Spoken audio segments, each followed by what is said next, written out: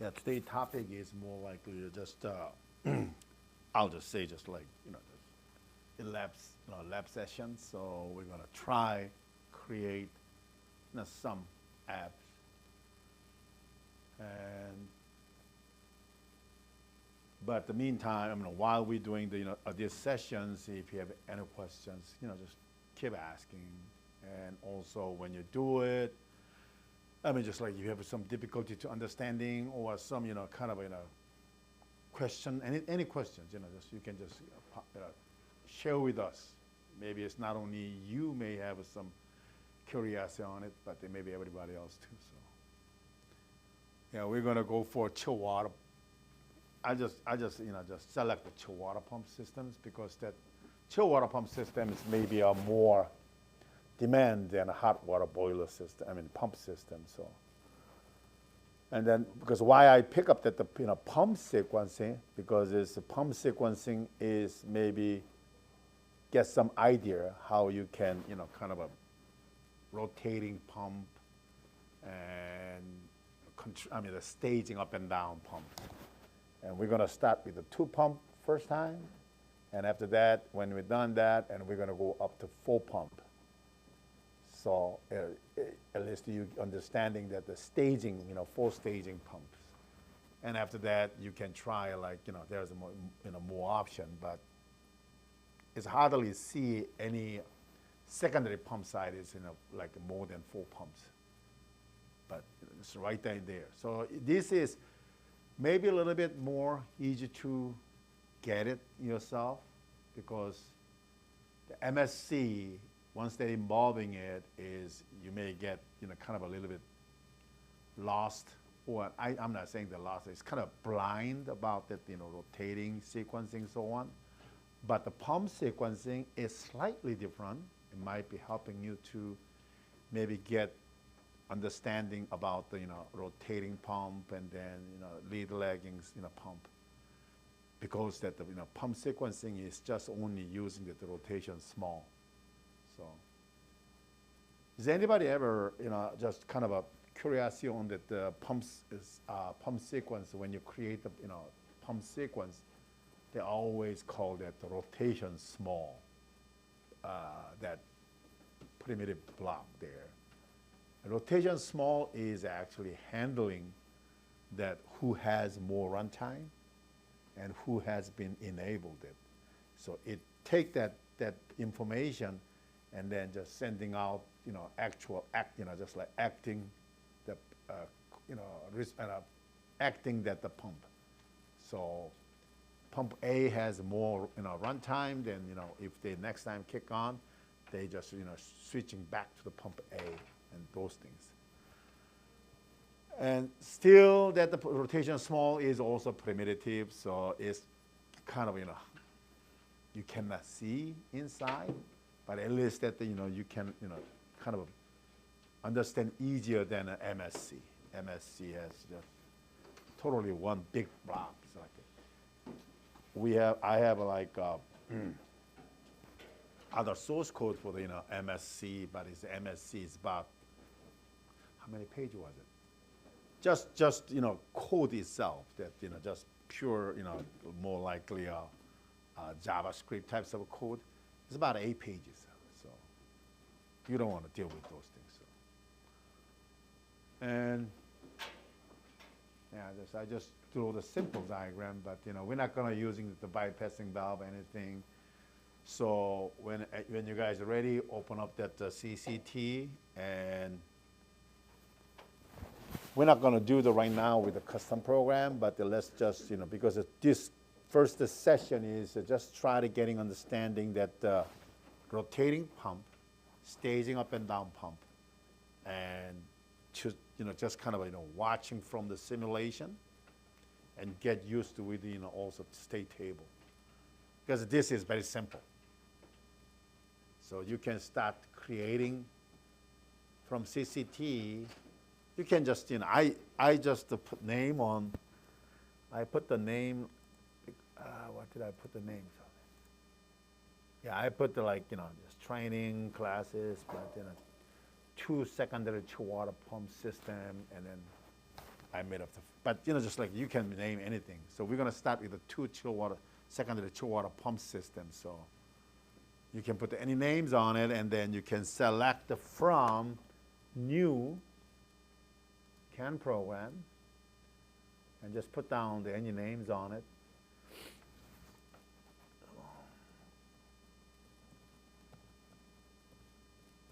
Any names on it, and then select the system type for the central cooling, and then leave just central cooling.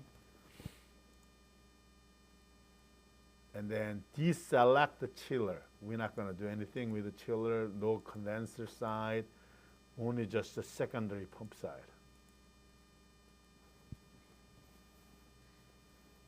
Because why I'm doing this one is like, maybe you already done it, but someday also you may doing it for like, some campus area that secondary pump might be at some other locations farther than maybe, booster, we call it the booster secondary pump system, maybe in the other location than a chiller plant. And then you can use this kind of, these apps for likely adding into the existing controller in somewhere if they have, spaces. Because they just maybe ask, you can throw some IOM and then you can just do it even, any handle unit or even, I'm not recommending through the VAV, but still you can do it.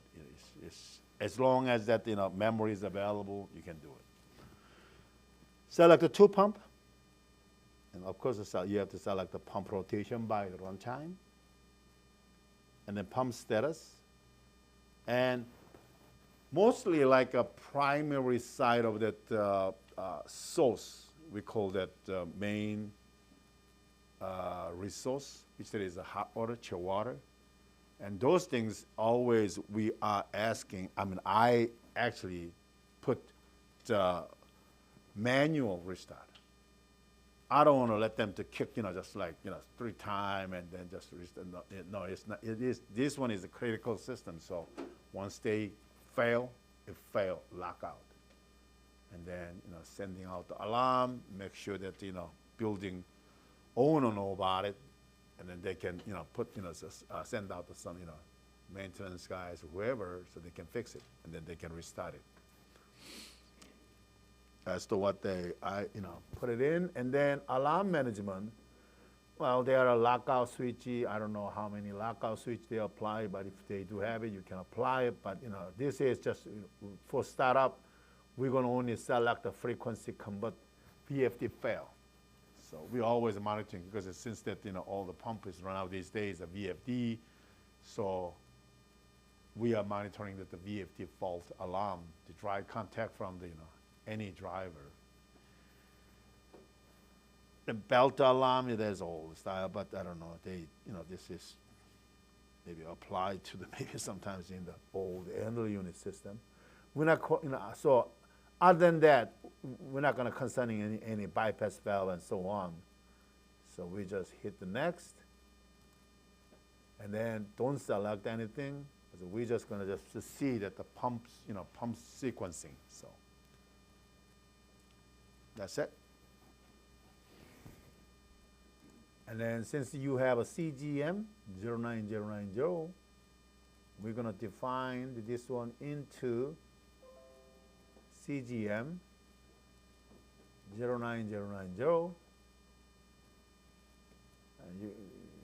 I got the M4 because then you may have a F4. So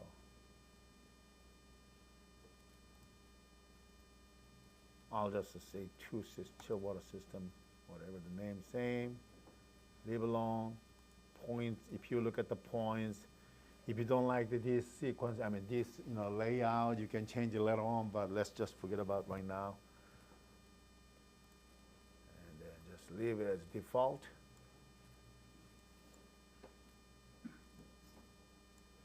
So people asking, this miscellaneous in the left column, they say, what is this one? This is more likely effective status. What is that? Actually, before when we check the override check, we always looking at, just like feedback from the override check, last value. But now we adding up, I don't know what revision we started it, but revision I think is 8 or whatever. We put this miscellaneous, we create the miscellaneous column. So we actually kind of an internally image shot, we call it the mirror shot. So whenever that output, analog output created it, or integrate output created it, we snapshot that into the automatically into the miscellaneous column. And then this guy, we're looking at the priority also output too. So they're just like, so is output, but also we made a input. So it's kind of imaging it, but so the input, that's now we can pulling out the priority. So the priority is anything higher than 16, we count as override check, override. So when we override check, the secondary pump override check, oops, as you see it, this input, output 1 priority is actually pulling out from this guy right here, and then we're pulling out from the priority put. So that's the only purpose. Just because the gentleman yesterday asking about that, how we can reset the devices. Maybe if they, that case, like that is inside, input, network input side, whatever, and they can maybe do it, but I don't know, it's different story. But a slightly, kind of a similar idea, snapshot that one to here. But if they come out to do some network output and snapshot can be done here, maybe that's another idea, but right now it's not available. But anyway, all the analog output, when you create the CAN program, they automatically dispute out here. But if you adding any analog output, if you say bypass valve, chill water bypass valve, you're adding later on just one bypass valve. And then you can go there adding that chill water bypass valve called effective, So here, if you just sample, if you're making up the chill water bypass valve, 0 to 10 volt. Now since we're adding manually, so it's not doing anything. But just for the ease to understanding, I'm going to define this point into the controller. So this is now CO1. Now if you're adding in miscellaneous, I call it effective. So effective command, and go looking for the chill water bypass valve right here. And finish it. And automatically know that where is the CO output is at. So it got a name, has to be object name, has to be matched into in from that your selection. If they are not matched, it's going to send you error that is not there. So anyway, that's the another things, but let's just forget about it. What are miscellaneous outputs used for? Miscellaneous output here. That is for usually we define for the valve stroke time, effective valve stroke time, and those things. That's just for the that's another software output, but usually we only handling at the mostly handling at the VAV for the integrated actuator time. That's all. So if I delete this one. Boom, automatically delete that, from that side, because it's kind of software inside is, inside, code. What we've done is whenever we're making up that extra output, we defined it. We just kind of, pulling out that, information, and then, kind of just store that all the data into that miscellaneous input side. But when you delete from that outside that valve, it's automatically deleted because there's no more images or mirror images, so it's going to be deleted. So All right, so now I think everybody's done that. Right now, we don't care about the OAT. That's why there is a triangle yellow, kind of warning sign, because it's, hey, I'm not connected it. That's what sign is for. Look at here, chill water alarm. It's not connected to the state table because we don't need it, because we are just handling this one from directly. But just put the alarm in this column so that we know this alarm is also initiate into the logic. So. And then let's try to simulate it. So go to simulate. Of course, if they're asking for save changes, whatever. Let me pull out the mine. I don't want to using this one. There is a reason that I just open up the one I just built this morning, that because later on I'll show you what is it. But anyway, it's all same. Go to simulate and check the now speed time. Speed time put into one. No, we're gonna put the real speed, real actual speed. If you put in the 5, the pump system is so fast. And there's no time to changing value. So put in the 1. And then chill water DP, just leave it 0. And then chill water pump, everything is just leave it off. And come down here, you may see that the system enable false. Put the true. And then start simulate. Now, as soon as I start to simulate, watch it. Because now,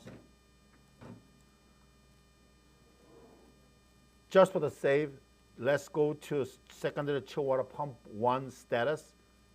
Give a command to on, because I don't want to missing for 30 seconds when you're doing something else, and then it's going to be set the alarm, and then pump 2 will be kicked down. So. And then right now is a startup time, so it is just waiting it, but now it's a kickdown, started it. And now you see secondary chill water pumps now start rising up. And then chill water pump, meantime, you can command to say, just say 5.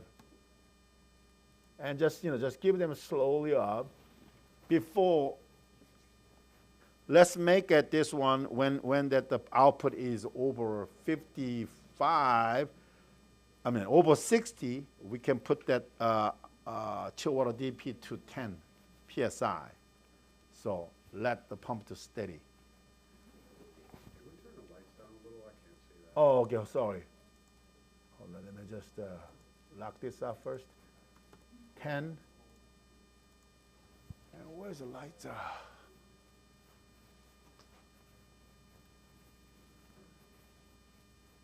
Front light. This is front light. Yeah, I don't know. Which one is the front? Maybe this first one? No, it's more brighter. Oh boy. Huh.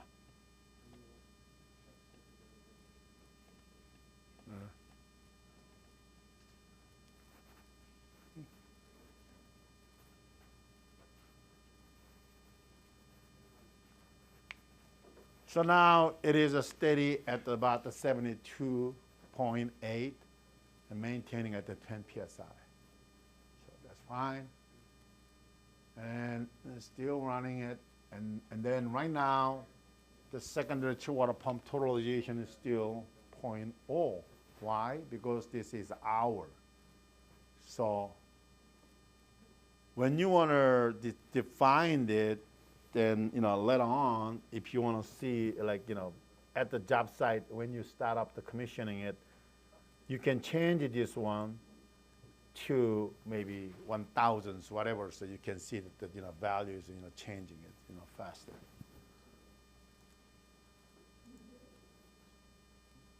And then now it's like, say, okay, now, okay, 72.8. And let's just change this DP again to, say, 7. Low down. And then prepare secondary chilled water pump to turn to on, because once that over 95%, of course there's a delay time. Oh, I didn't change the delay time. Delay time is about 5 minutes, so it's too late.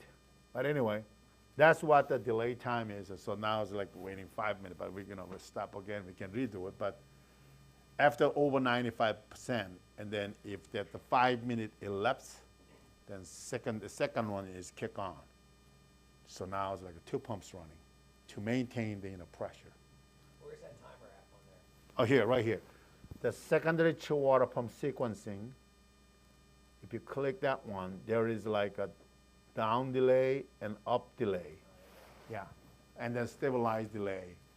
And right now we didn't expose it, but sometimes it's like a spec set, specify that like the staging, require, maybe a 3 minute, or sometimes like a 5 minute, sometimes like a 10 minute. Then you can put network input, specify exactly for the like a pump stage up time, up delay, pump stage down delay, and then you can just link into that. But this one is a minute, so. You can't change it to seconds? Oh, you can change it to second. Then now it's like then you can go inside. But everything is in the CCT. They actually at the final logic is they only count as a second. So it's already convert that minute to second inside that logic. We're still simulating, we don't want to change the unit? Oh, well, so once that initiated, it's not. So let's just stop it again. Let's go back out, and then let's change those things. When does it go drop the second pump back out? Well, that's the we're gonna go for. Oh, okay. Yeah. So now, let's just make it that the network input for stage up and down, both of them. So 2 float input, and the first one we're gonna call pump stage up delay, and then I'm gonna put, say, 1 minute.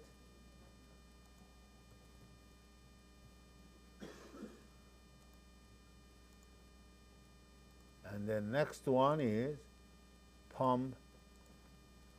So we just created 2 float Yep. inputs? Okay. Yep. Pump stage down delay. I'll also say 1 minute.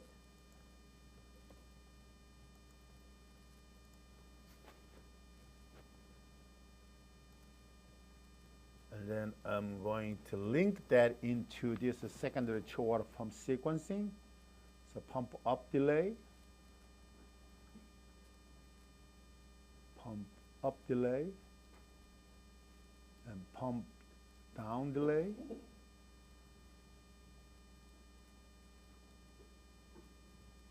And stabilize is 15 seconds, just to leave it, let's leave it on. So, yep, that's just, yeah, we don't need these things. File.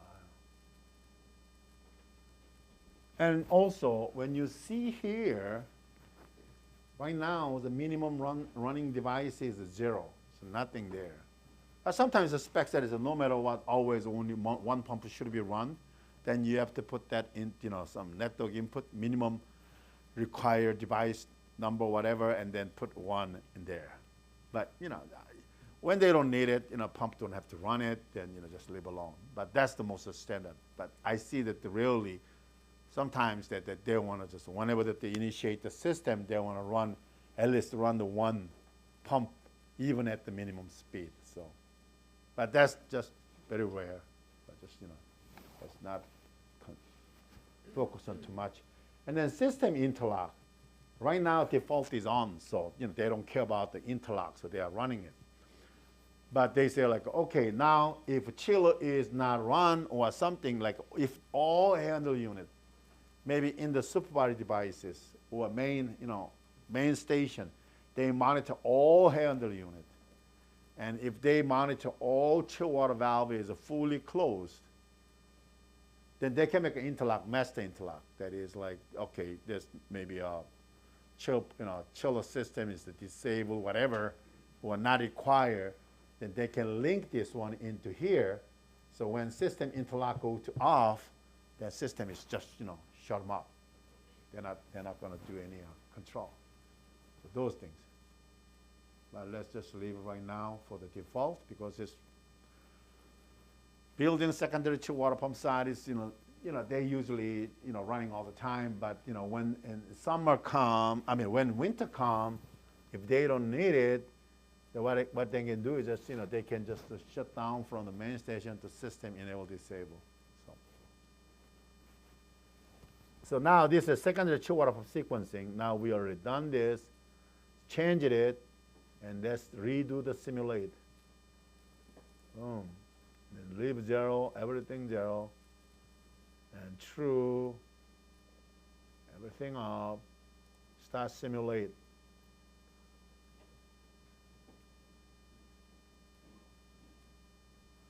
This time, let's leave it at 0, and let's see how far they can go, and then just wait for the chill water, secondary pump to, let's just wait until this pump command is turned to on, change this one to on. You got only 30 seconds to change it, because after 30 seconds, there will be fail. So, but just try. Now it's on, command it to on.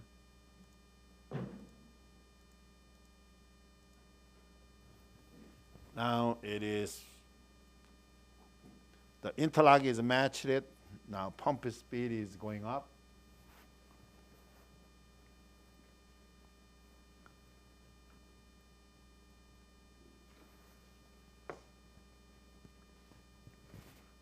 And then prepare second one is, once that you see over 95%, now this time is only going to be wait for the 1 minute.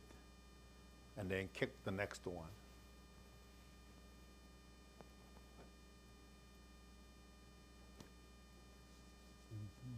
So, okay, so now you can see that the pump sequencing here.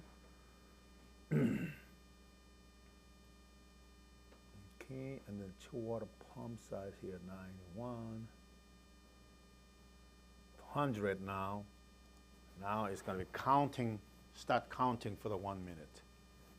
So now the timer is just activated, and then it's just waiting for the 60 second, and still it is not dropping the pressure.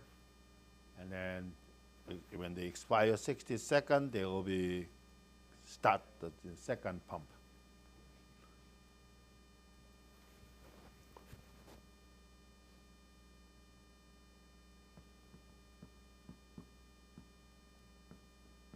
Yeah, sometimes the 1 minute is forever when you do the simulating.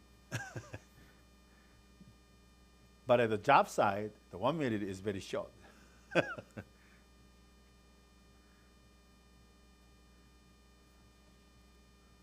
Yeah, just pump is the pump PID loop that which handled by on the output side, secondary chill water pump PID. This guy is really, I'd say like it almost, yeah, now kicked on, so let's change this one to on.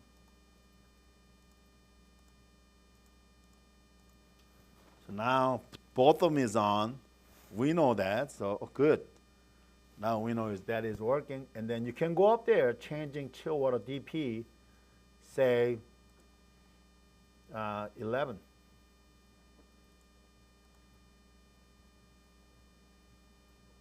And then you will see that the main chiller output start dropping down to 91. Let's just let it down to about the 70, and then we put it back to the 10. It runs like that till they match, right? And then Yeah. But it is okay. No. Whenever that command is coming in, the highest one will be coming down to bring down, but the second one will be matching up to highest one. Right. Yeah. So it's like when they match, then it starts timing out, then the stage time elapses. Right. The stage downtime elapses, and then Stage downtime is slightly different, so now let's just make a 10. And then Once that, maintain at, 10, and then now it's like you already see that, two output is the same, because two output is actually getting from the same place, which that is this guy right here. This guy is actually sending out that, that percentage is 89.9, and then chill water pump one sequence here, chill water pumps, modulating pump sequence, actually getting that output from that, right, what is that, 95, 80, so secondary chill water PID loop, this one right here. This guy is actually getting from here, and then this value is stored into the each individual modulating control output logic. So anyway, they are same. Now, when it's going to be staged down, that's the another interesting. Actually, you can later on you can define the exact percent, but right now we just calculating. So just there to see out, because we're going to break down internally, so don't worry about it. So let's just bring this one chill water pump to say 12. Chill water DP to 12. And see that this guy target this one, just to see it. Just to see, because right now we know that a chill water pump is run longer than chill water pump 2, because it was started it. And let's see who's drop out first, and what percentages. So just to watch it, and supposed to be, I don't know what is calculated.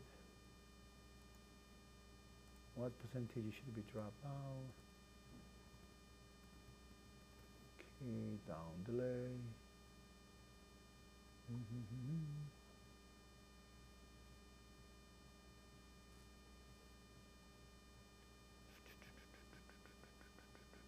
Stage down is 30%. Okay, 30%. When it hit the lower than 30%, and as soon as if you start the 30% lower, then it'll count 1 minute. And then after 1 minute expired, then that most runtime devices will be drop out first. So let's just wait until that these guys go down to so let's just bring up the more higher, because it's because it's work as a real PID loop. So if not changing it, they'll just kind of slowly, it's not pit loop is not going to be dropped fast, because it's these guys are dropping down, still not changing it, so they are carefully kind of not aggressive. But if you give like say 14, and then they know now it's not dropping down with that rate limits the speed, now they're going to drop down faster.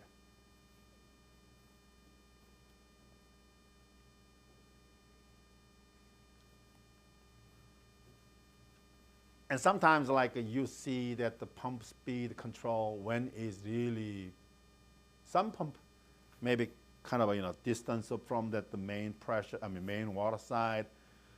Some pump is very sensitive, because a pit loop is very sensitive. They say like, oh yeah, pit loop is too fast. When it's too fast, you can put adding rate limit. Rate limit is actually helping you to kind of slow down or fast up. So anyways, so 30 still 37%. So, and then now 35.8. Just wait until it go down to say 10%, and then just see what happens.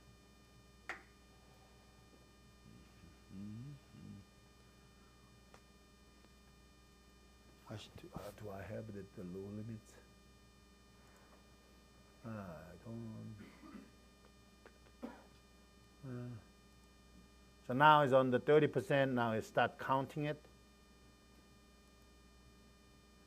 So just give until 4 minutes, because if we're changing lower down now, the pit loop will go back up a little bit, slightly above again. So I'll just wait until say around the 10, and then we'll change it to say, we'll try change to say, change it to 10 and see what happens.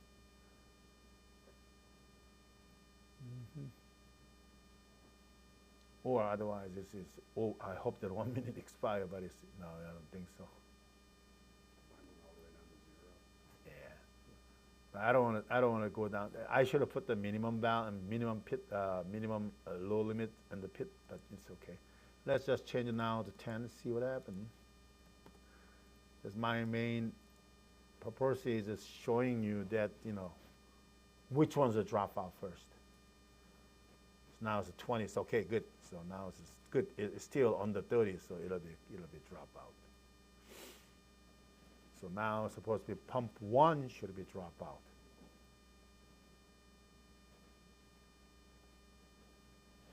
Okay.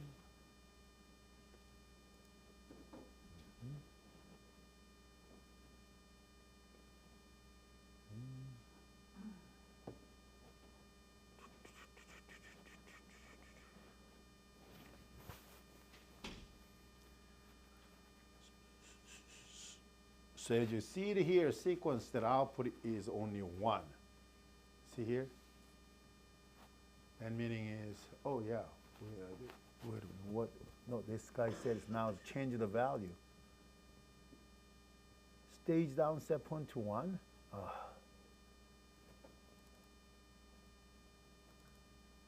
Come on. Stage down. Number of device 1, 30%, 35,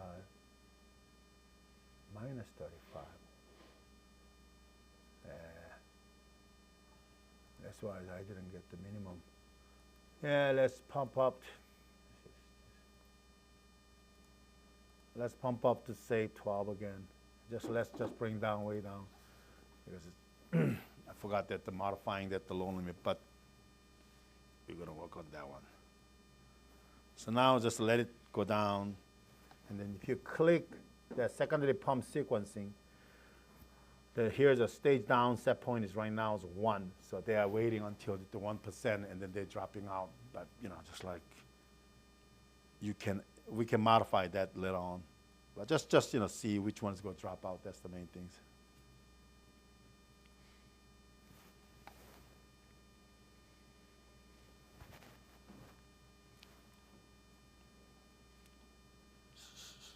Yeah, sometimes they are definitely inspect. They said, okay, so, you know, if they're 2 pump, whenever the stage is up, you know, maybe 95% above plus that, you know, sudden delay time. And then when you pump down, they say, okay, you know, they want to pump down at the 45% for, you know, waiting for like a 5 minute or 10 minute, whatever. And you have to know exactly the spec.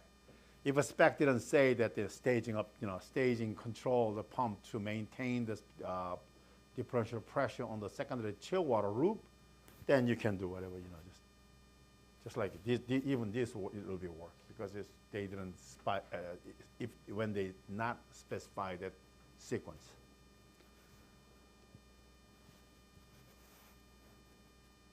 So now it's a 0. See, the pump speed went down to 0, but the command is still on because it's, you know, it's a VFD.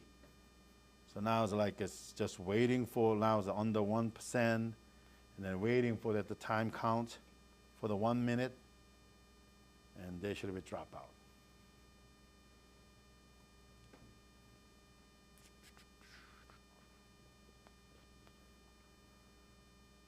Yep, now it's 0.2.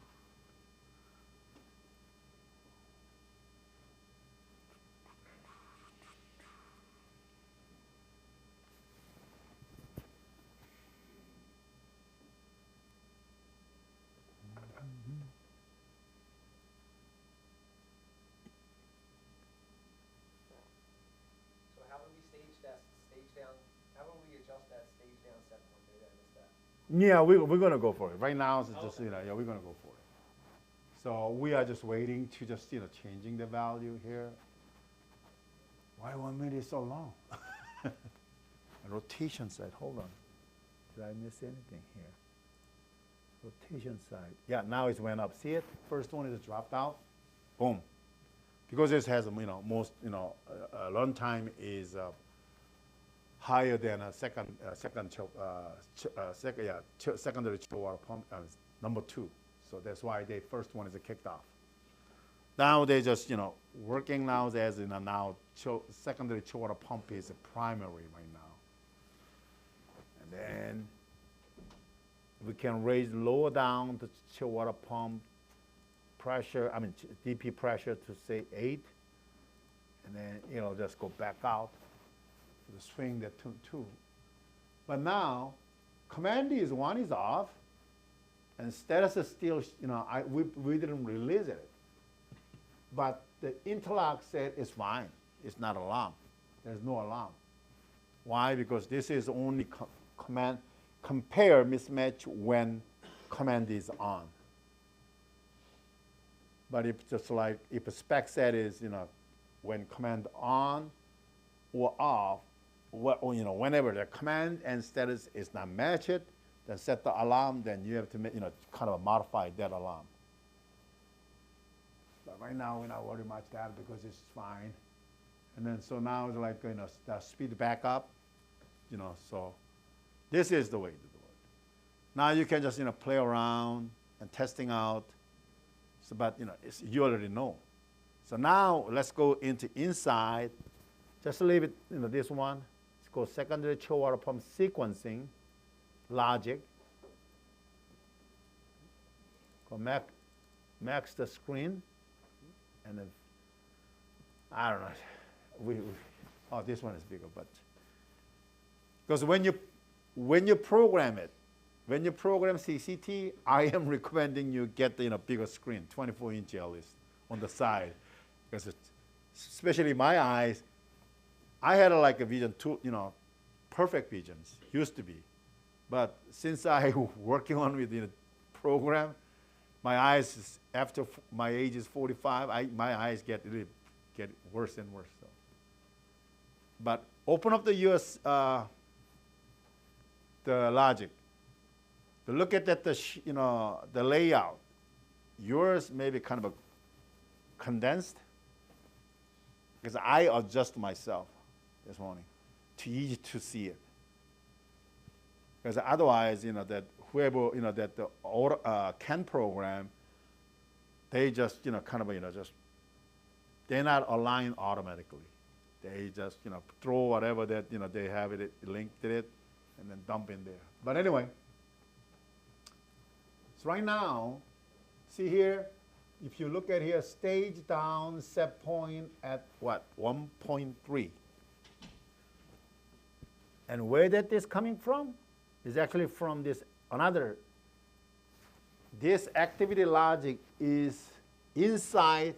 The main activity logic is a secondary chill water pump sequencing. And they adding another activity logic inside that, meaning is they put the subfolder. So if you click that activity, go to hit the logic, and there's another logic inside. This logic will determine when they need to go up, when they need to down. And then when they go down, they tell that what stage they are, what percentage they are going down. So now, so stage up set point right now, so you see that the process variable, PV3, the PV3 is linked to the compare, actually comparing it.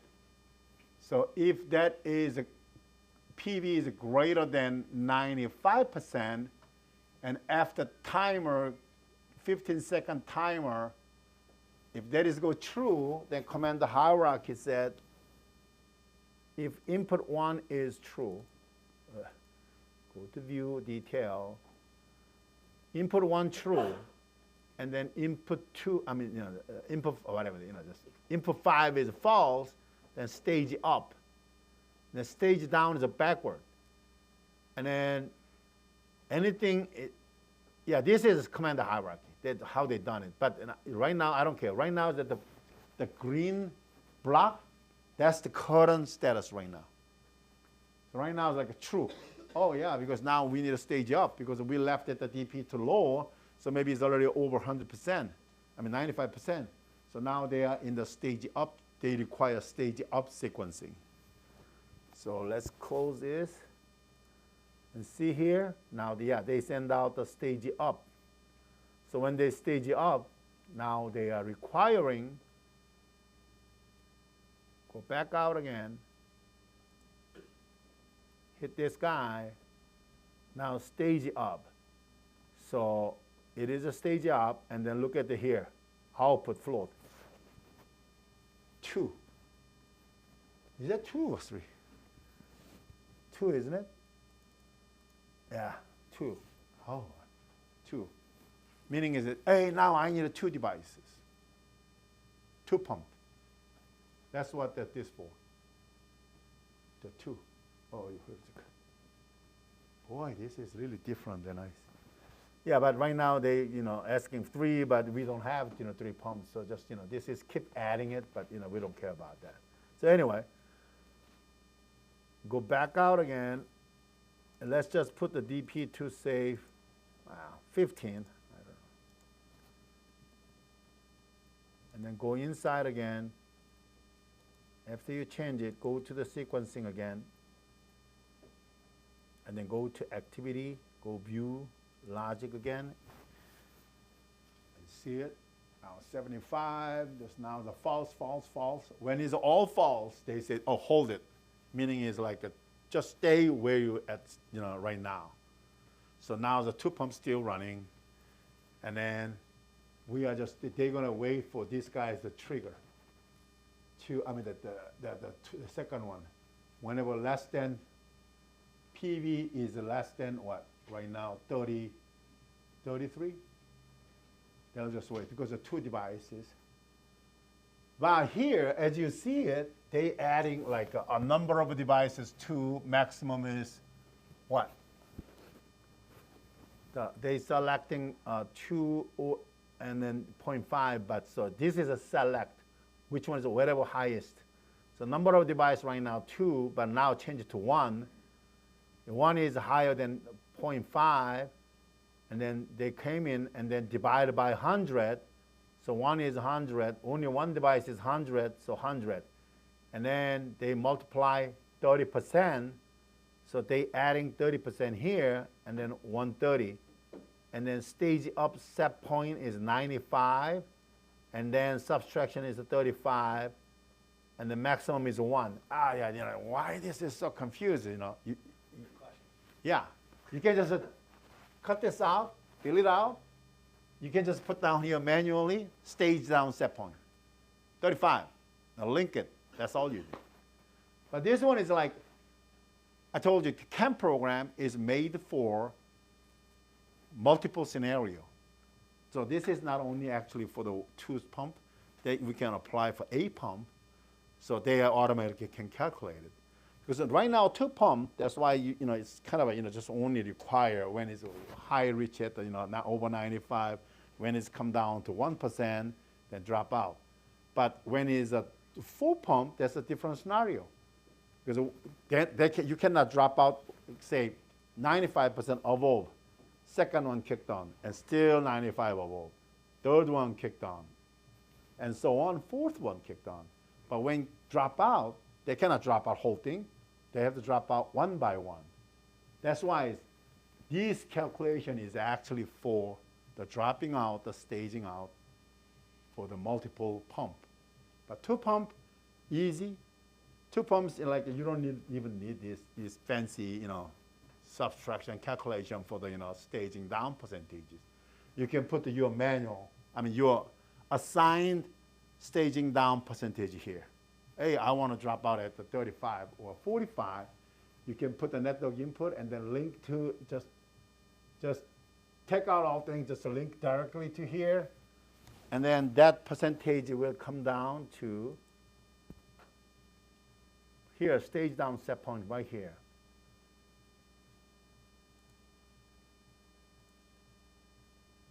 And then you will see it. So anyway, that's the how you can do it.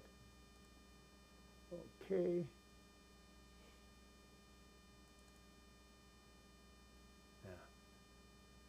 This is nice calculation, but you can make it this one. And then you, of course, you have to link to here, right here. Two link. So now we're gonna configure. We're gonna try that.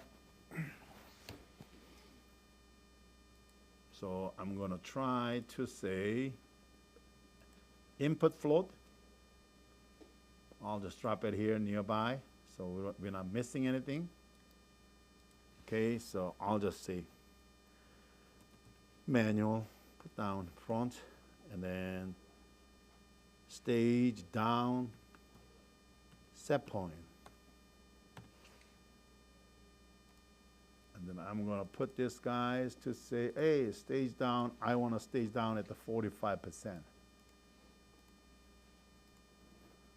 And then here, 2 lines, these 2 guys, delete it. And I put here 1, and I put here 2. So now, if a process variable is actually pump PID speed, the percentage is less than, right now, what, 45, they will be staged down. Now, if you go to secondary chill water pump sequencing back again, see, whatever I just created it'll be showing as that dark brown spot. Hey, we got the new one. So now you have to adding also input here, float imp. And then I'm gonna call this one is pump stage down set point. And then I'm gonna expose out the back net. True, and then this is 45% pump stage down set point. Space down PID percent set point, whatever. Then now I can link this guy to here. See, now it's changing to the yellow, and then if you go back in again, now this is a connect.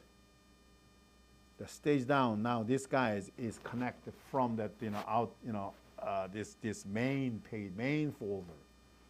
So now this is 45. So let's try again. File, save. Is it important to name them exactly the same? No, you don't have to. So it'll pick up on it? Yeah. Okay. You can just, so meaning that the main folder, object name, and then subfolder object name, it doesn't matter what, sometimes you can put even, input 1, input 5, they don't care. As long as it's like, Yeah, as long as you connect right, that's okay. But if you're not specify, if you're not organized at the object name, then later on, somebody can be confused, So anyway, let's go out to simulate again. Okay. Just a start. Oh, hold on. Cancel. Yeah, I want to see this, something else. I didn't change something. Cancel it. Go down here, secondary chill water pump 1 LB. Here, this guy, and go double click. Go say 1,000s. Unity is hours. I don't even know why they always missing it.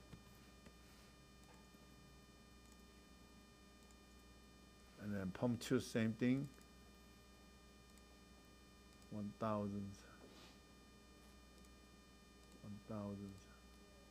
Hours.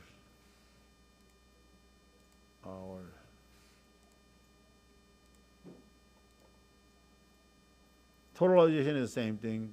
But we only going to watch these 2 guys, so I'm not worried about this totalization hours. So let's just save it, and then boom. This one is actually PID percent. Okay, good. So file, save, and simulate it. Boom.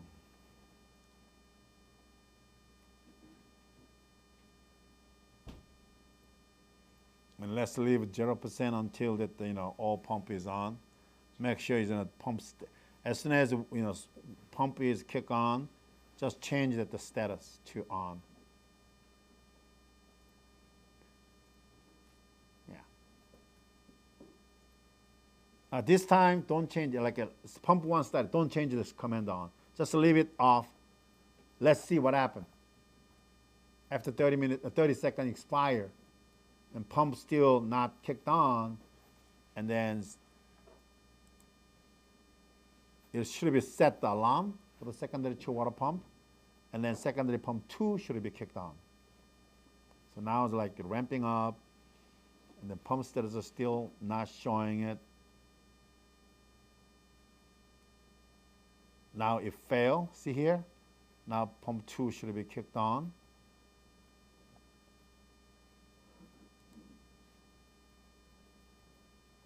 Yep.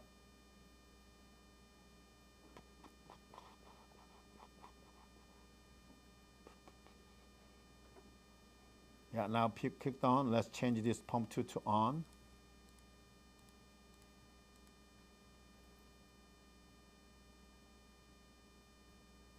Once you've done it, just click that the secondary pump 1 interlock, primitive logic. To set this one, we have to command the system reset. So now, if you set the system reset to command to reset, guess what happened? Now it's done. This is things. You have to command off again.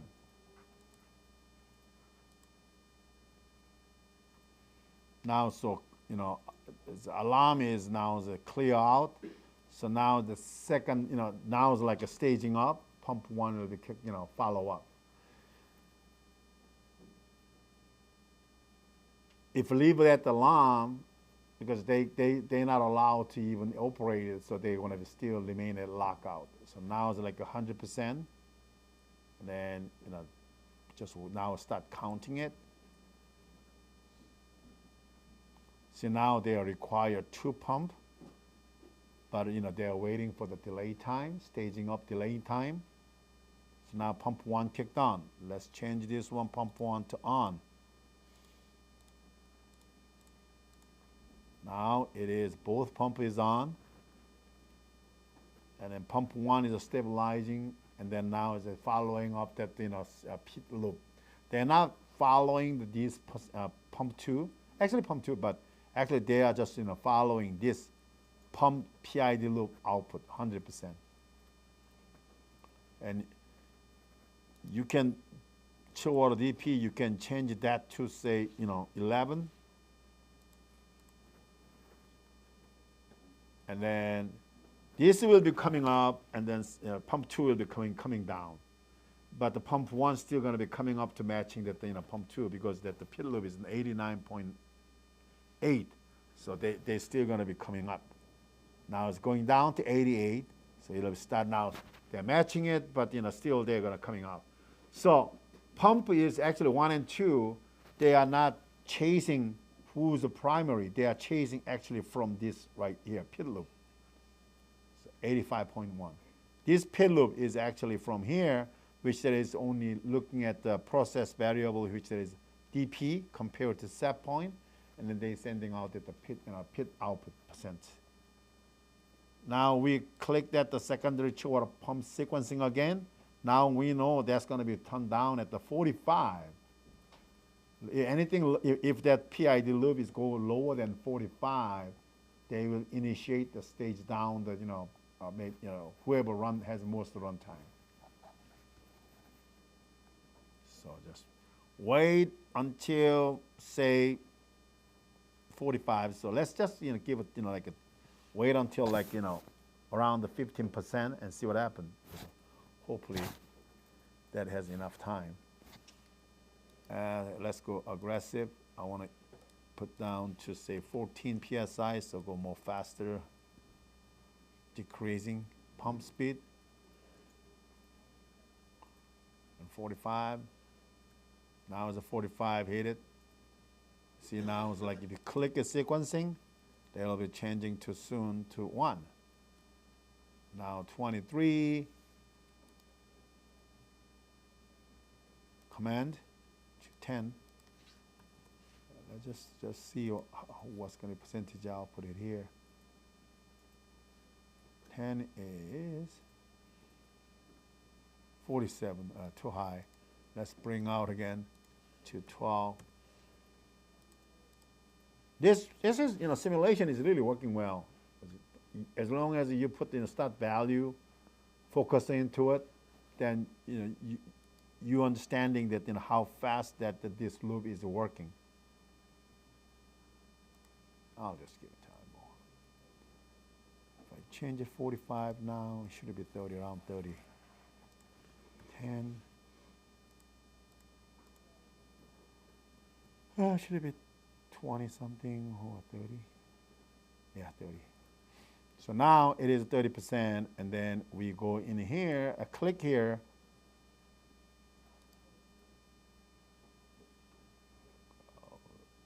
Just go to view logic, and then staging. Staging still hold. Double click it. Okay, so if that is a true, delay, minimum running,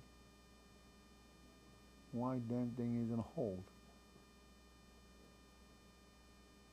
Have a 1-minute stage count, isn't it? Oh yeah, but still. Number of devices, staging of set points. So I calculated, we delete this, we discard this one. And then minimum running is false. No, wait a minute, minimum running is true. So minimum running. Oh, now it's out from the outside.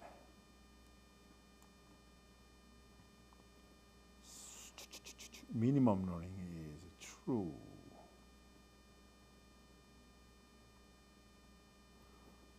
Equal to 1.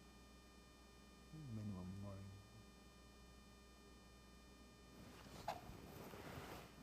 1, 1. Yeah. So what? So I hold. True. PB is, I forgot. Sorry, I have to put that here.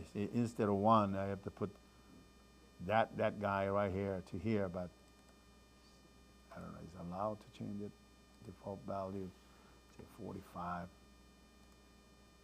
Sorry, there's a 3 connection required. This one right here. And then now both true, and then now this, time counting it for 30 seconds. This is internal 30 seconds, not the 1 minute one. It's different one. So they are now counting it. Once they have to expire, 30 seconds, it'll be kick on, and then it'll go to stage down. So once they stage down, just walk it here, watch it here. Now it's like a kick on, yeah, it's back down. Now it's like output is only 1. So now pump 2, it should be has more runtime. Yeah, because now you can see here, pump 1 runtime is a 0.1, and then this one's a 0.117. So this has the highest, more longer time to run. So now the pump 2 should be a kickoff.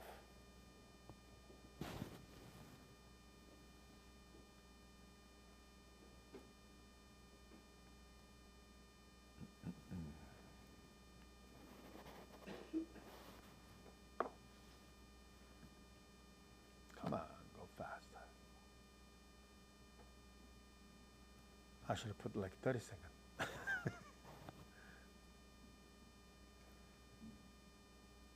Remind that is like a timer.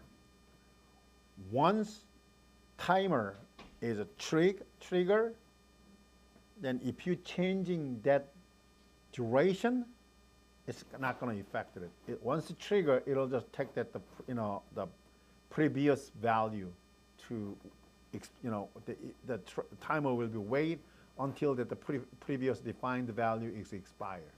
So now say I put the 1 minute. Oh yeah, I cannot wait. So so now it's already the condition is made in it, and even if I change it to say 30 seconds, it's not going to initiate it. It will be initiated, maybe next round. So come on. Pump 1 rotation small. Yeah, now it's kicked off.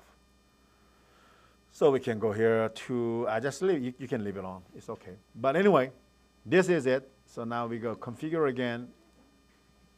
Yes, I want to save it. And then go back again, that sequencing logic. Go to this subfolder. And then now we have to link this new guy to right here. So now so many lines and we don't know where it goes, and go hide it. And then you can pull this out here. And then we just name that stage down set point. I just, connection name. So I always changing that connection name from number to, kind of, text. So, because once that you have so many numbers that hide it, 1, 2, 3, 4,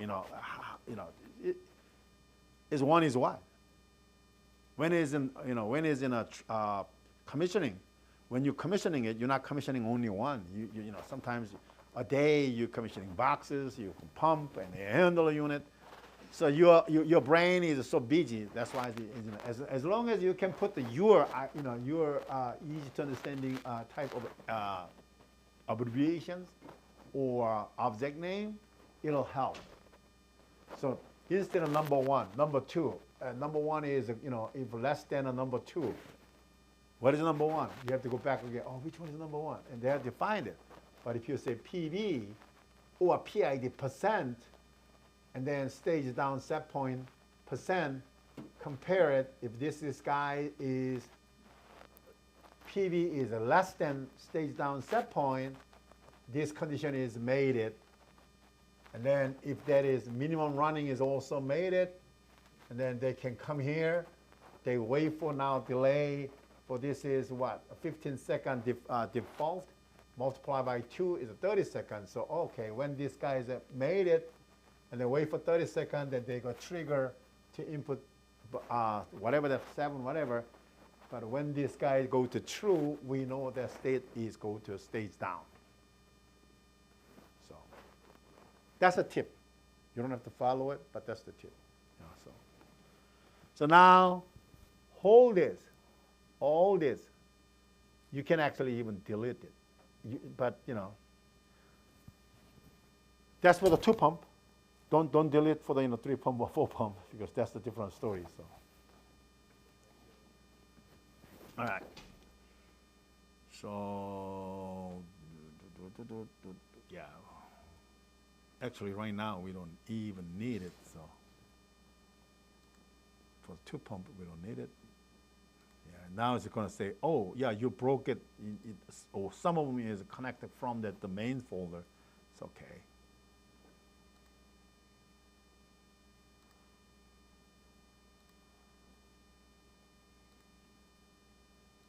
Now you got the space, so you can grab all this. You can just kind of moving up, so easy to see it. Now you don't need it to be here. You can just bring out here somewhere. Select all, and align, or left, right, whatever. Now that is gone, so you have more space, so you can just kind of close each other. Now you can see bigger view. Then come back out. So whatever you deleted it, it'll be just go away from this activity connection. So this is done. Now, this logic, the pump sequencing, is actually sequencing for the 2 pump right now. It's Now you know that is like, oh, when pumps kicked on, staging up, when pump is going to stage down. Now you know. So that's the sequencing. That's the pump sequencing. This guy is only handling pump sequencing. So we already experienced, testing out that the pump failure also. So when one pump is fail, the second one is, the lead was kicked on. Now it's like a lead one is kicked on, and then when the one failed one, pump one was a failed one, we restored it, fixed it, restored it, and reset it. Alarm disappeared, and then now the staging up, and then that pump one was a follow-up. So everything was working well. So that's the scenario. So these pump sequence are actually looking for what? They're looking for what PID percent was. Because that sequencing was all determinate whether staging up or down is by the PID loop percentage, PID output. That PID output is this one right here. Secondary chill water PID. That's a version 50. So you can go there, go view logic. And then if you click the view logic, and oh yeah, there is like a mode coming in from, we know mode is coming from state table. And then, oh, there's an equal something, and then timer, and one pulse, and so on, so on, so on. So just go. If you you see this one, and you just cruise down to your mouse onto here, right here, they said default valve is up. So their meaning is that when mode is equal to, so say mode equal to off, I put always this way. So instead of you just go there and cruise down and see it, that's wasting time. And then whenever that's happening, this pulse time is a trigger, and then let's see what's the per second is delay. Delay is a pump down time. So pump down time is right here. Pump down delay is 1 minute. So pump down time. So what is this? So pump down time.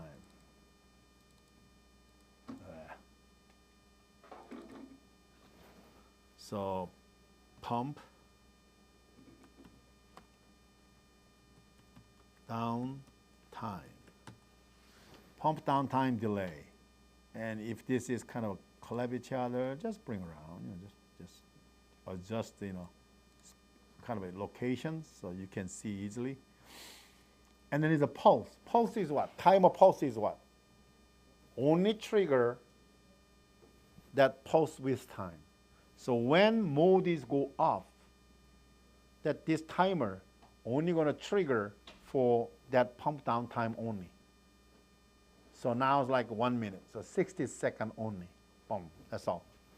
And then here they create another command hierarchy, and you go inside, you look at it, and they made out delay, and then when last value is max, and so on, so on, so on. So just like you can just looking at it and then just see understanding it, but this is another matrix they put it in for the from the CAN program. But sometimes if you don't, my case is I usually just leave alone. But sometimes exactly I know what to do when when I do the off or max or control and hold. I'll just delete all this one and I'll just create the mode, which that is from that mode is from where? See all. The secondary chill water pump is actually from the state table here. Right here. Secondary chill water pump sequencing from here. Hold on, let me see. Oh, here, sorry. Secondary chill water pump DP from here. DP control. So when I know exactly, hey, When is pit loop is on hold? Oh yeah, it's hold. When chill water is disabled, chill water system is not available, then we want to shut off. And then secondary chill water pump sequencing. When it's off, I want off. When pump or system interlock, whatever, any other than off, we want to control. Now, okay, so now I know exactly what they're asking for it. So now I can go back. This guy. So all actually connection from the table, hey, that's fine. Why do I care about that, downtime, burst time, whatever, it's so confused. Then you don't have to do all this. Hold on, let me see, what is it fit? You don't have to do all this. But there's some safety issue, but just forget about this one and then just delete it. Boom, clean. Click just link it. Because I know exactly what to do from the state table. I trust my state table. And then just delete out. Center it. And then look at the control. Okay, everything fine. Off is off, max is max, whatever, hold, good. So now I save it. Now I come out. I'm going to simulate again. And then this time, I'm going to put the both pump is on because it's not going to trigger alarm when it's even on. So I don't want to bother to go to command again. So just all the status turn on to on and start to simulate it.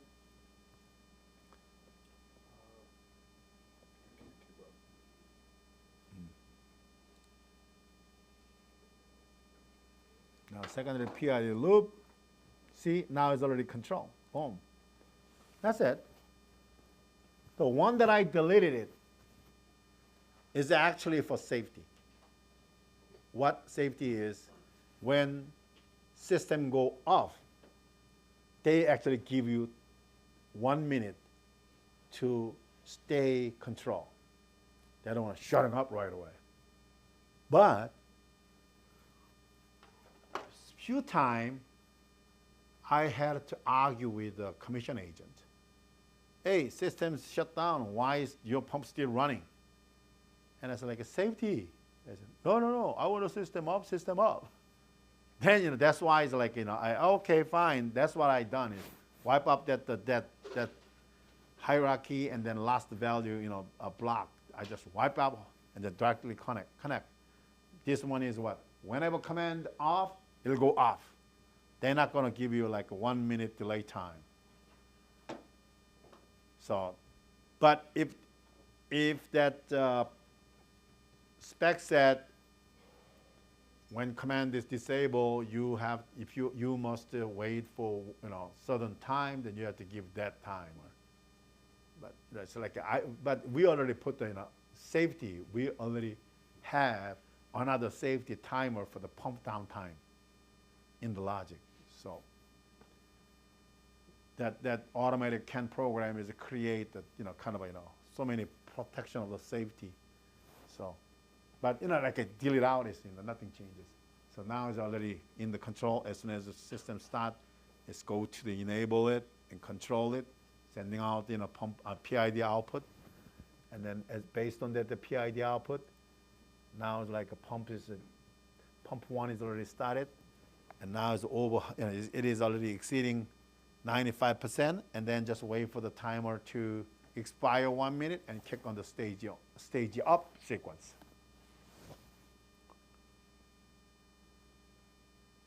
Yep, that's it. So now you're understanding it, right? And then now look at again from the state table. State table is very simple. Pump sequence, very simple. So when PID tuning reset go to true, then the pump PID in hold state. That is only hold state. They're not hold state forever. They only hold state for like 10 seconds. and then they'll just go down the next level. Now, chill water systems, we said, okay, system enabled it. So now that's why it's true. So that's why they, okay, now you can go next. But if we system enabled to false, then it'll be shut off. All shut off. And then secondary pump override. Whenever that the secondary pump is in override, any pump is in override, the pit loop is not going to calculate anymore because they want to stay there. Because it's an operator manually overloaded it to certain percentages. Now, secondary chill water pump sequencing is that what we've done before, how the ladle lagging and so on. That is, everything is in control except when mode is go up and you're off. The secondary chill water pump is going off only when system disabled, that's all. Yeah. So now we have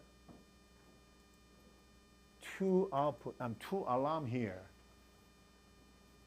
And sometimes, I mean, if, okay, now like this is under state generation. Why don't we just put this one into the table? So when pump one is go alarm, then, okay, when pump one is go alarm, on the top of right here, maybe put this one module. When that is alarm, go off. And then the other one is also adding another, another law. Is okay, if that the pump 2 is alarm, we're going to shut off that the secondary pump 2. That's fine. You can do that. But we already done at this individual control module for each pump right here. So what it done is we link that to right here, maintenance switches. So right now, maintenance switches, alarm meaning is shut down. Normal is enable. When it's alarm, then it'll be shut down. It'll be lockout. That's why we didn't put it to state table. But it's not hurt. If you put it into state table, that's fine too. Yeah. So now, we know the sequence. We know how the pump was, the pump PID was controlled. They are comparing DP to set point, so they are controlling it. Now, how does each individual pump is in control? That's what here, secondary chill water pump modulating and view logic, and then expand it out.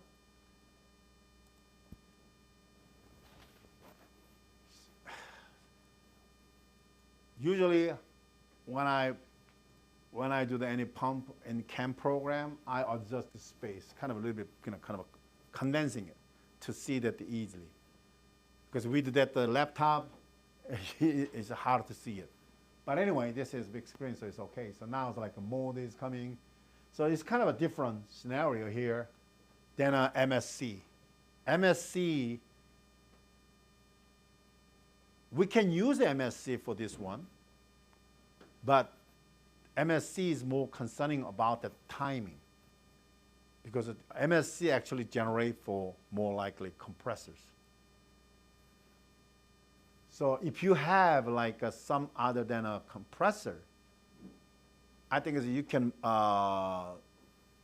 apply the pump sequencing.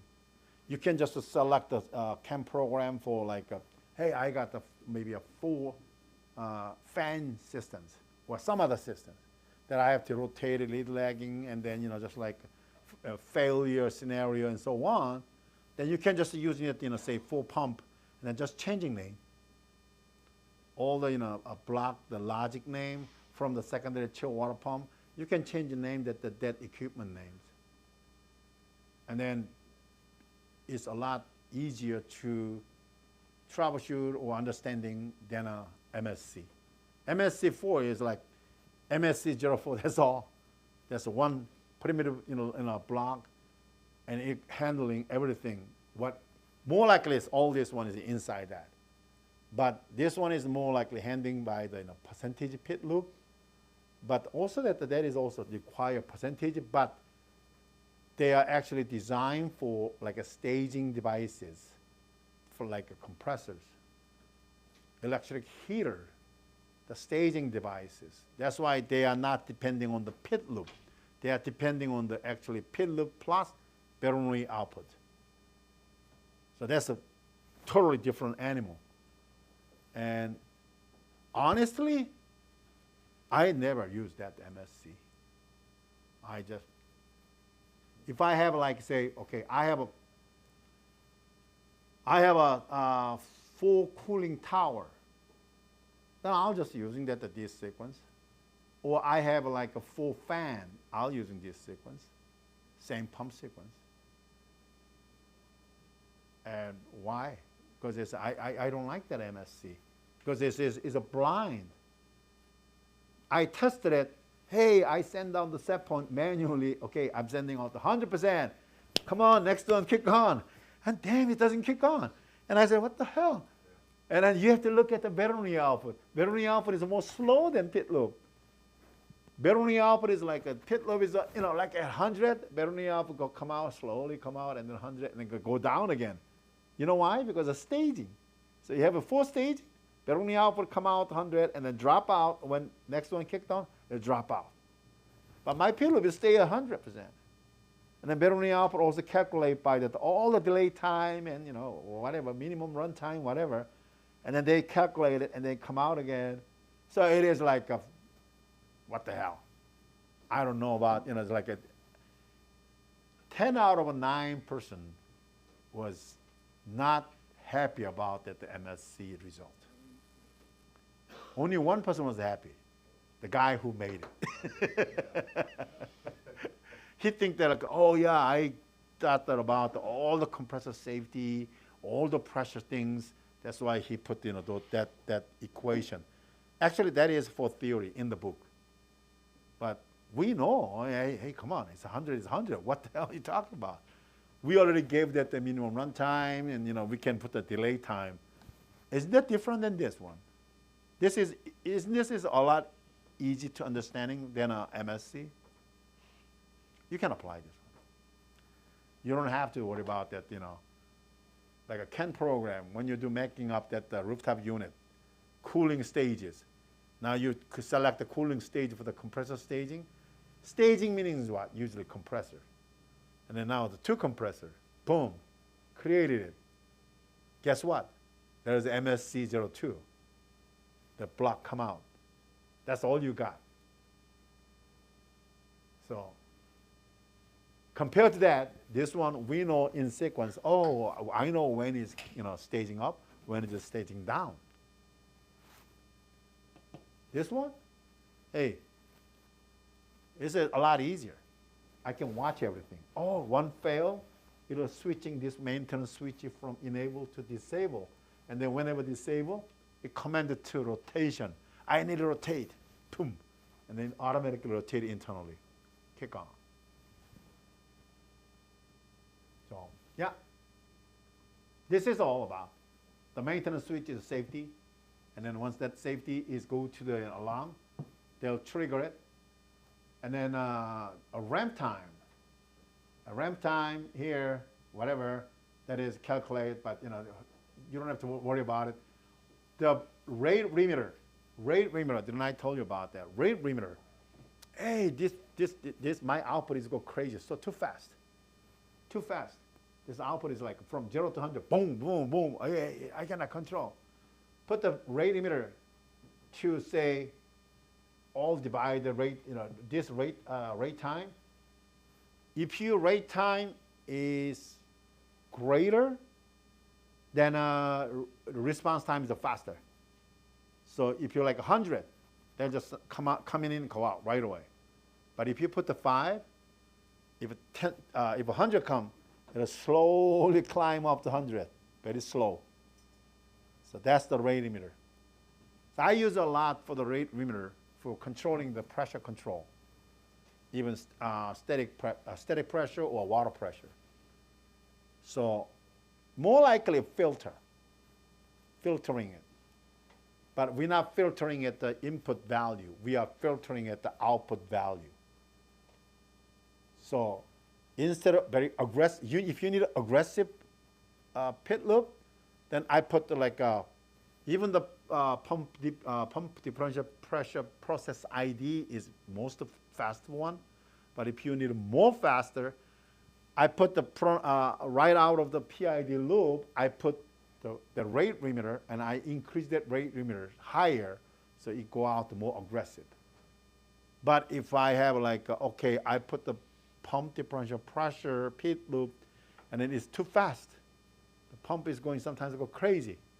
And then you can put the rate limiter and then put down 25 usually, starting with the 25. That is really kind of a 25 change per minute. They only allow 25 change per minute. If you put 100, it'll change it to 100 per minute. But if you put down oh, that's too fast. This is a very critical area. We cannot swing that fast. Then put down the 5, then it'll just very slow. So any changes, it'll slowly control, very, very slow. That's why it's auto tuning came out.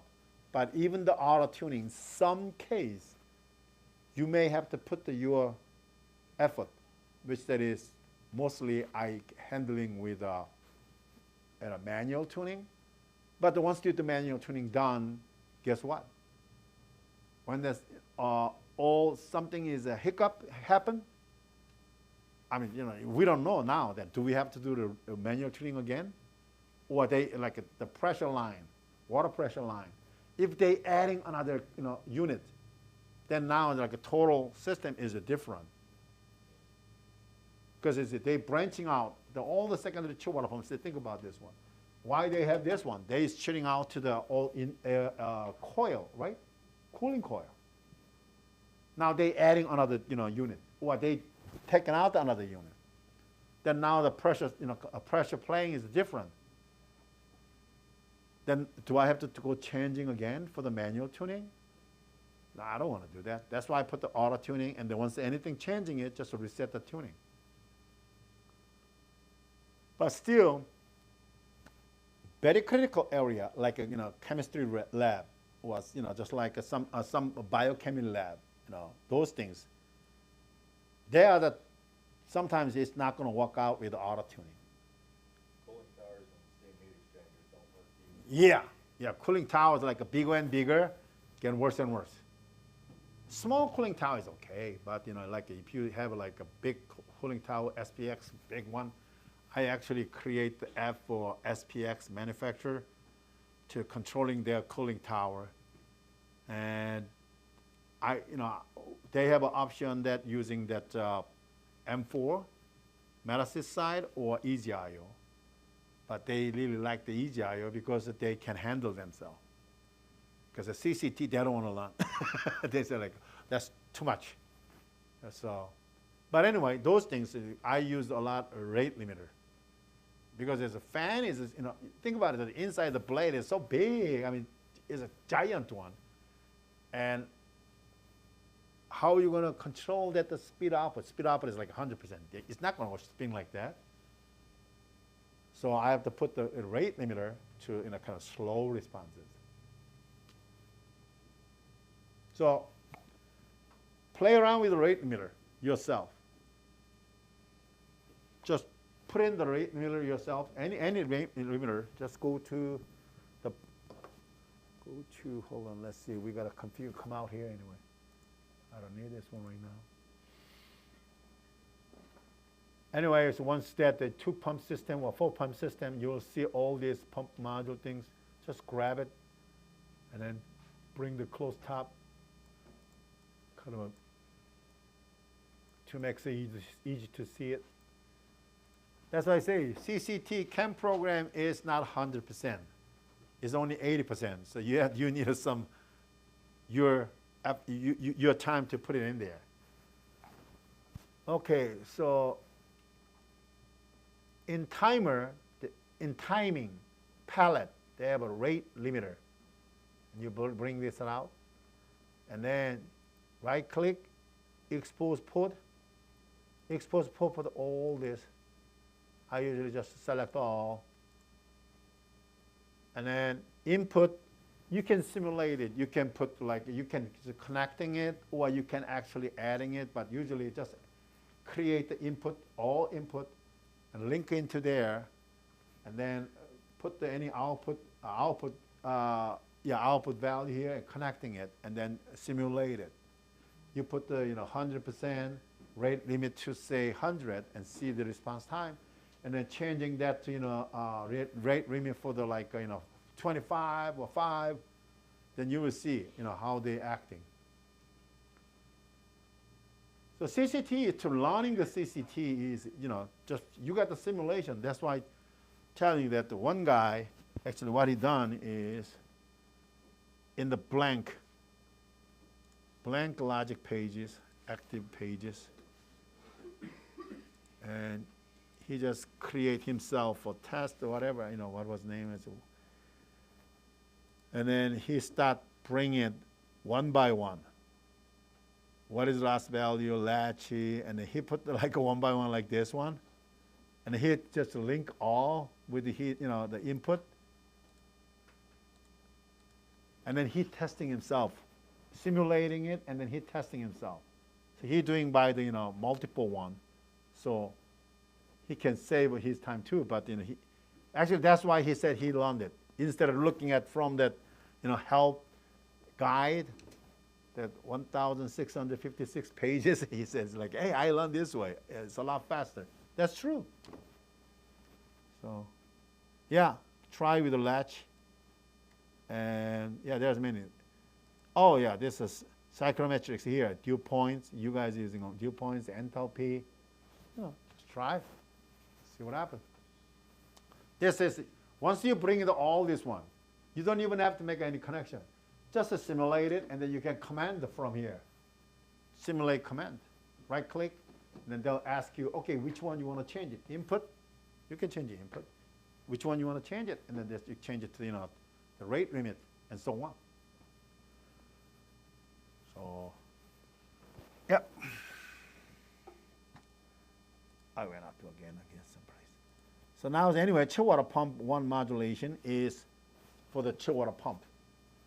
And then chill water pump 2 is exactly same. Only difference is a connection to the chill water pump 2.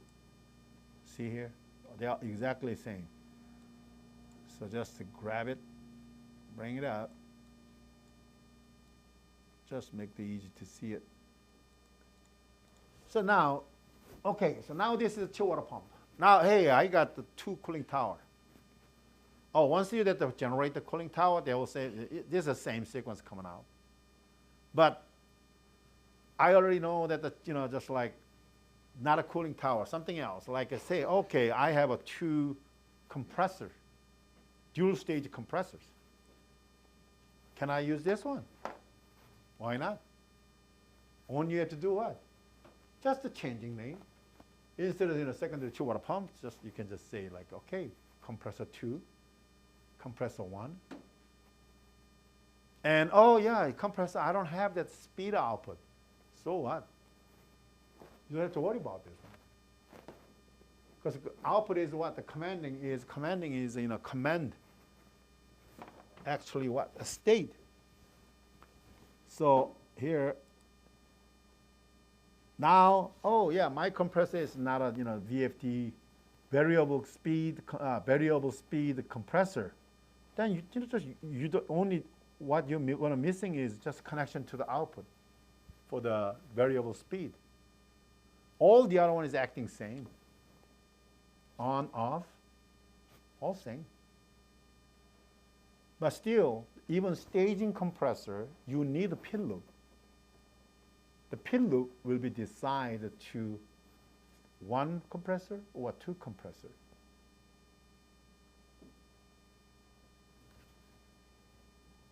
Okay, it seems like everybody's hard time for this morning. Is you guys watching late for some baseball game? What? Okay, let's have a 10-minute break. 15-minute break, whatever.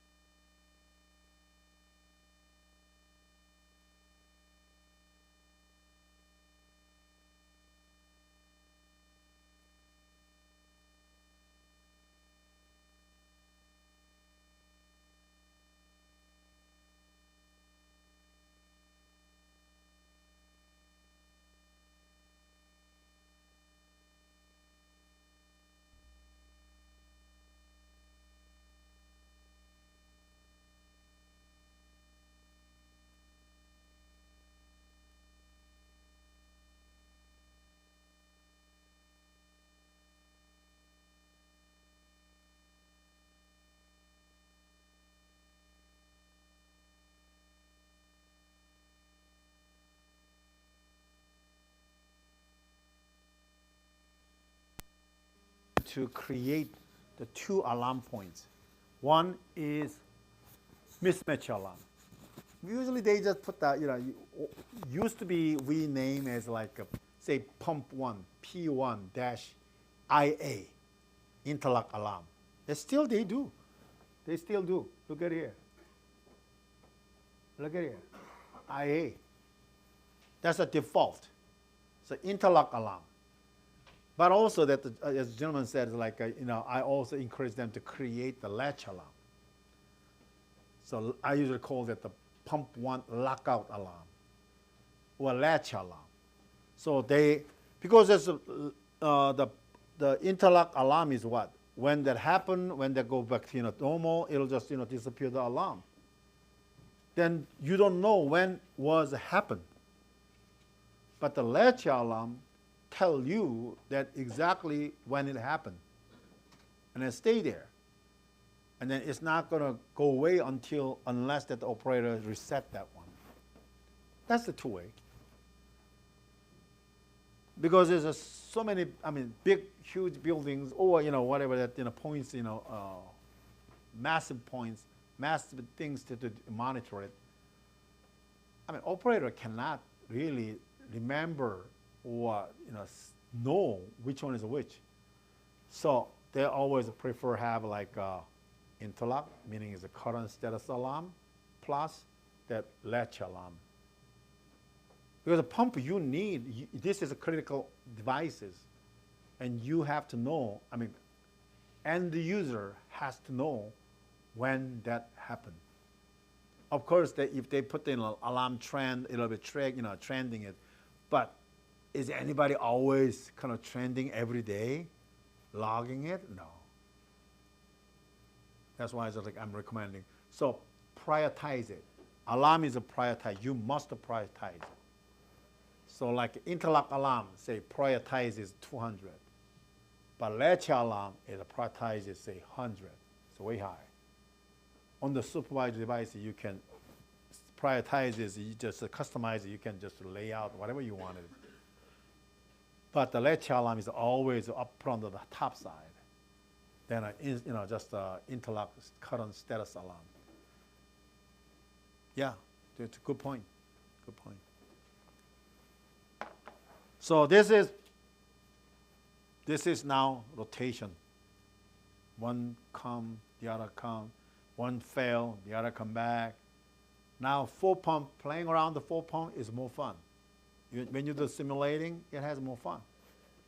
But don't forget, here, when you generate it, the default is a 5-minute down delay and up delay. Change this one, just adding that dog input.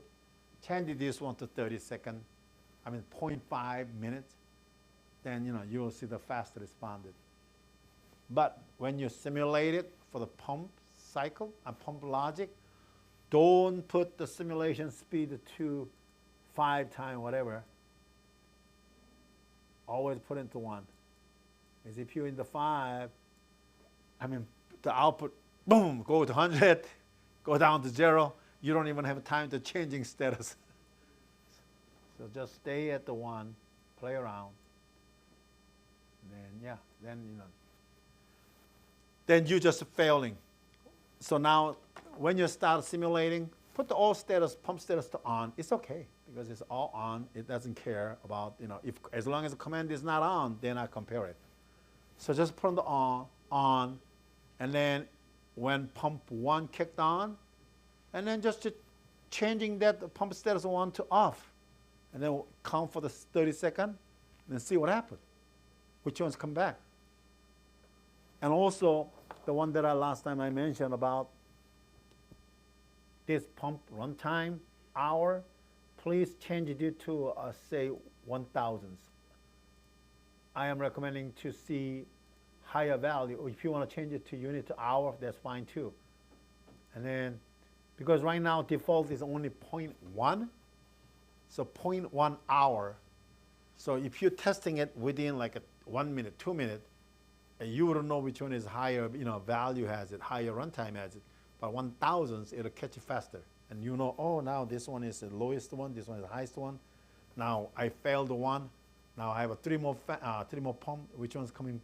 So whatever rest of the three, whoever has the lowest value, it'll be kick on.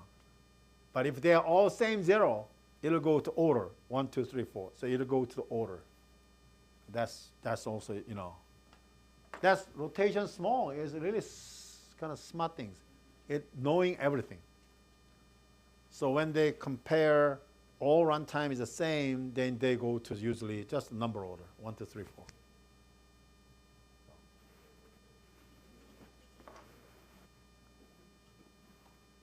Any question about the pump side, rotation side? Now you guys expert on the sequencer. This is, I choose this logic because this is less time we can spend and then to understanding the rotation of devices. If I start doing with the MSC, we're going to be dragging this class maybe all day long. And then end, you guys all going to say, I'm not going to use the MSC. Because I still cannot predict when is going to be the next one is kick on. Because of the Bernoulli output. Especially if I put the speed to 1 for the Bernoulli MSC, it'll take forever. So, yeah, I won't forget. No, I do have it here, maybe. Hold on. Just a sample. Where is it? Oh, okay, I got too many things going on here.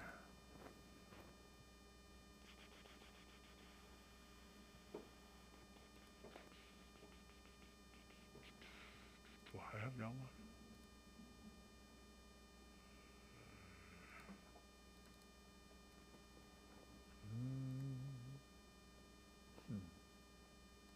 This one?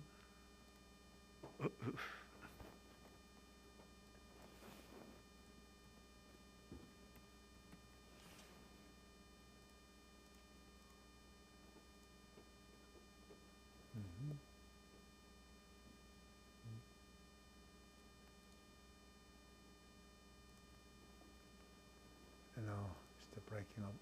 Sorry, I didn't brought that one, so I should have brought one, but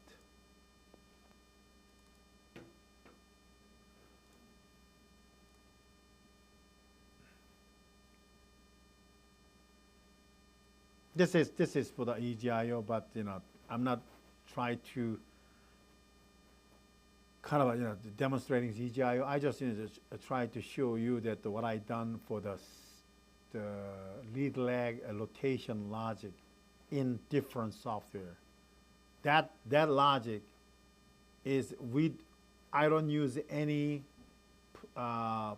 primitive or any alternate logic. This one is a pure white sheet program. So it's every line, every block is right there. I don't know if I can run that unit because now I don't have that hardware. Or maybe we can steal from the front side. They have an EGIO on the wall. I've never even seen this stuff. Oh yeah? EGIO is just another one that we acquired this company for 5 years ago, until 3 years ago. Somehow, some reasons I am end up to now taking care of that high level support for EGIO. I'm a final level, so if anybody in future facing with EGIO, you wouldn't contact me. You always go to level 1 and 2.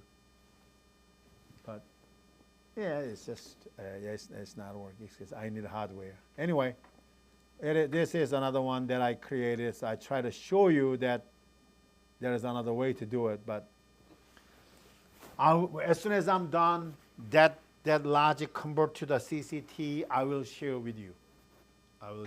I'll send out the CAD file to Tom, so Tom can be distributed to you, gentlemen.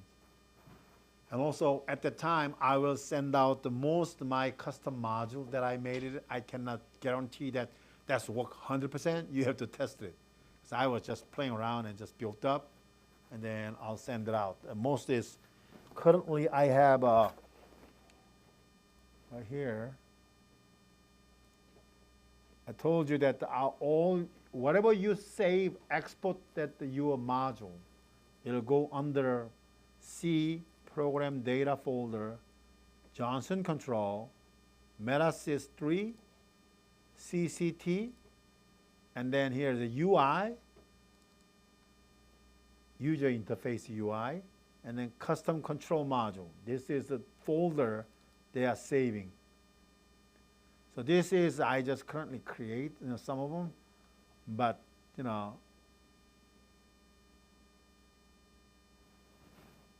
if I get more save, I will just grouping it, maybe send it to Tom for maybe every quarterly or semi-annually. I'll send him and then so he can share with you guys too. But I'm guaranteeing, anything that I sent it, don't trust it, okay? Test it first. I maybe just playing around and just built up and fast, and maybe I'm missing connection there, or I missed the logic something. But at least helping you to, oh, there's maybe another way to do it. That's all. Okay. Now we are done for this one. Now, everybody has fun with the air handler unit, rooftop unit, whatever. Always mechanical engineers, commission engineers, every HVAC engineers, they always talking about the next sentence, economizer. And it is very hard to predict what the person mentioning about the economizer. Some people talking about external separate economizer switches. Because when my meaning of economizer is controlling damper. How to control the damper to minimizing using heating or cooling source, saving energy.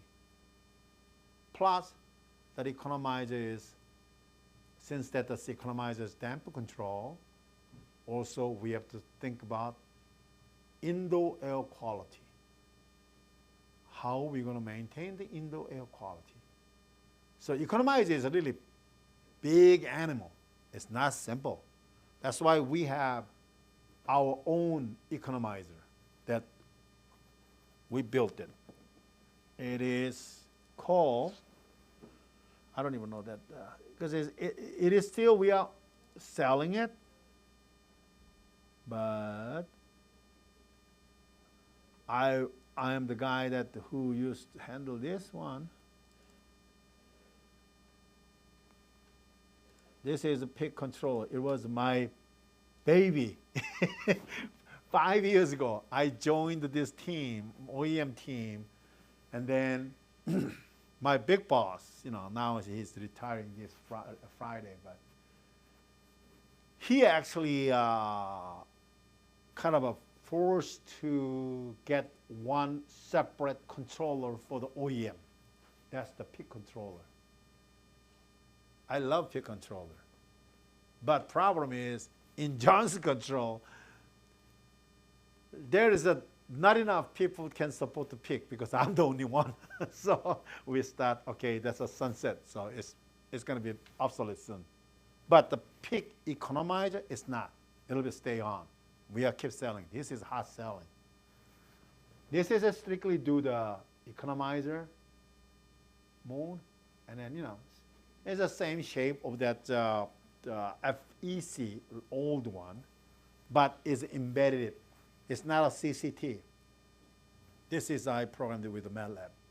So it has like all safety and all relay hard, this is core relays here, coils here. So this is already UL listed, California Title 24 all passed it. It has all the future. Economizer. When I'm talking about the economizer, this is economizer. Guess what? This is a air handler unit controller. But some people, when they talk about the economizer, they think about the economizer switches, like Honeywell's, and they're selling like, economizer switches. And they're comparing the, enthalpy calculation, and then they just triggering on and off for the economizer. You need one that. So that's the difference. My meaning of the economizer is this one. So we're going to be attack this one. This is what? Mixed air unit. Mixed air unit. Air handler unit with a mixed air single duct. Let's just, standard mixed air single duct. I don't care, has like a 3 damper controller for the OA damper, return air damper, exhaust damper, or a common one. It doesn't matter. I call that is economizer damper. That's the economizer. That's what I'm talking about at the air side. Cooling side economizer is a different story. But we're talking about the air side. So that air side, the economizer, see, boom, yeah. Oh, it doesn't have a exhaust. So what? It still has outdoor damper, and then here's a return air damper, and modulating it. That's the economizer.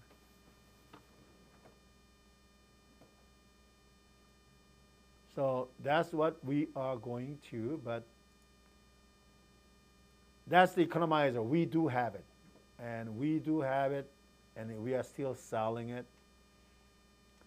And I'm trying, BOD, HVAC, that they manufacturing the, classroom cabinet style that the, units, AC units. They buying over over thousands units per year, not 5,000. That's the 10,000, something like that. What, more than that anyway.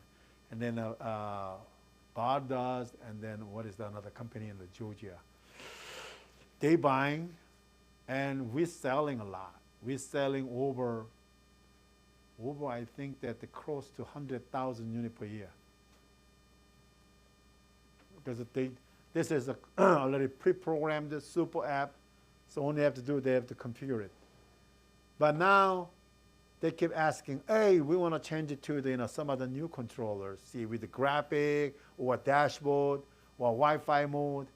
Okay, so now I am middle of the developing that one with the EasyIO. Because EasyIO has, we have 2 systems, FW and FS. FS is more like a supervisory level. FW is like a black collar, one is Wi-Fi future.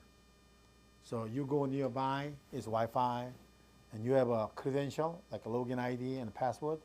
You can just log in without even plug anything. And then even you can just look at the dashboard, or you can, connecting to your computer, you can reprogram it, whatever do it. Anyway, based on that knowledge, when you create, let's go start create a new app. Let's say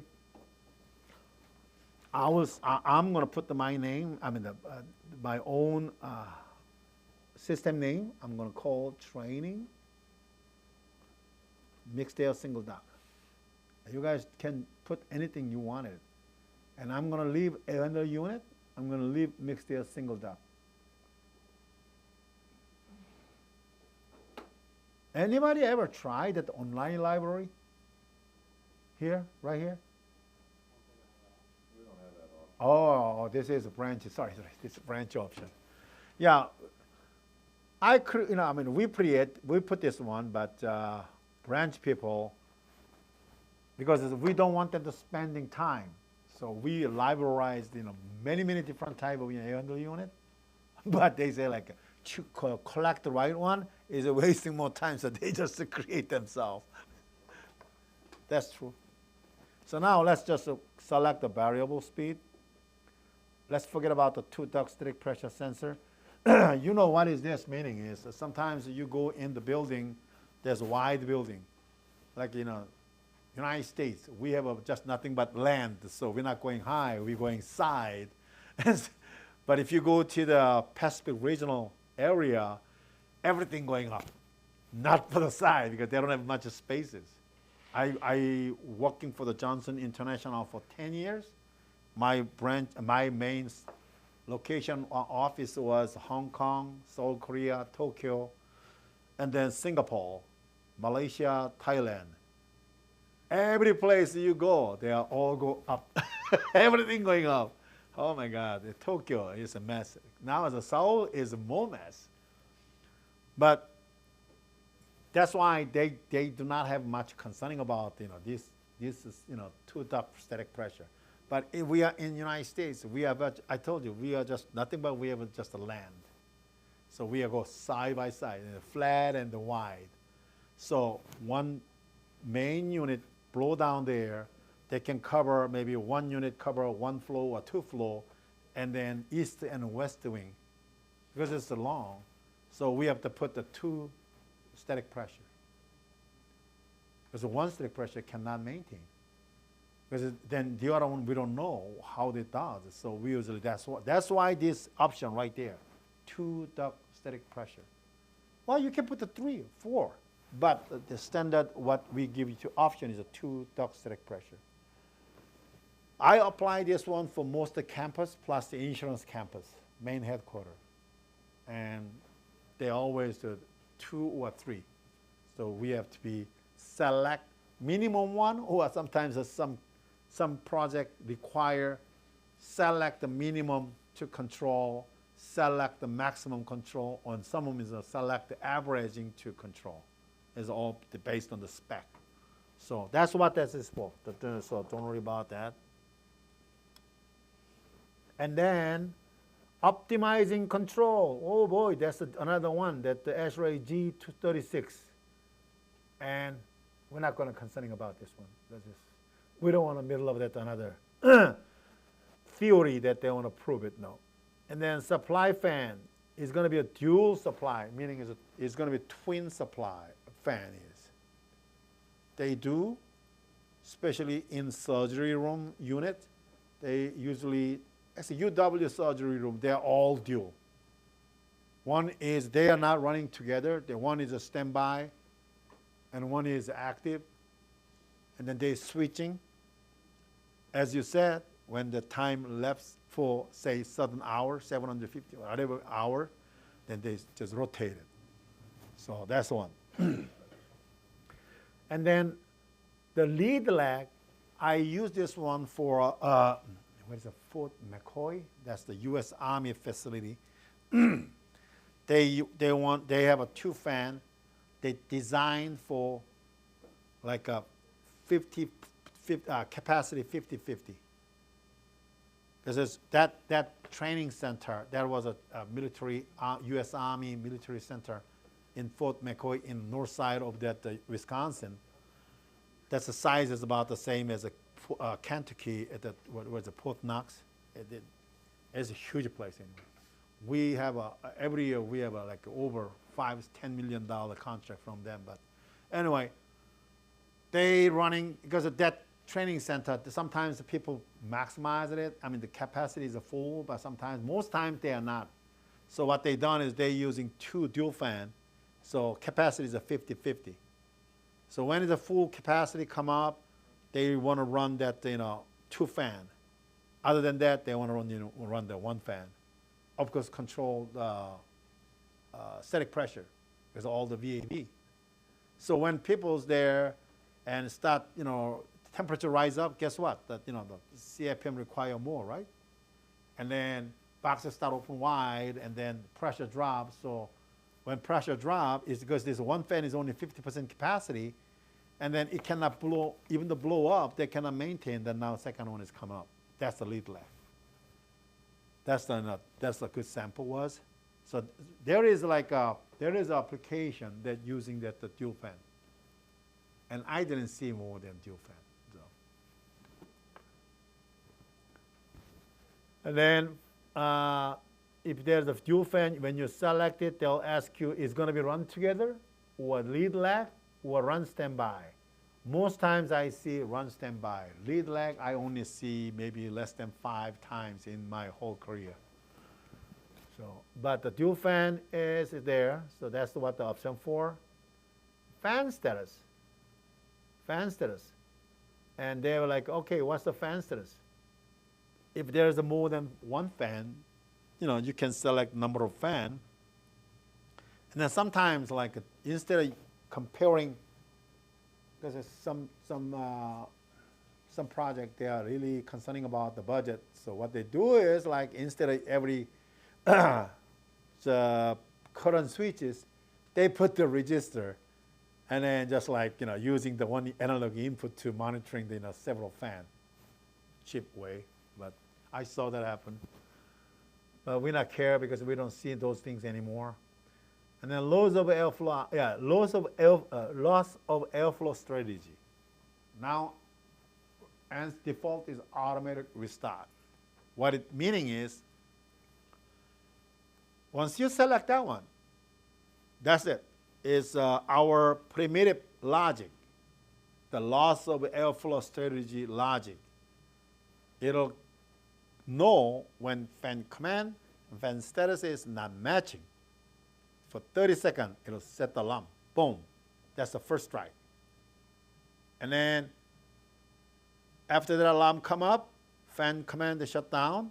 And then after sudden delay, fan start back on again. And then it'll watching it, give it another delay, and still remain alarm. Then we'll say second strike. And then give an interval time to restart, 1 minute usually, and then start again. And then now still off, 3 strike, and lock out. That's what the automatic restart. It's not automatically always restart. You can specify how many times or interval, but anyway, that's what the meaning is. The next one is a manual restart. Is what? First, mismatch alarm happened, 30 seconds, blackout, latching alarm. And it's not going to restart unless that the maintenance or operator commanded to from network to reset the system. So that's what meaning of that. And then here, if you blow down this one, that plus sign, if you select the manual, there will you have a selection, that unit reset switch, BI. You select that one, meaning is usually when we discussed with this gentleman there yesterday, that is hospital. Because this hospital is so big, and then something happened, the maintenance guy maybe walkie-talkie to the central station, hey, restart this unit, now we fix it, and so on and so on. They don't want to do that. So what they've done is that they put the toggle switch at the front of the panel. So whenever they've done the service, whatever, they just push it, hold it for like a 5 seconds, and release it, and then system reset. That's what they're for. And we're going to leave the automatic restart. And then also alarm management. There's a lockout switches. There's a frequency converter. So now let's just, frequency converter always mandatory. But the frequency converter, the VFD, you do not want to put the manual restart, because that is not our control. That's the VFD control. So leave alone with automatic restart, because once that the alarm clear by the third-party VFD service guy, then it's got to be stopped by right away. So that's the another thing. And then all the other one, you don't have to worry about it. Belt alarm used to be that the fan has a belt on it, and yeah, we monitor actually belt, and anything belt broken, or even monitoring that what is a vibration alarm too. So those things. See here? Yeah, return fan. Sorry. And yeah, we do have return fan. Same. Now they will ask you, when you select the VFD, how you want to control that variable speed. First option is the volume matching. Volume matching is what? You need airflow station, supply side, and then return side. So whenever define that the volume matching, sometimes upset supply is maybe say 15,000 CFM. I want the return fan always 3,000 CFM shy from the supply fan. That's the volume matching things. Or sometimes like differential is zero, always the same volume. That's useless. That case we don't have to put the that sequencer, because we just need to, like I say, just the return fan follow the supply fan speed track. But anyway, that is like the CFM concerning. Some engineering company, they are really concerning about the CFM. So instead of static pressure, then they're using this volume matching things. And then next one is the building static pressure. Sometimes like a return fan, more likely now counting as a relief fan, they are concerning only building static pressure. So the fan speed, they want to return fan speed, they want to control the building static pressure. Some hospital, the main corridor, like entrance area, when doors open all the time, in and out, people, they want to maintain that area, that under unit, they want a return fan to really control the building static pressure. So they don't have the door slamming up and down like that. So that's another thing option. That's what we gave. And then last one is a track supply fan. This is most common, which is when supply fan kick on, just looking at the pit loop percentages, run the pit loop percentage, or you can put also offset. That, okay, supply fan is now running at the 50, say 60%, then you can give an offset. Hey, a return fan is always 5% lesser, or even more, it doesn't matter. That's all, how they designed it, the unit in that area. So that's not your choice. Usually you have to look at the spec, and spec will be described. The return fan should be do this, and then you have to follow, answer that way. And then same thing, if you have a dual return fan, it is the same thing, but once that the supply fan is a single, they usually go single. But if there's a supply is a dual, usually return also dual, because usually lead lag or lead active and standby. And fan array, same thing, but the loss of airflow strategy, same thing. Let's leave it as an automatic right now.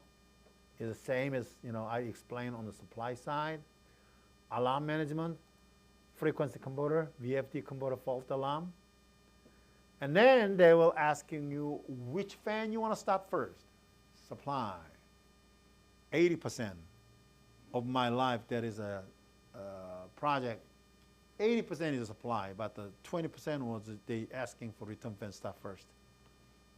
Why?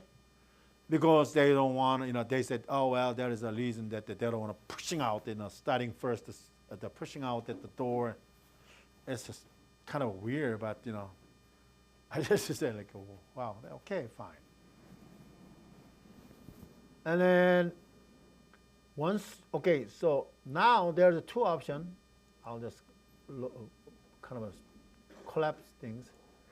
There's supply and there's return, and then there's one more option right down there. Variable speed relief fan. Sometimes the unit has a supply fan, but they have also relief fan separately for the called the stack control. And I see this is kind of old building, has more concerning about the static pressure in the building, then they're using this option. So now instead of return fan, now relief fan is in place, and then but is actually same way. It is actually controlling by the building static pressure. So whatever we choose from the return fan for the building static pressure control, and selecting relief fan is the same.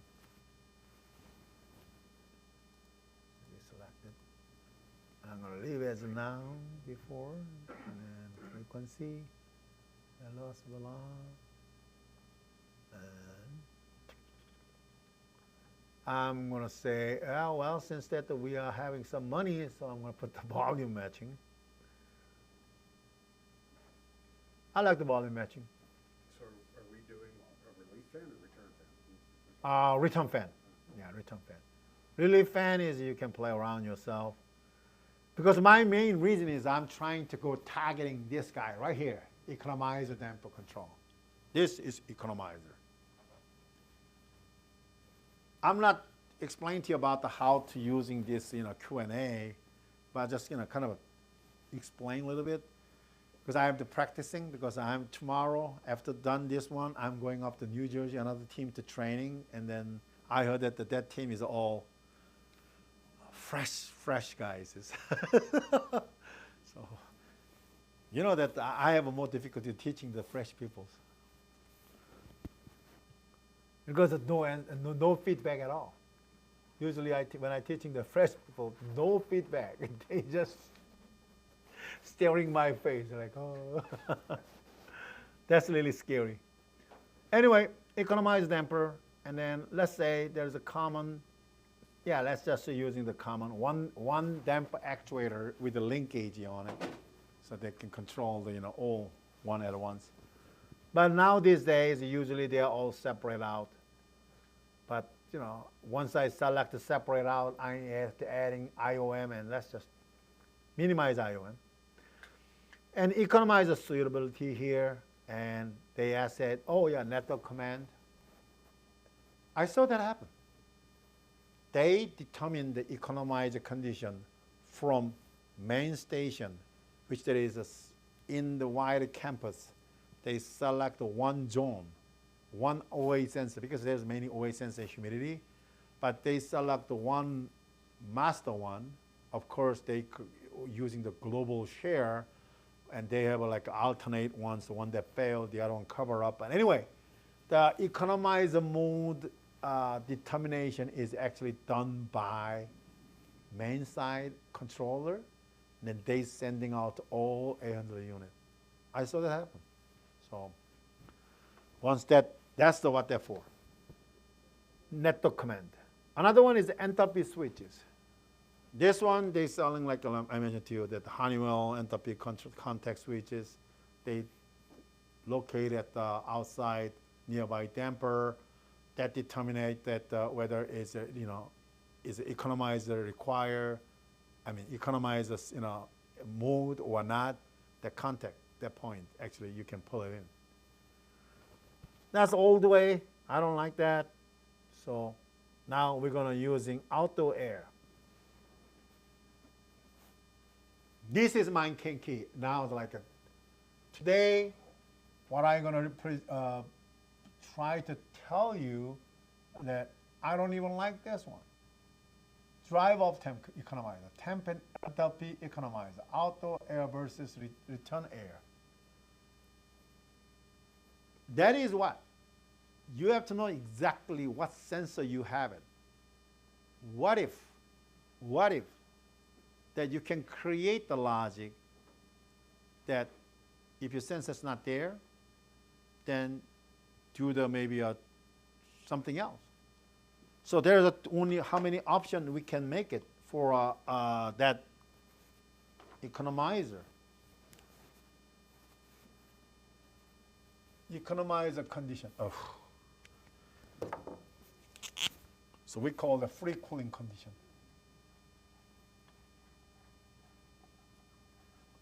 Free cooling conditions.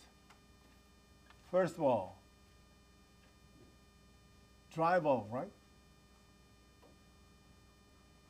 Meaning simply compare OAT, whether it is less than or whatever equals, say, economizer,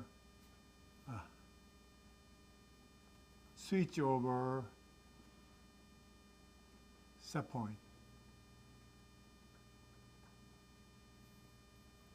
Two, compare single enthalpy.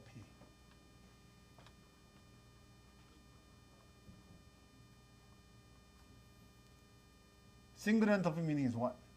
Compare OA enthalpy to if that OA enthalpy is less than or equal to that econ switchover enthalpy set point. SP. Usually what? 21 BTU per pound.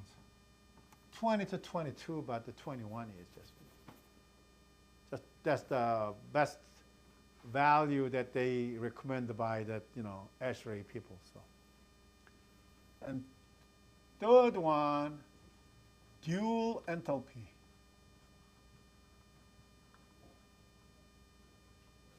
What is this? OA enthalpy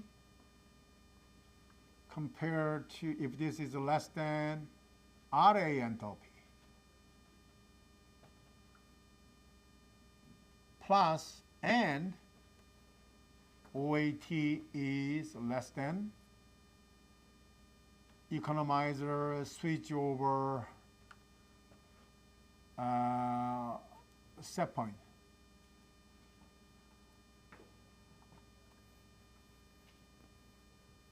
Of course, this one same thing.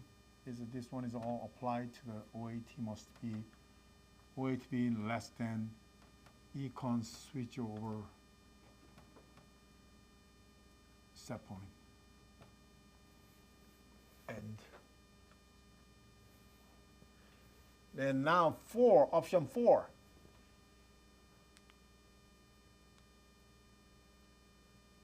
You don't have to follow this. You just, answering that one and follow that way, that's fine. But once you follow that way, FSM, which is a more likely predefined logic function module there, you don't know what is inside or what they're doing it. And so now here's auto. I create that economizer because of this auto. What it does is, think about it, CCT has a great feature we called input reliability check.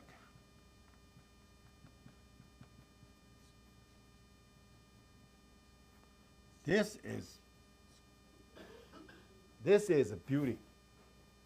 So when you put in the auto, say, I don't care, what type of, just enthalpy comparison is. Now, if I detect, say, I may have like, say, OAT, OAH, RAT, RAH. And then I'll check all the reliability check. And if this is all go to true, if this is all true, then I'll count as a dual enthalpy mode.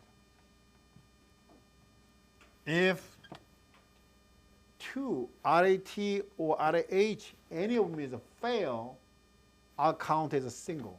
If, of course, that this OAT, OAH must be reliable. But now everything else is like, there is maybe there is no OH, outdoor air humidity, or return air temperature, or return air humidity. Then I would know that exactly because the reliability only this is when it's true, then I'll just say, okay, dry valve.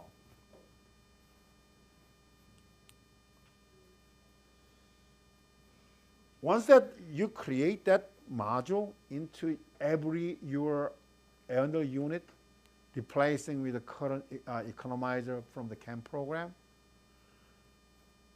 that'll be more, I say, tiding saving plus that reliability for that unit, because you don't have to worry about that which sensors go out. Because now you select like, okay, I want a temperature and enthalpy economizer, but if there is one sensor go out, what are you going to do? So that's my option was. And that's why I'm just using this Q&A to create it, but my main focus is right here.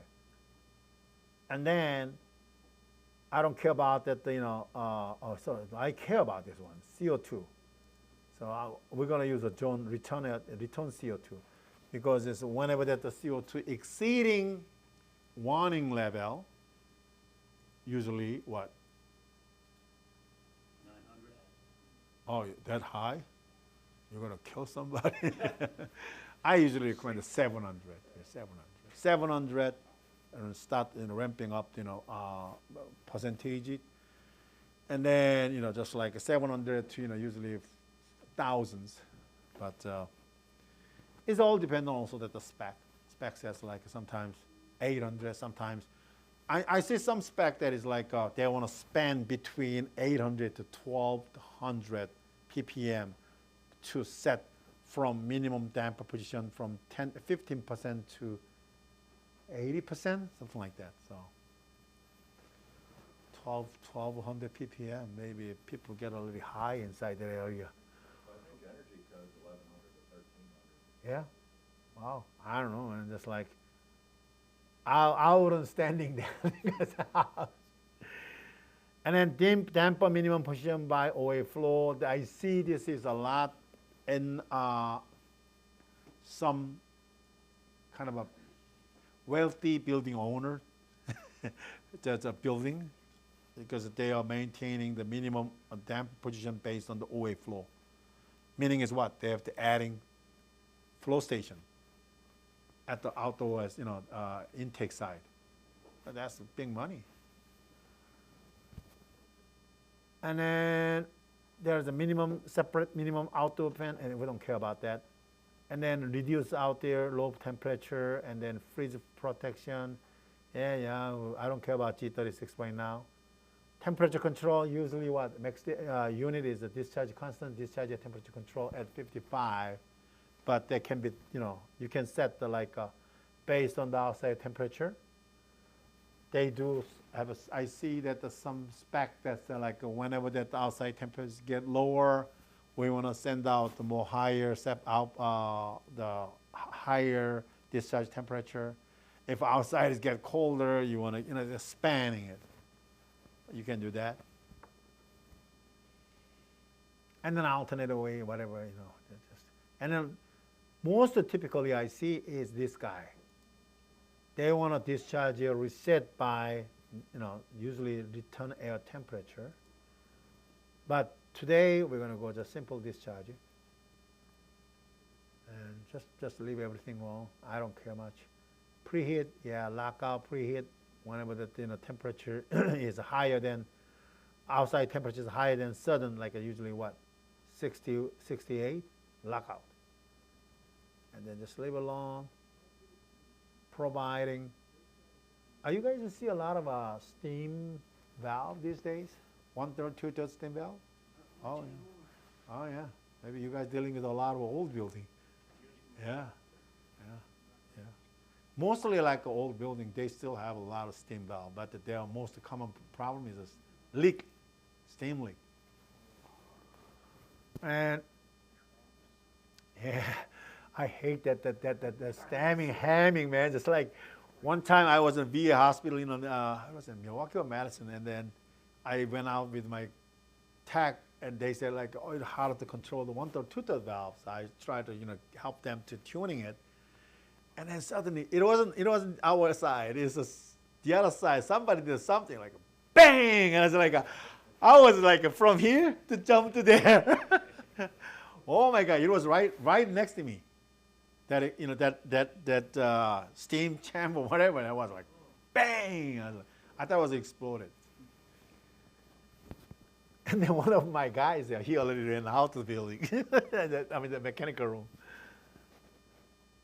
Okay, so you can select that, if they have a steam side 2 valve, and then also, usually when that happens, you have a phase and bypass damper. If somebody ever didn't see this one, go to Google it, and then maybe you can find it. And it is fun animal, especially phase and bypass damper. I see a lot at biochemistry building, biochemical, no, it was medical, no, it's not, pharmaceutical. I see that the old pharmaceutical company, they have idler unit with this steam, 1/3, 2/3, and then also bypass valve, a bypass damper. And they're still working fine. They just still champ. They look, because they're still looking for the pneumatic valve. Surprise. Coil pump. Usually, they do have it because it's not pressure flow, but it's a low temp circulation for the hot side. And the cooling side, we lock out it from the outside, chill water, just leave it alone. Usually, there's no circulation pump unless they have like a low capacity chiller plant. Then they do have a chill water coil circulation pump to maintain the pressure. But I didn't see that much at all. Just leave it at all the default because we're not focused on this one. Reheat, deselect, because I only see very few times that using mixed air unit has like preheat, cooling, and reheat.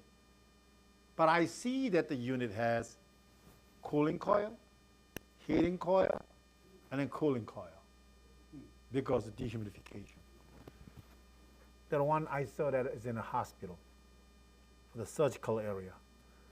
Humidification, I don't care. Dehumidification, let's not care right now.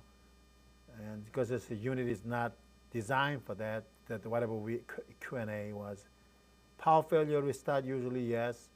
Smoke control, usually yes, but I'm going to skip this one. Because the smoke control is actually allow that fan to override by the firefighter man. He come in building, when fire happen, usually firefighter men go to the main front end side. They have a firefighter panel. So they have like all unit, and with that key can switch it to purging, it's like purging and what I call evacuate, whatever. I mean, that's what is the other one? Purging. Anyway, it's like they just a pressurizing and depressurizing it. So whenever they select the mode, that damper will be just controlling it. And when they're pressurizing, return fan shut up, and return dampers are closed, and then that the exhaust fan also exhaust damper should be closed. That time we need 3 separate output, and then supply side only pushing air in to pressurizing it, and the depressurizing is backward. So there's a fire smoke side is, if you enable it, that feature is initiating it, then that map can go to the fire side panel. We only provide that so they can just program to do whatever they want to do it. We do not have any right to even connect the smoke detector contact point ourselves. I don't know what you guys doing here, but in Midwest, whatever I cover used to be is Wisconsin, Illinois, Ohio, Indiana, Iowa, Michigan. We do not ever touch the fire side at all. Even the simple dry, there's a line up and come into we cannot pull that out. They have to provide the line right into our panel, so we can only just terminate monitoring only because of fire code. And once you terminate something to the fire devices, you have all responsible. Warranty issue, obligation, all kind of stuff. So. And trim and respond, this is trim and respond is another thing that the new one. But I've been using this trim and respond since 12 years ago. Yeah, 12 years ago. At University of Wisconsin, they actually generate this one, this theory, trim and respond. So when damper, all the VAV zone, you're monitoring the zone temperature. If the zone temperature is too lower, then your discharge temperature rise up. And then all zone temperatures get too high, based on the limitation, then it adding up at the set point slowly, not 1 degree, but just like spanning from 0.1 degree to slowly up to, say 4 degree, whatever. So that's the trim and respond.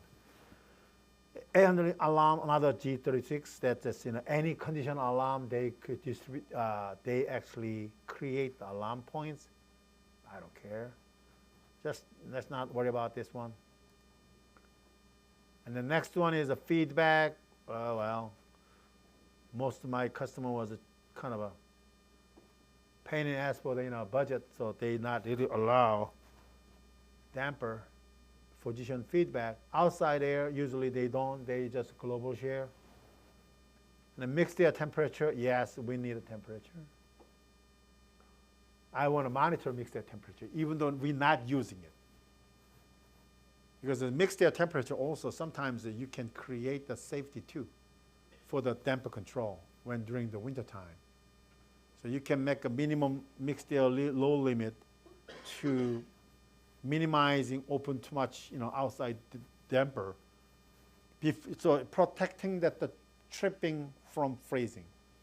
So what sensor does it look at when you click protect my coil on outside temp? Like I assumed that was mixed air, that it was. Yeah, mixed air is a little low limit, but you can also monitoring from the preheat temperature sensors.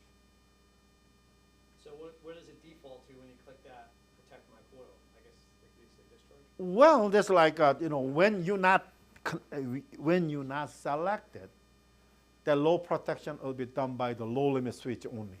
Okay. That's it. Even though this mixed air, mixed air we selected it, still main protection is a low temp alarm, cutout switches.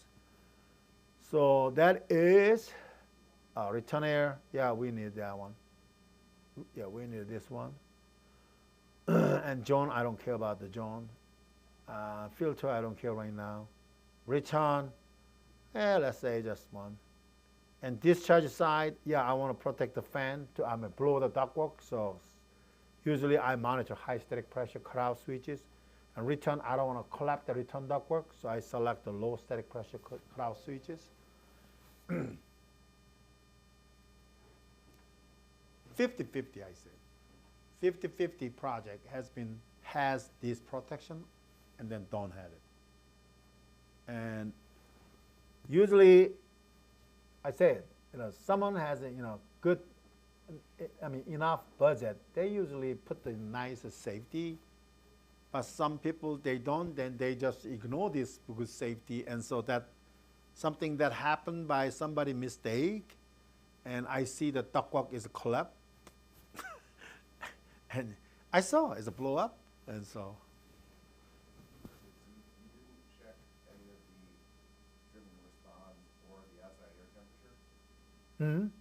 I didn't.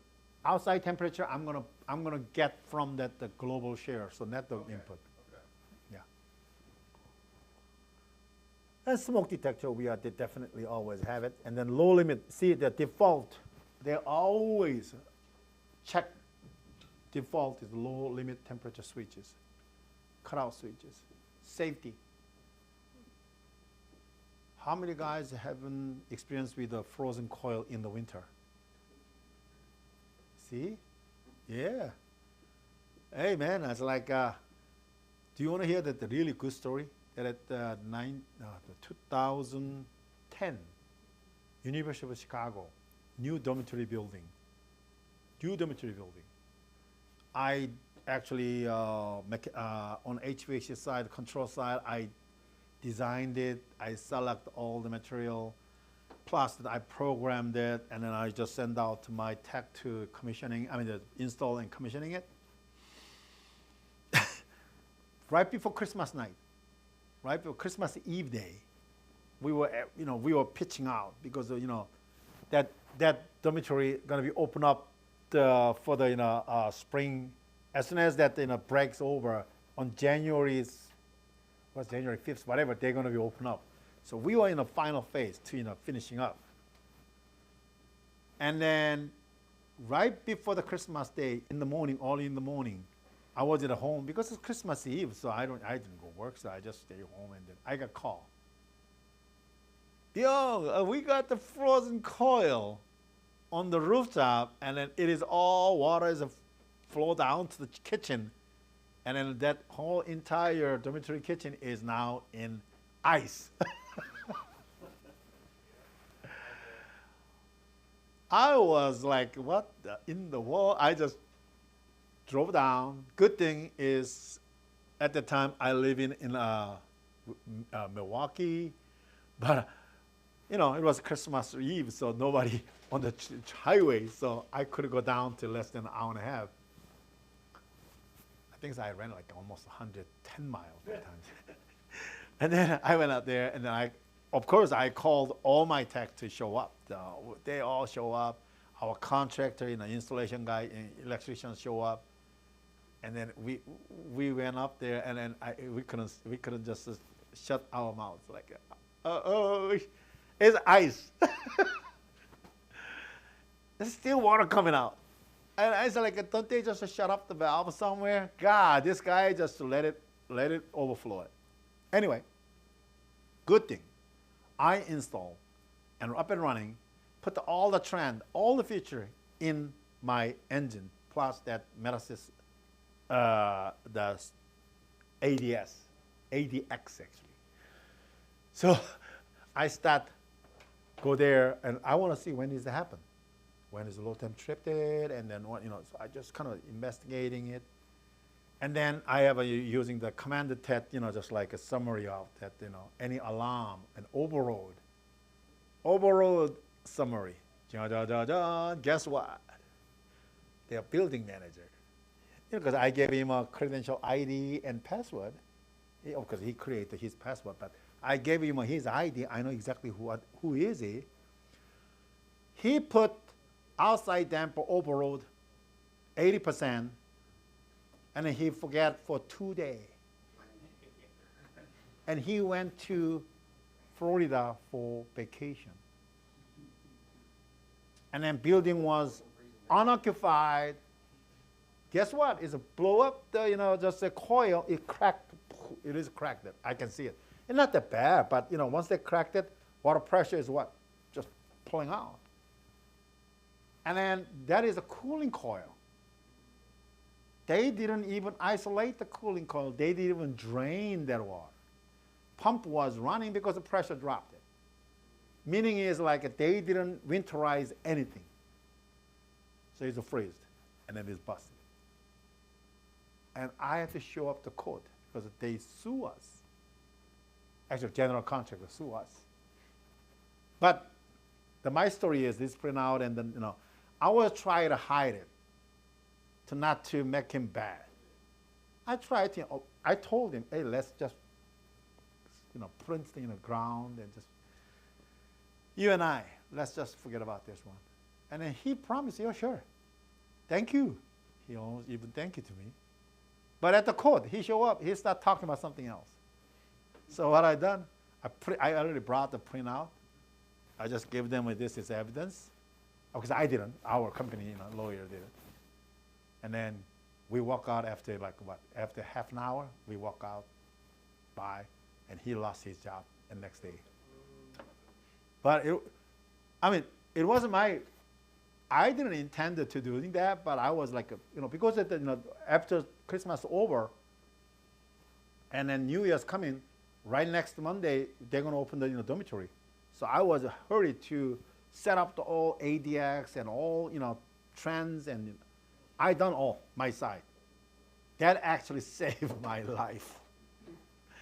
I almost walked out myself from the Johnson Control.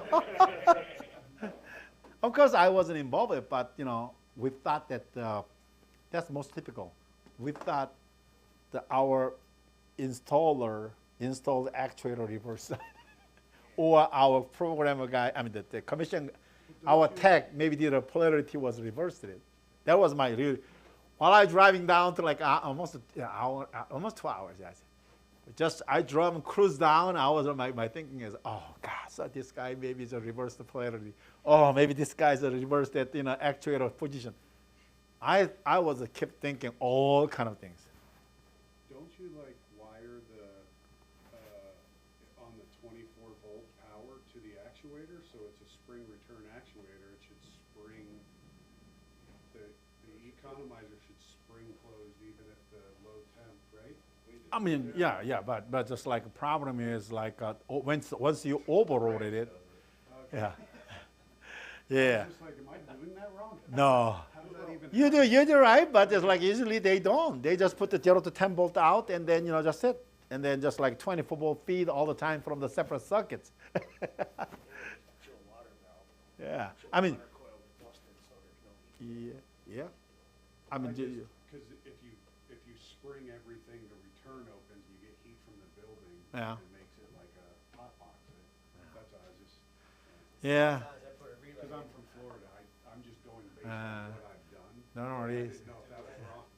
We Well- don't have to worry about that. Yeah. Chicago is, you know. Know that lunch is here whenever Okay. you're ready. Yeah, Chicago is a different animal because there's this flat area. Once the wind start blowing in the winter, they're really cold. So anyway, let's go later on after lunch. This one. Yeah, suddenly I kind of Yeah, I saw one freeze and then it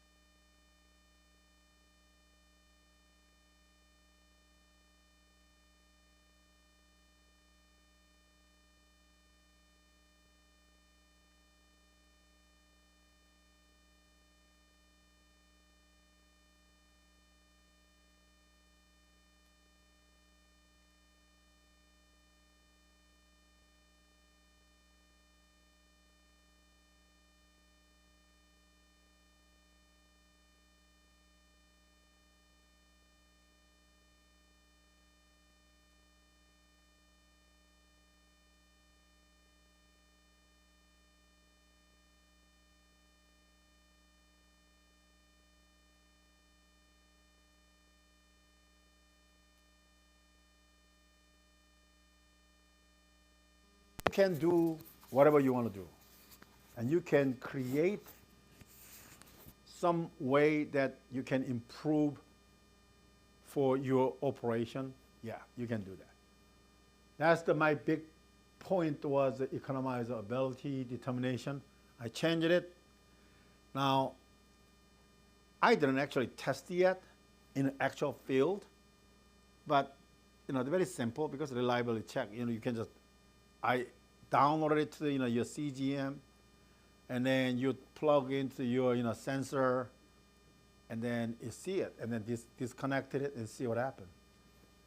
So that's not really critical one, or that is hard, really require that high technology or commissioning. So I didn't much care about it. I know it's going to work, but if I start sharing the people, I have to test it. So I am kind of a way to share that module. So once I testing, validate it, I'm going to share to everybody, even in branches or our customers.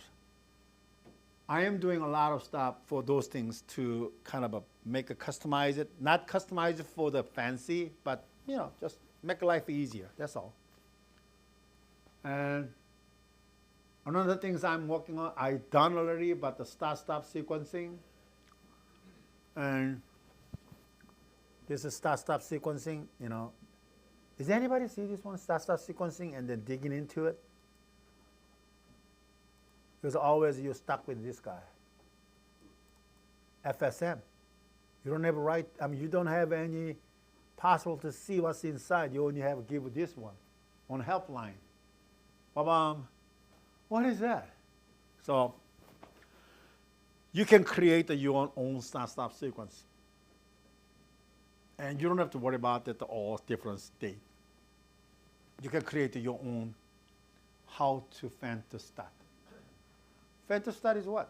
When occupied is occupied, safety is all safe, start on. And then just give them like a 30 seconds to ramping, or 1 minute to ramping, and then another 30 seconds for stabilizing. And after that, everything is fine. Just go to control. Why do you need all this scenario? Yes. Start the first fan, return fans, just like, hey, let's count as everything is a supply fan is a start first.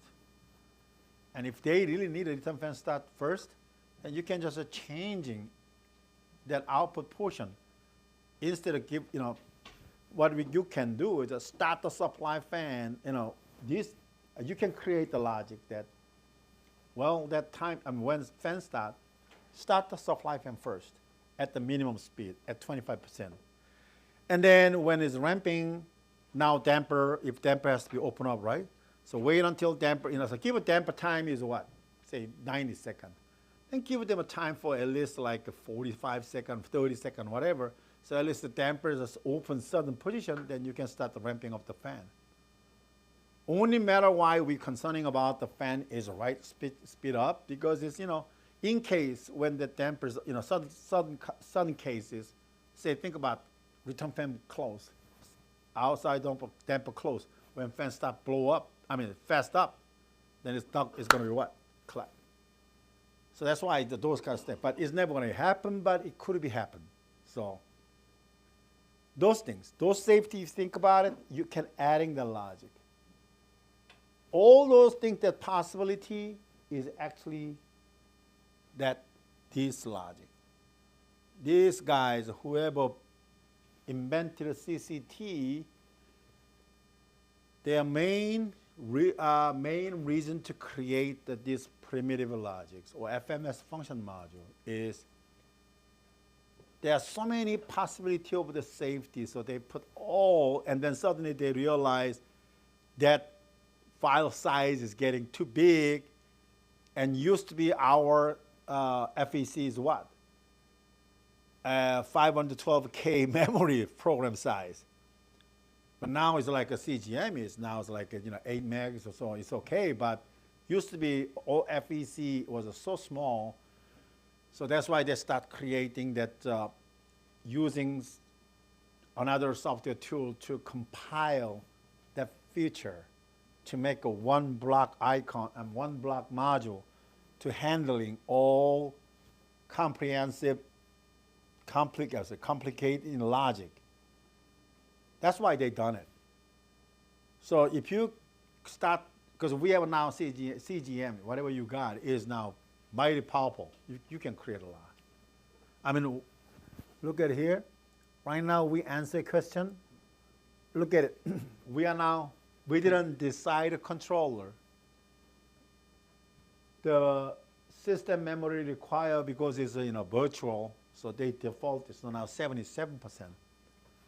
But if you go select defined hardware to CGM, M4 CGM and FX CGM same, only whether it's a branch uses or our channel using it.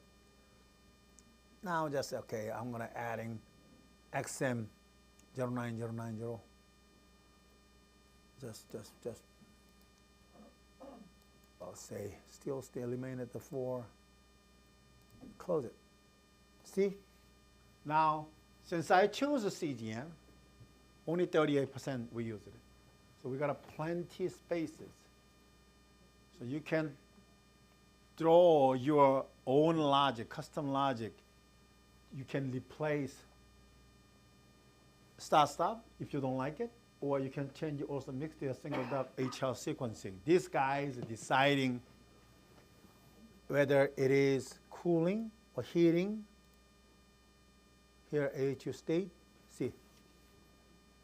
Total 10 different mode they are determining. But do we really need heat exchanger coolant mechanic, heat exchanger heat, and all this? Do we really need?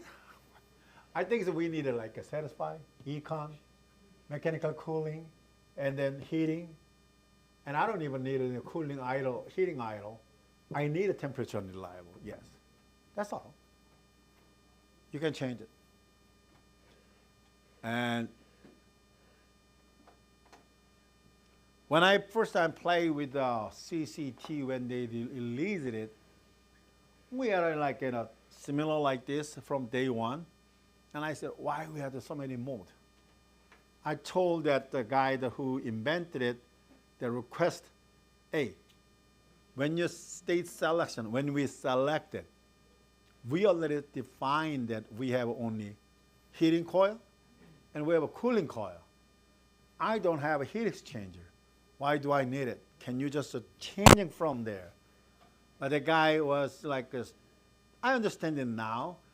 He want to just keep it as the same and then one shot instead of doing a separate out from the Q&A. So he just do that way.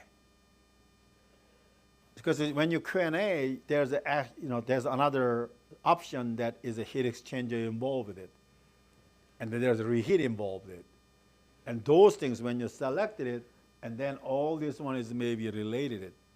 But right now, we didn't select the heat exchanger. We didn't select the reheat. So this even doesn't need it. And this even doesn't need it. Only we need it is satisfy econ. I don't even like even econ plus that the mechanical cooling. Why are you controlling damper when is a chill water valve is start opening? That's wasting money. Okay, its outside temperature is like economizer mode. That's why the econ damper is still operating. Now, even the damper start opening wide. Now say up to now high limit at 90%.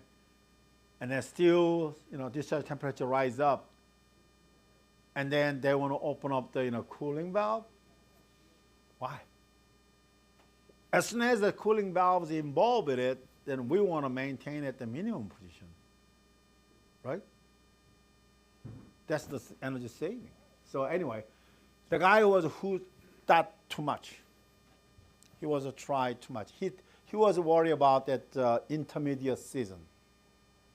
Intermediate season in the morning is get cool and afternoon get rise up to slowly warm up. So he want to control in middle to control damper plus, less of that the chill water valve. No, we don't need it. Most time that I have a complaint from the field customer that is like, hey, why the kind of damper is start modulating even though the valve is, chill water valve is opening. That was happening. So I actually changed that logic, but I couldn't change it because why? Because it's FSM predefined it. So I said, okay, I'll just create my own and then use it. First, my shot was, I create somehow, and then, it worked at it, but I was kind of underestimate about the timer function. So I have to keep adding more timer, because sometimes the temperature can be, varied. Suddenly that rainfall, and then temperature can be drop fast, and intermediate season. So I put the timer and stuff, and then after that, we use that state of Illinois, state of Wisconsin, and then in Michigan, Ohio, one big project in Ohio. I mean, everything well. So since then, some branches they're still using it, but some branch they just created their own. Some guy maybe, oh, maybe I can do better. So he modified and he changed it. Fine. With this one, you have to be simulated and changing every value to see what the result is. That's the only way that you can find it. Otherwise, you have to be you have to be fully understand about this flow. And I never even thought about that, follow that flow. I said, oh, I don't care. That's too much. I don't want to compare like a fan sequence equal, oh my, it's just, all this. You have to be test every scenario, this one, to understanding that module. But yeah, you can do that. You can test it. But if you want to really do it, you can do it. You can put the spreadsheet one side and make a 2 screens split out. And then all in the spreadsheet, you put all these conditions. And then check one by one, change that value and see what happens. And you can do that. But I'm not recommending. Don't waste time. That's another concern. The people complaining. This is the one, FSM side. I'm not saying it's wrong, but it's like people always like a customer, especially customer says, hey, I understand it. It's doing whatever it's supposed to do, but why? How to determine that mode?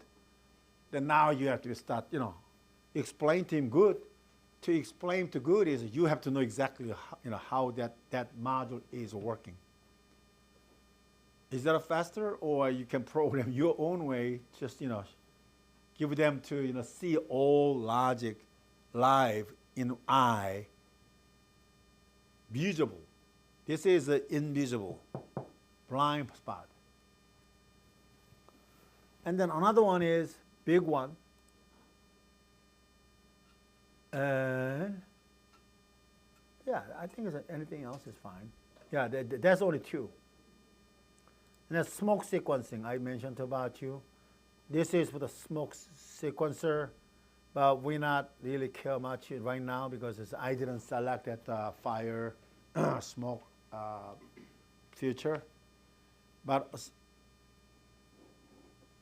most campus, I think they're all, I don't know, my project is most campus, they all require, every Android unit, they require fire smoke control feature.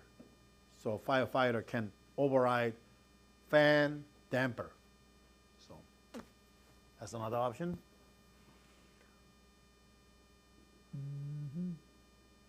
And another big one is occupancy mode.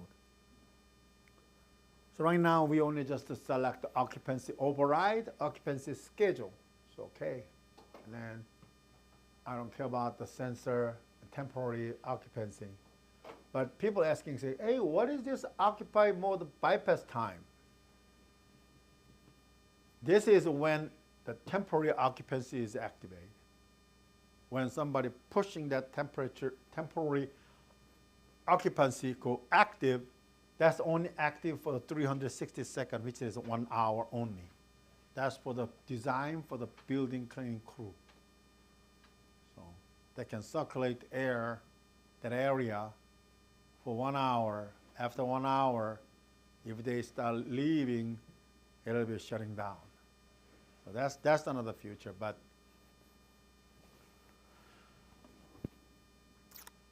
yeah, I mean, do that, instead of doing that, if you want to really helping that the night crew to give him a good fresh air or some air, what they can do the programming for the schedule at night, cleaning time schedule.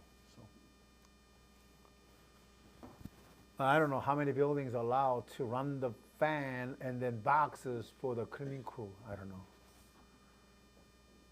That's another thing. Yeah.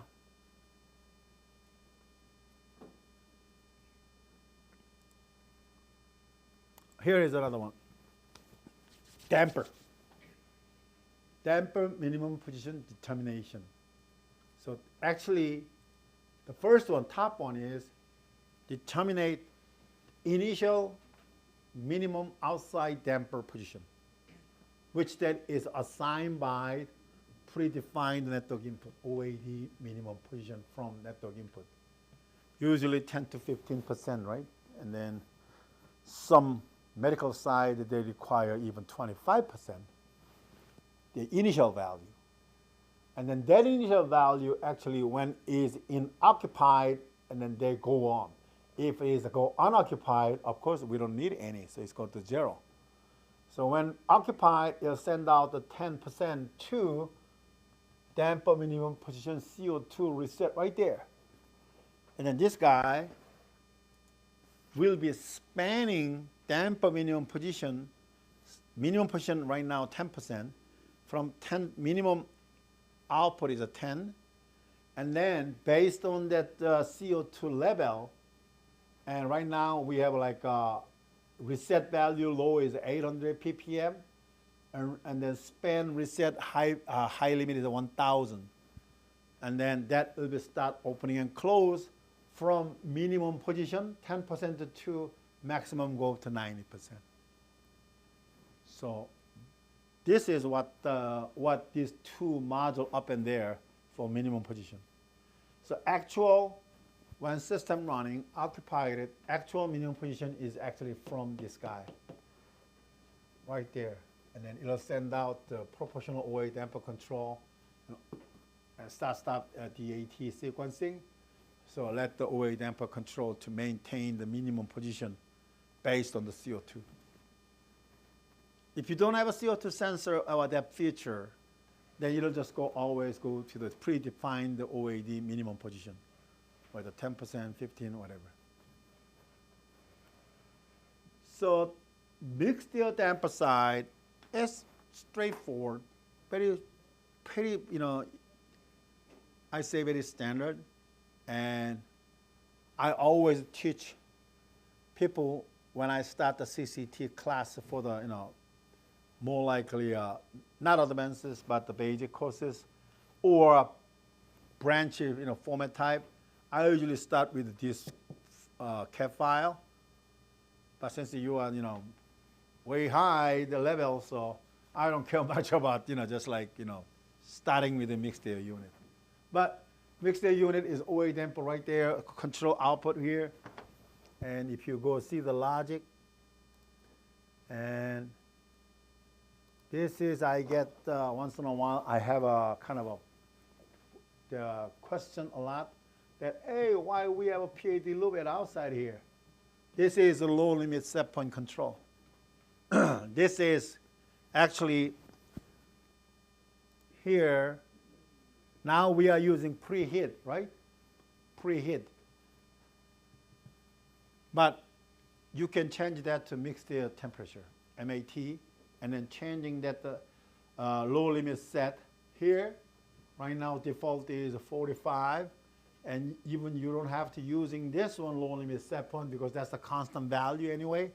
And you can put the network input for the mixed air low limit set point for say 42, 41, and then damper will not, during the winter time, damper will not open up if the temperature dropped lower than the mixed air low limit. The preheat that when we answer it, that's why they use the preheat. When you preheat, is right after coil, right? So, as long as the heat is the coil is charged, we get warm discharge temperature from the coil side, the downstream side.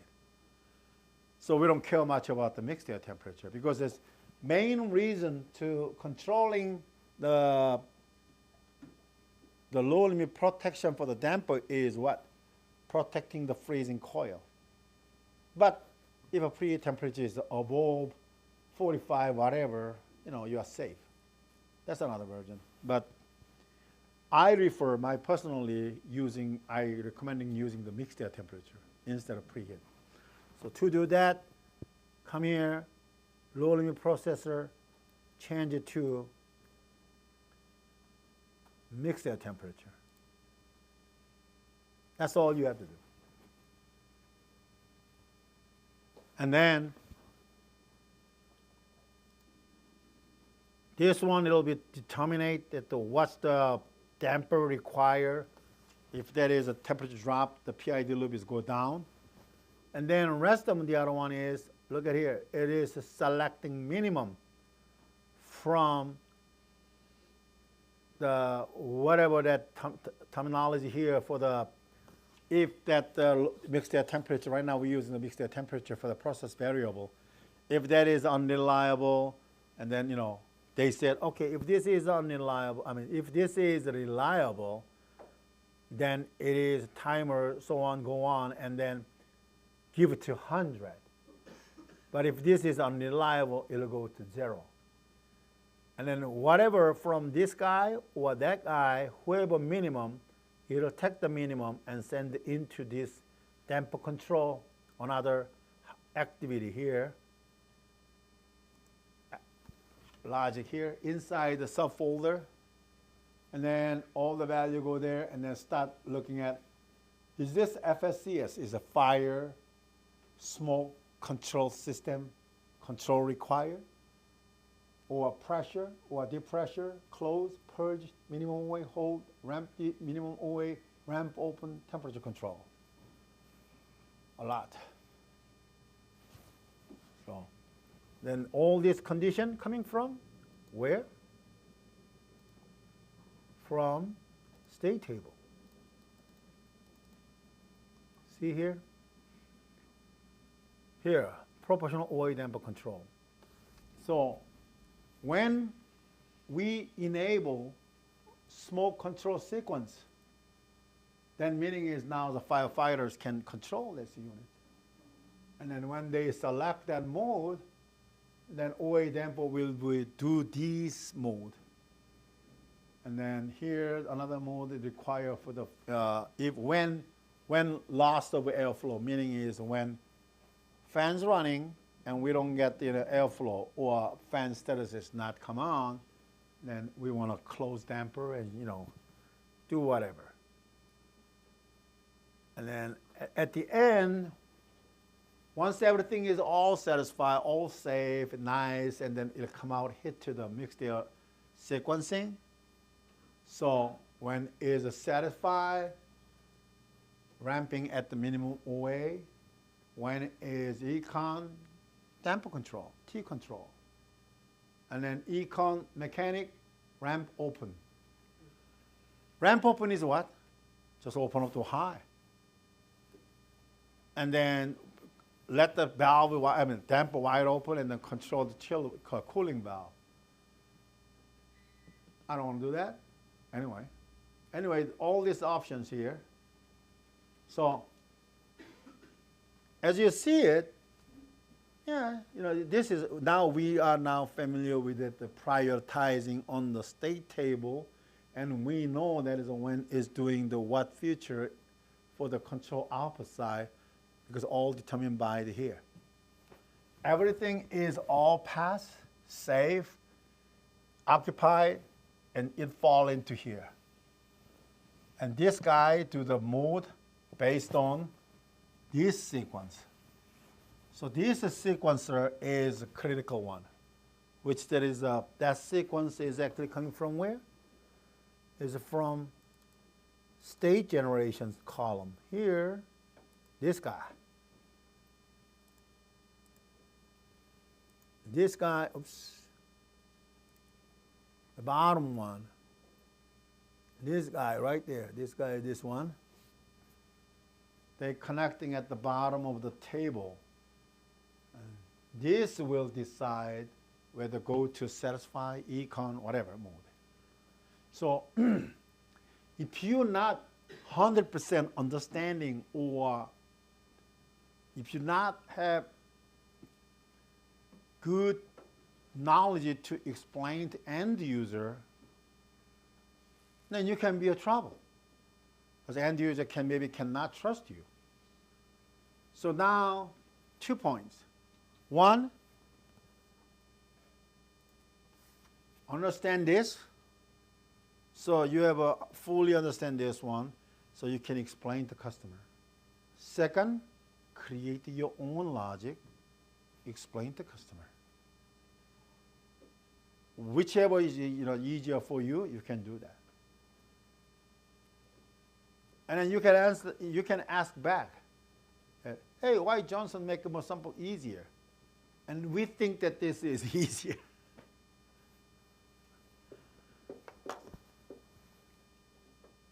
Unfortunately, I have many experience with each branches. Nobody ever asking about that.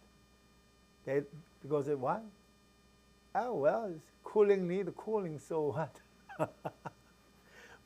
Then I start question answer to them. They're like, hey, what? Now it's like simulating. Let's simulate when we need for economizer plus mechanical cooling. And then they can simulate it, right? They can simulate temperature, outside temperature, to make sure, whatever that the economizer condition is enabled, but we can bring up the discharge temperature high, then temper will be wide open because the economizer available.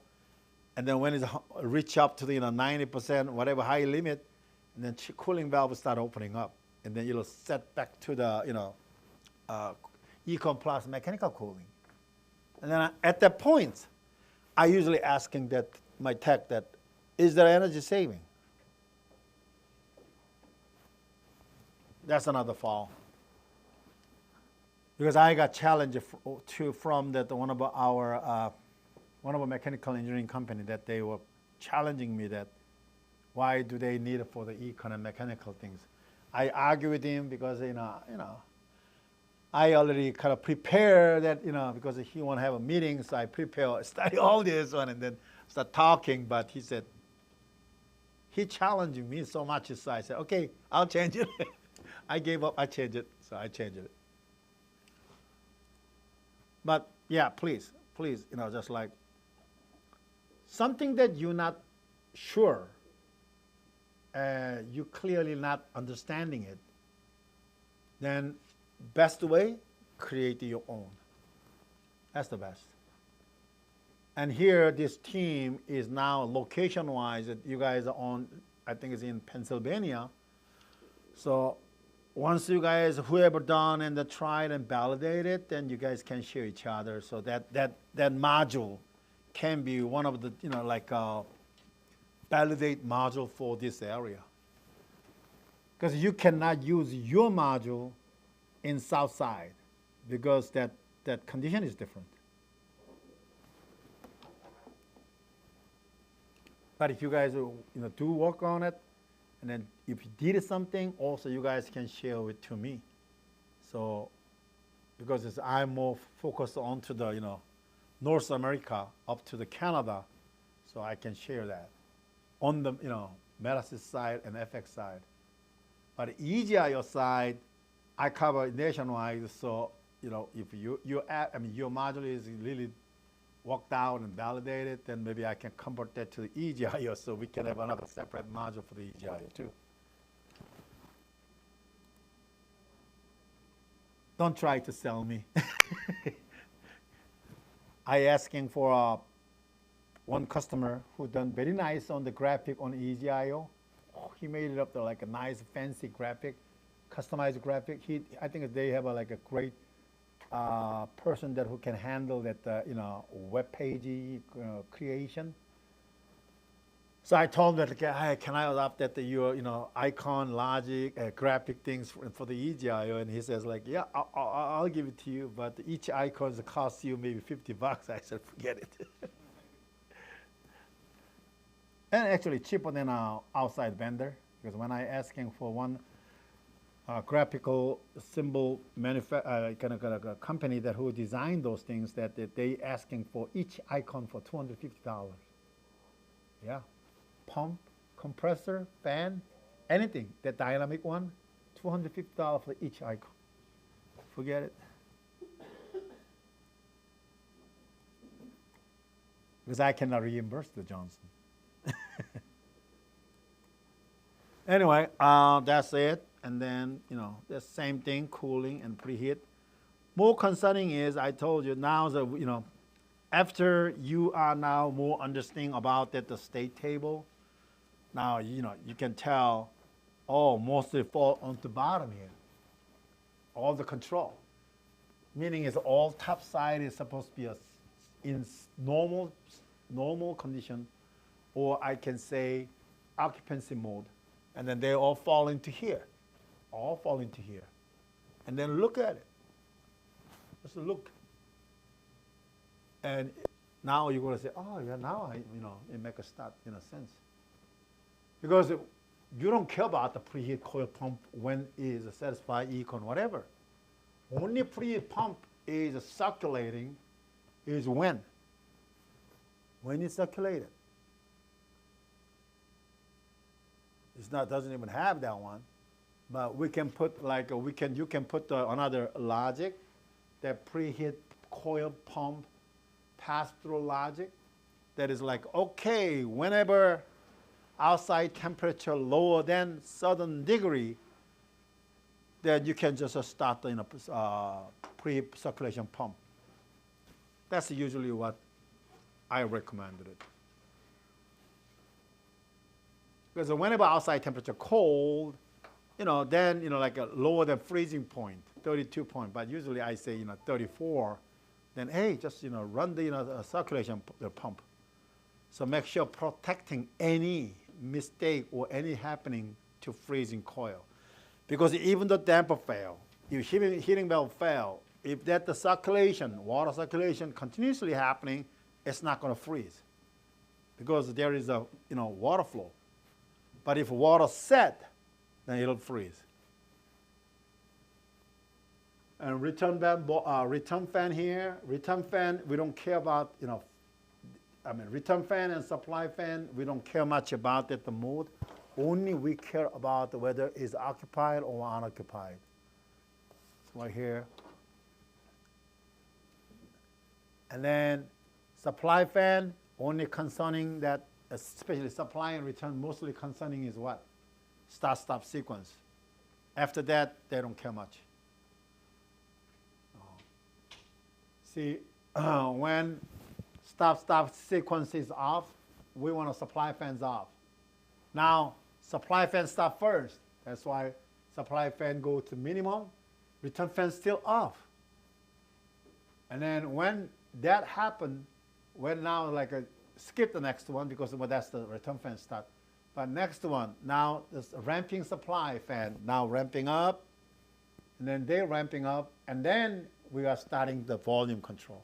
Because it's a fan starting, supply fan start ramping, meaning is what? It is a start from minimum, usually 25% speed, to reaching up to whatever percent, usually say, you know, up to, you can go up to 100%, but it'll ramping until that your static pressure is about 80% of that the set point. It'll ramping up. And then when it hit the 80% over at your set point, then it'll go to stabilizing it. But anyway, from the minimum to launching up, we have to matching that a return fan too. So the return fan go to volume matching sequence. Otherwise, if the return fan start too slow, then you got to pressurize the spaces. And start doors opening and air blowing, blowing areas, kind of a sound is kind of whistling a little bit. So those things. Same thing, this one is, you think that too much, you can change it, and then you can change the state table here, and then you can just predefine it, all the module, whatever you wanted it. So that's about it. Of course, that always, I told you that no matter VAV or annual unit, always here water flush. So when water flush command is like from the network input, balancer said, okay, I want to, water balancing. Now I want to open up all your building valve. Then for the annual unit, you have to command the water flush enable. Excuse me. Once that enable, all the valve, cooling valve, heating valve, they will be wide open. And then it'll just do it. And then it's not going to do anything bottom side because it's already done. Now that's okay, it's normal, we don't need it. But if there's a low temp trip, low temp cutout switch is trip, then also the valve is wide open. Valve is wide open, so try to make a circulation. That's what they're for. But, I don't know how many, percentage-wise, I don't know exactly how many percent of the unit is going to winterize it or not. I don't know. I cannot tell. Some does, some doesn't. Somebody put good glycol mixes, for the chill water, whatever that all the water side, so they protecting well.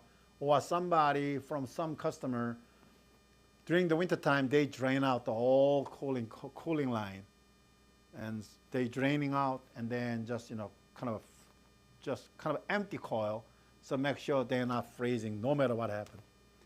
But it's all depend on. So yeah.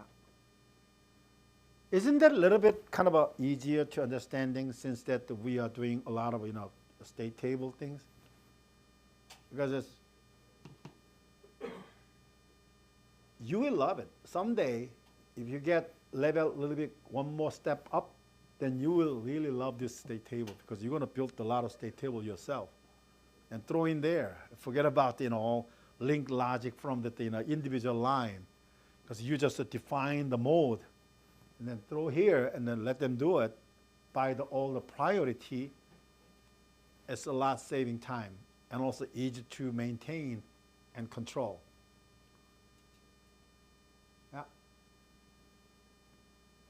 Yeah, that's also anything else.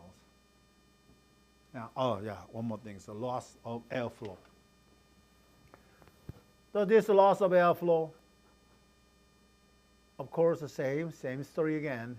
Some people like it, some people doesn't, so it's up to you. If you don't like it, change it. See here, another FSM. Ta-da. Always FSM. Because I told you, we try to save the space of the memory, so that's why we compile all those things. But if you don't monitor airflow, this is more likely useless. This is just actually for good future for when you monitor airflow. Instead of looking for the status contact, this one is actually, if you have an airflow station, they will monitor the actual airflow, supply airflow, to determine that supply fan is failed or not. Other than that, if you don't have it, see, default is a 426, minimum airflow is the 424. Default is like, okay, so airflow is matching it. Then why you need this one? Now it's only you're watching for the supply status.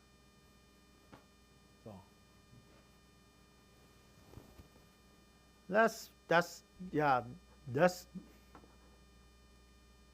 because of all this is because we are programmed, structure the CCT for multiple scenario. That's why they put the nice, very smart. I adopting this logic, this theory to the other control to give them a configurable unit, especially my OEM customer who manufacturing multi-aqua. That's recently I'm working with multi-aqua. They have a domestic heat pump systems, but they actually got the patent, and that patent is pretty surprised and pretty brilliant. That is, using the compressor, that you can do the cooling, you can do the heating, and you can do heating and cooling simultaneously without any exhaust or, release any heat or anything. And those things are like, they invented those things, and then they start using all kind of, different logic, different theory. And it is amazing. And I have another customer, OEM customer, because those guys are making all different model. Even though that the multi-aqua I mentioned to you, they have like a MHRC 2 and 3 and all kind of model. So they want me to help them to set up the logic so they can configurable. So one app, only one app. They don't want a multiple app. They want only one app. Build it, put it in, and then at the factory level, and somebody can go in there, plug it in, small laptop or just like any tablet, pop up that dashboard, and then click. Okay, this one has what tonnage or whatever, what stage and so on, and then that app is know everything and then done, and then ship out. And even though then they ship out the just unconfigured unit at the contractor, whoever distributor at the location nationwide, they just have like, okay, so right now they're using the Wi-Fi feature, so they open up their handphone and go to their Wi-Fi and then find that the unit number and link it, and then of course they will have a validate the password. They put the password. Now I actually already started and done it with the QR code. They can do the QR code, boom, they can get into it, and then all you have to do is what? Just go to dashboard and then just click, and then done. This is the same scenario. That's what our CCT developer, they done that way, super app. Actually, this app, your selection table is just super app. That's the selection. So I adapting that feature into now the EGIO, and then peak controller, and the end user, they don't have to worry about opening CCT, nothing. Just plug it in, Wi-Fi, and the dashboard nicely come out with a graphic or a text nice. They just, they can click radio button, or they change the set point, or they change the tonnages, put the value, and then save it, done. So that's why if you see a lot of things, like so many things, but it's not link anything. Hey, why what is this? Don't worry, this is for something else. If you have a airflow station right there. So now you go back out, select the system, and then I'm going to say flow measurement. And then I'm going to say, hold on, supply flow. And I don't know, this is going to work. And then,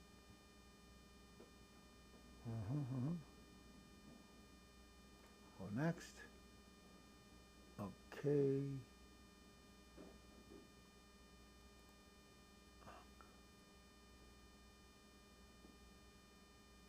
Huh, it's not there. It's already there.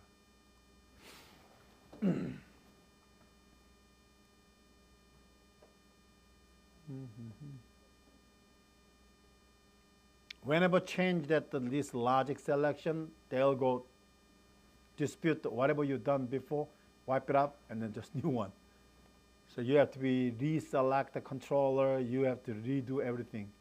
So whenever you change it, please save it and then change it to another name in case. So now if you select the lead, but it's not there, but so right now we can select the discharge flow here and DAF. Now since that now we linked it, and this guy we're looking at the discharge flow plus the supply fan status. Supply fan status is matching it, and flow has to be above 424 CFM. Then it'll say, okay, now in this unit, air under unit, supply fan is ready. So that's another option. And then hardware restart is normal, but if you want to go to the setup, there's a hardware restart. There is restart configuration. Okay, you have to set the true and hardware restart and network restart. The command hierarchy, if you see it, if both is normal, it is false, but anything trigger, it'll go to true. So that's another thing. But right now, default is all normal, so they don't care much. That's all this about it. But yesterday we created the fan mismatch logic, right? That's all you need. You can throw in and then change a little bit of the state and then link to the other one, then you're done. And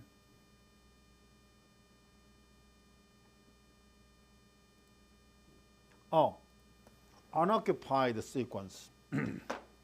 When you question in the Q&A, they will ask you whether your system is a kind of a called a night mode, night setback. I think it's on the back here.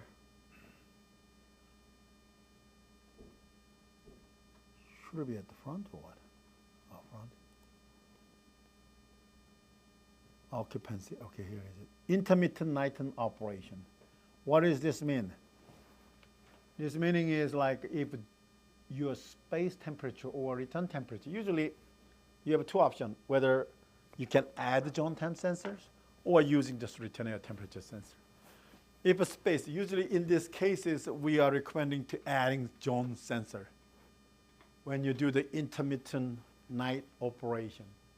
So when unoccupied, unit shut up, and then now say this is winter, and then if temperature go lower than zone low limit, and then it'll kick on the fan and open up the heating valve, and it'll just circulate the air.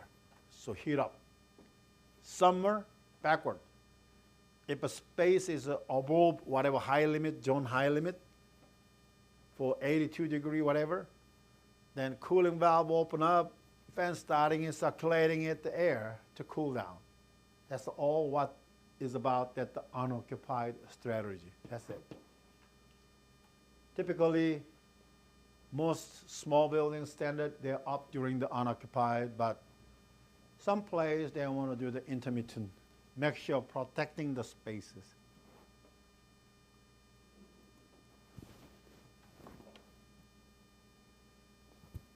Of course, that you can have that the heat recovery, and heat recovery has so many different styles. The one is like whether it's going to be. That's all how to enable it, but the glycol loop, just loop to piping, so they can just sending the pump to, just, circulating, water, or they have like a enthalpy wheel control. And then they have like air-to-air heat exchanger. So they're all there. If you have a heat exchanger, just, make sure you select right. And then usually heat exchanger is like this feature selection is pre-cover almost everything. So we don't have, I never had to adjust anything. And then few case, maybe if the customer asking more option, more feature, yeah, then we can adding it. But I never see any question. Any request heat exchangers. So enthalpy hill. Usually, just I deal with the enthalpy hill. Very few that loop circulation things. But now these days, like a lot of small unit, they come with their heat exchanger internally, so they just do it themselves.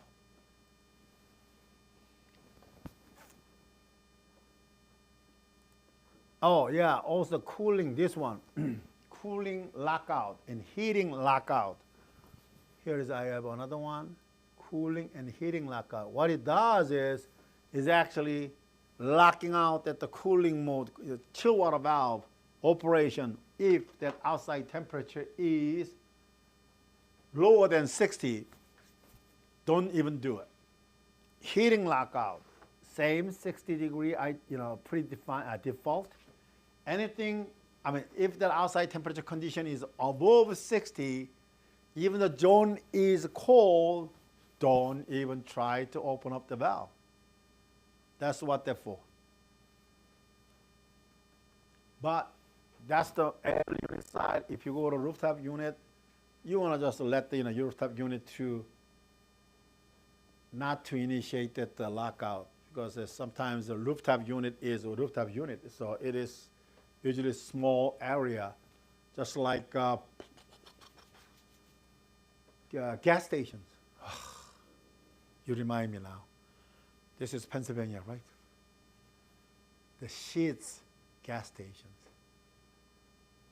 5 years ago, one of my national account manager got trial project for the Sheetz, and they want us to install our solution, which the controller, P controller, I applied it, and for the 3 gas stations in Pennsylvania and North Carolina, 2 and here, Newcastle, and then what is one the other one? Anyway, 2 up here, 1 at the North Carolina.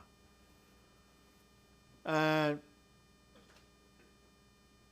that gas station is different animal, because it's just like winter, they still need to run the cooling mode, because it's just inside. If people crowded or do something, they can heat up. But usually my standard is actually we had to compete with the ALC and Johnson and who else, but we never had that gas station solution. So while attempting that, I create the gas station future stuff. Forget it. And we lost it anyway. I was happy about it. But what they asking was, they didn't ask me anything. They said like prove that how they can save money, energy save. So I put cooling lockout, heating lockout, let the damper to control, and then suddenly they said, oh yeah, we don't want to remove the Linux controller. They said, just using your controller, to make a program so when they want to jettison, our control will take over the control. If they want a Linux original controller to control, they want to control with that one. So anyway, it worked. I figured out. So I just installed the side by side on the next separate panel, put it in, and all the wiring with the compressor and fan, and we provide You know, the VFD, small VFD, we used to have a Mitsubishi ones and a VFD 68 and install. Yeah, it's nice working, you know, nicely working. And then I said, okay, my main focus is what? Saving energy. So I just, you know, crunched down my program to saving every single possibility energy. And then, you know what? They said, oh yeah, they don't care. The space was a little bit, you know, warm. And you guys, why not controlling that? And I said, like, you guys want to save energy. No matter what, it's going to be just a circulating air. But, you know, anyway, long story short, we lost it. Because not only that, they are looking for, you know, all power monitoring plus light control. And that all that data has to be matched with what they have in their headquarters in Altoona. And to the matching into their OS system. And we didn't have it, but I told you, I'm running around to create that feature as in a protocol and logic and those things. I kind of running around to develop that one, but our competitor already have all. So we lost it. But anyway, it was a fun 3 months running around, you know, yeah, Newcastle and someplace, and then so drove down to the, you know, North Carolina, up and down for 3 months with my tech. It was fun, but you know, after when is a decision day, I knew we were gonna lose it because this guy has all in hand, off-shelf style, right here. They even have like a monitoring the copy pod and all kind of nice things like that. We don't even know about those things. But anyway, still my NAE, NCE, 3 NCE at each store. I mean, 1 at each store, plus my controller, all still there. When I heard we lost it, I said, "Can I take back to my controller?" They said no. Should I give them a free for like a bunch of controller plus the VFD? Oh, what a shame. But we won that. After I learned that one, I start developing within our internal team. So we actually developed some new feature onto, you know, kind of a commercial side, and then we won the Walgreen. Fun. That's what I'm saying. Some condition, some project may require lockout by the OA for heating and cooling, but some project they said, oh, it don't care. As long as, you know, temperature, return temperature up and high and lower, just do the cooling and heating. They don't care even summer and winter. Then, you know, you don't have to be select that. You have to go to select the system, and you have to be deselect from the heating. This one I selected it, preheat lockout by the outdoor. You have to deselect. Also cooling, you have to deselect. Once you deselect, meaning is like it is all depend on now return air temperature. I mean the discharge temperature. If discharge temperature gets rise up, cooling mode will be kick on. And discharge temperature go warm up, it'll be a heating mode, no matter what season is. But our normal HVAC world, we always lock out that one. So we don't want to, because we don't want to wasting energy. And spec usually say so. Spec says like, oh, well, if outside temperature is certain degree, we don't want to do any heating, you know, cooling, whatever. So that you have to decide it.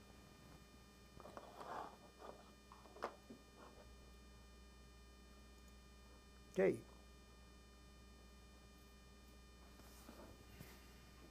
So we got economizer.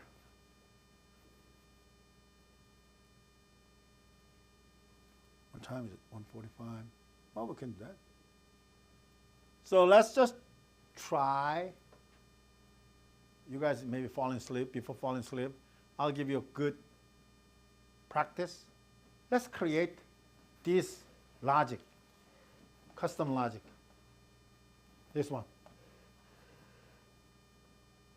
I will do that too, so you can kind of look comparing mine and then you can do yours. So we're gonna build our own. Before you go do that, can, I have a custom control module that I can't find the path based on where to put it, so I can open it. Oh, okay, okay. So go to C drive.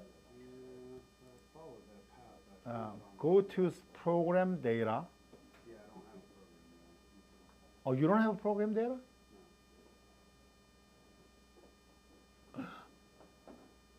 Oh, then where they save to?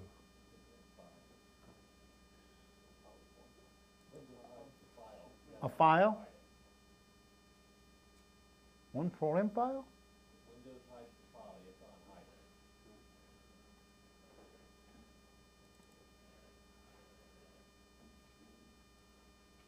Well, maybe configuration is different than yours than mine. So, can you just help him that where he can find it? Says mine is with Johnson standard computers all create the program data and dump into there. It's there, but Windows hides it. You gotta go hit show, hit Oh, yeah. Sorry. Yeah, you meant to hide it. So yeah, go to unhide. Open a file explorer, go to options, go to hidden folders and files, and hit show hidden folders and files.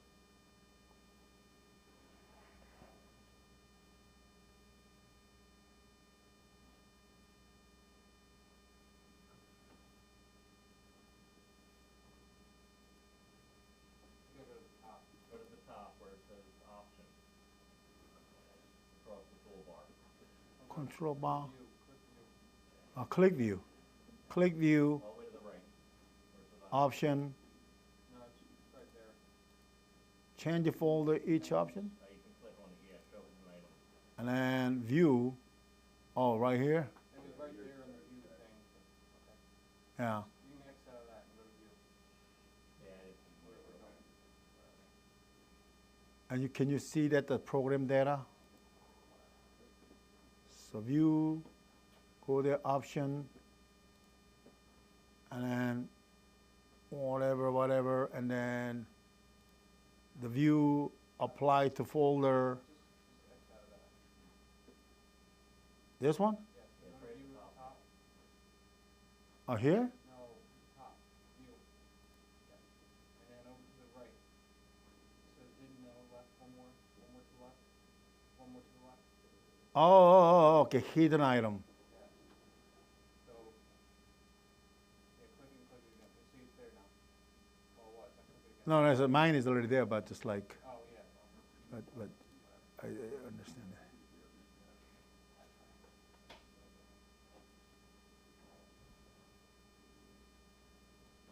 You see it now? Yeah. Program data. No, you won't click. Now I actually hide it. So it's on the program data. Okay, and the John's control. Metasys 3, CCT, UI, custom control module.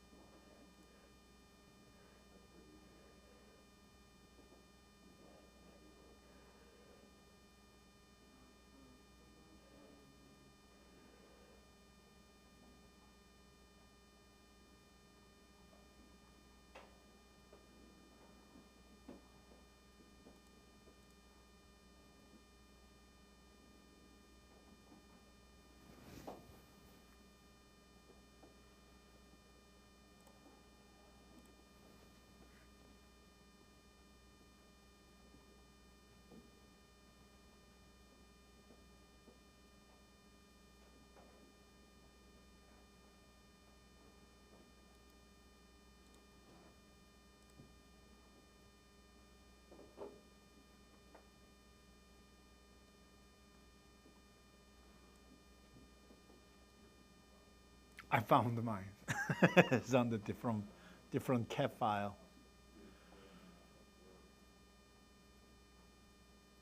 I found mine. So there is no more FSM. So I create this one. I think it's right before I come to here. And I'm going in here and then just equalize the type. When you select the auto, it is doing this way, whatever we describe it. But yeah, this is what I done, but you know, you can just looking at it. But try create your own.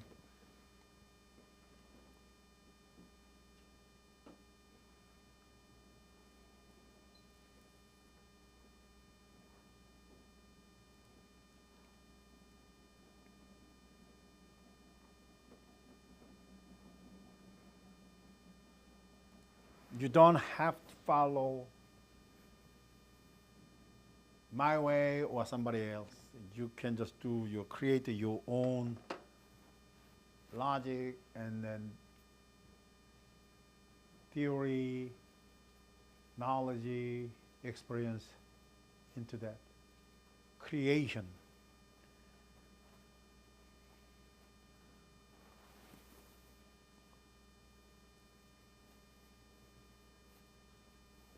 Because I just create what kind of economizer type is. So economizer type is I actually create the network input right here, economizer type.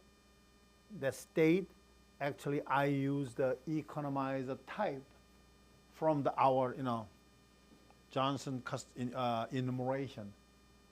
That economizer type will give you option on drive off temperature, single enthalpy, dual enthalpy, and auto. That one that I mentioned to the chatbot. And then after that, I said, okay, I need OA sensor, definitely. Also, I need economizer switch over outdoor temperature set point. And then I just adding temperature differential and OA humidity, and also economizer switch over enthalpy set point, enthalpy differential, RAH, RAT, and also I'm checking the outdoor temperature or outdoor humidity or return air temperature, return air humidity reliability check. So this check is actually coming out from different model here, which is a sensor reliability check, which that I create another logic here. Here is a sensor reliability check, this guy. It is simply check the reliability. Nothing but just to check the reliability. And then I did adding more feature. So OA sensor is installed or not. Based on that, I check the corresponding input. So if OA sensor installed, then I'll check the hardware OA temp and hardware OA humidity.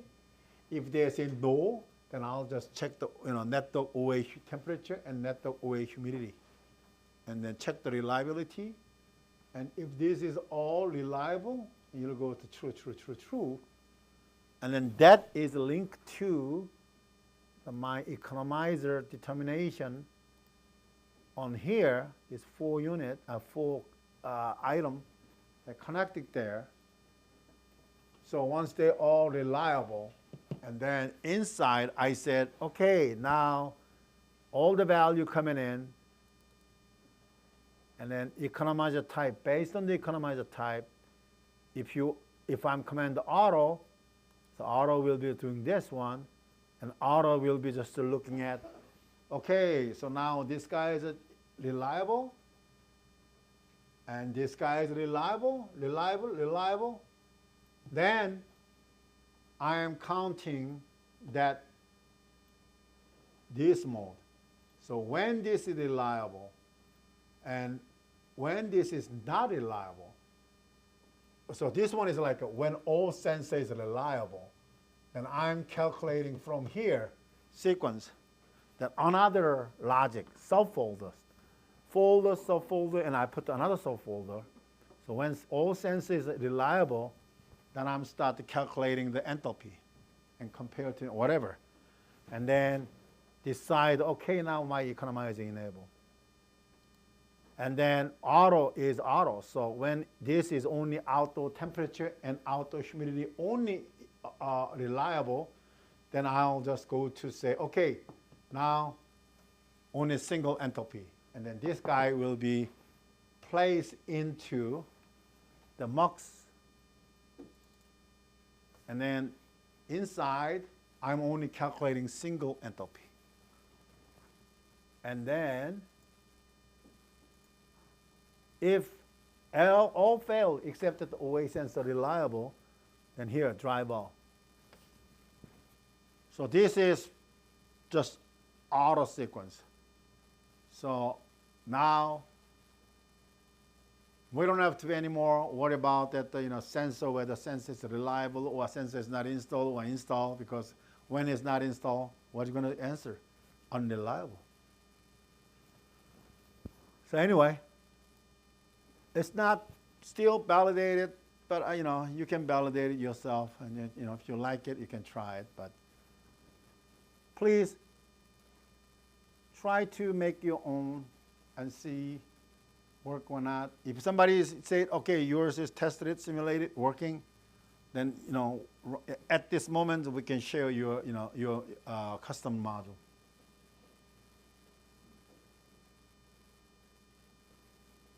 Do I have your whole address, email address? We're all on that email you sent out. Yeah, isn't it? Brian sent it. This one? Yep. Yeah, we're all on that. All right.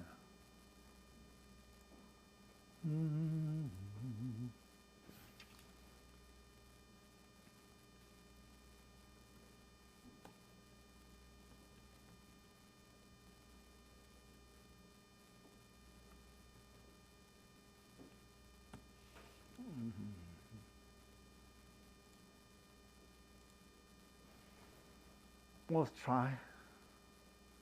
Every time I sending out through my Johnson email, they always so many restrictions.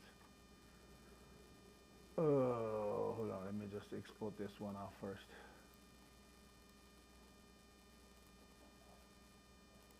Let's try at least one, see if that's working.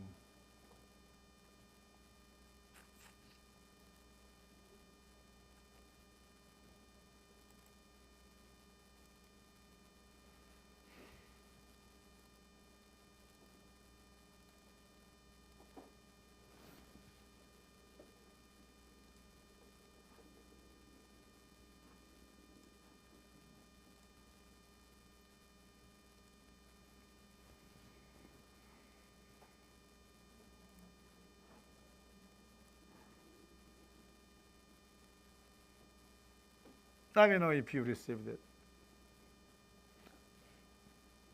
In the case, if you received it, I'll save that email address. I'll make a group, and then I'll, sometimes if I get the new app, I tried it, and I'll send it to you guys. But please validate yourself. It's not 100% validated. I didn't test it, so. Yeah, we got it. Good, good, good. All right, that's good.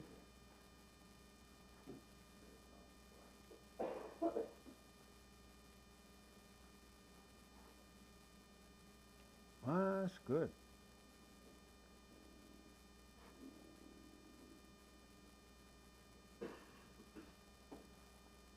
Now I can't do that before. I don't think I'm on that list.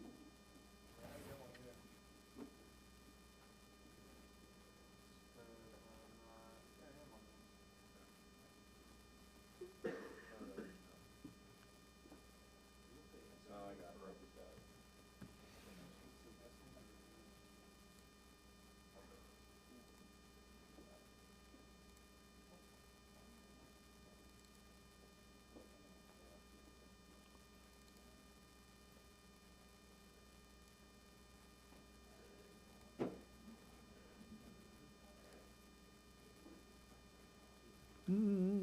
too big? 10 megabyte, maybe they're not allowed.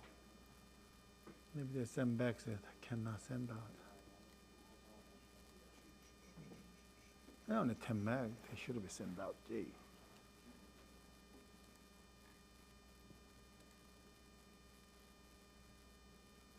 said to insert custom logic, you have to put it in that folder?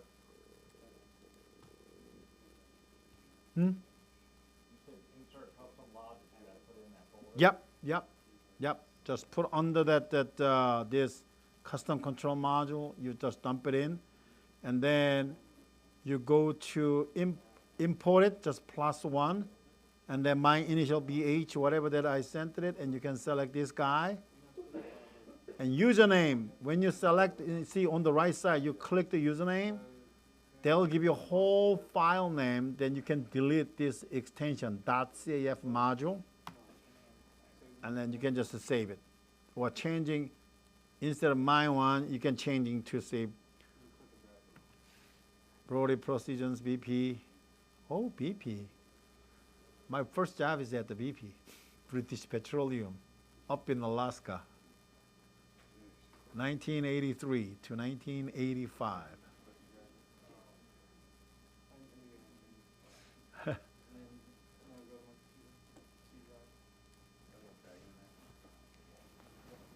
was right about the time of the Exxon oil spill, huh? Yeah. That was way back in the day. I mean, What job. year was that actually happened? That happened is like 1987. Okay. Yeah, around there, 86 or 87. But right after, anyways, I left at the 85, so I joined the Johnson at 85. And it was pay good, but the problem is I have to fly 2 weeks on, 2 weeks up at the slope, so I hated it. At the time, the dishwasher making the $100,000 per year. And I was an electrical engineer. I make the less than a dishwasher.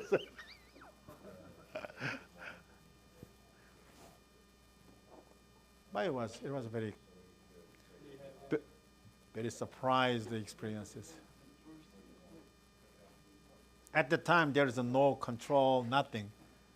So when we monitor gas pressure for the well and everything, we have to make the sensor pressure sensor. Not us, but it's just like, our subcontractor from the HP, Dell, the deck, they're all making up. They're geniuses. Oh, I always appreciate that, to work with those guys.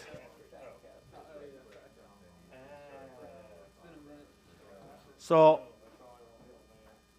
yeah, if you don't, if you're not creating your own, at least to look at the mine and then, try, later on, test it. Try, just understanding first, and then test it later on. Make sure it is work. I told you I can share, but I cannot guarantee it.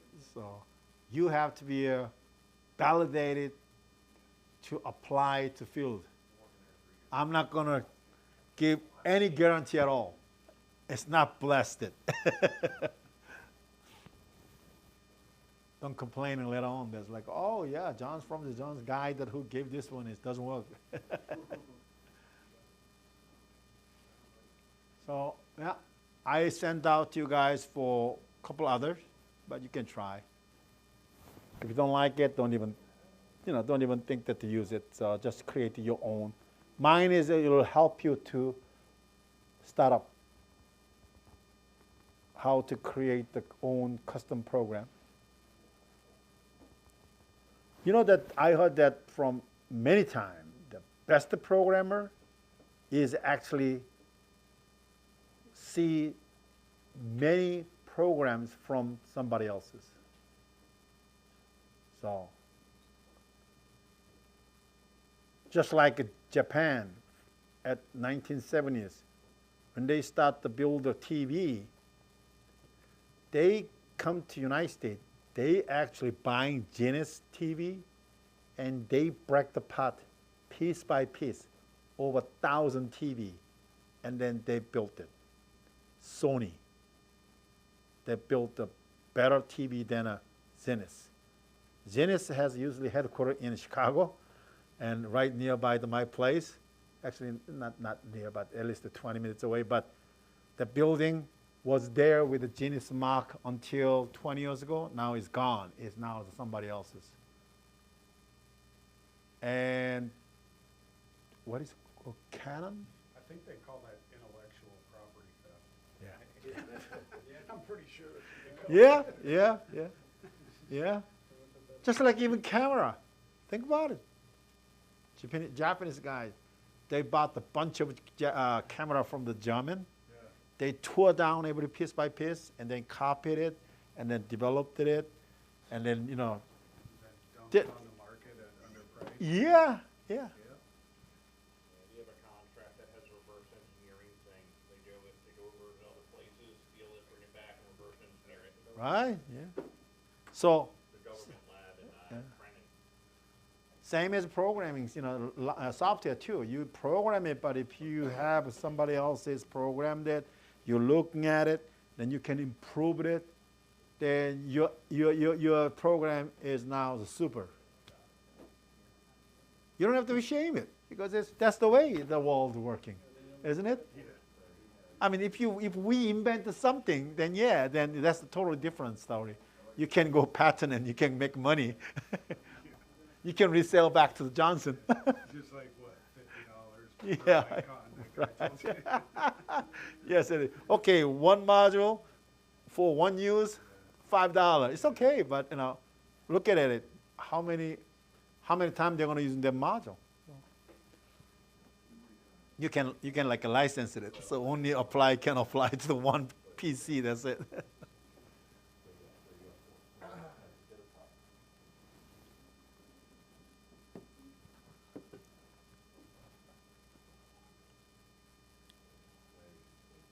Because I never realized that I will end up doing a lot of programming. Because my background is electrical engineering, of course computer science, but at that time computer science is what? It's just old. I'm a first generation, so. Use rate control, is very basic, I guess. I didn't even know that why I joined Johnson, because I was kind of bored working at the BP up in Alaska, so I just kind of decided looking for a job. At that time, the Johnson Control was installing their controller in our headquarters in Anchorage, and I was also the project manager part of it because I was electrical engineering. But I didn't care much because I'm a rookie, so they just put me into that. And then Johnson Control offered me jobs, so I just said, "Oh, that's okay." I took it, and I flew down to Chicago, and that was my start with the Johnson. But I end up doing a lot of programming and then engineering designing. More likely, I'm doing more mechanical side now these days instead of electrical. So. You never know. You may be the superstar in programming in CCT. I don't know. I think so. Like, you can pound the Johnson branch guys. Hey, did you know that? Yes. Please don't say my name. They'll curse me. Yeah. So try that. And also here that I also sent you out the occupancy mode determinations. And also Johnson set point determination also. So just like you can just looking at it.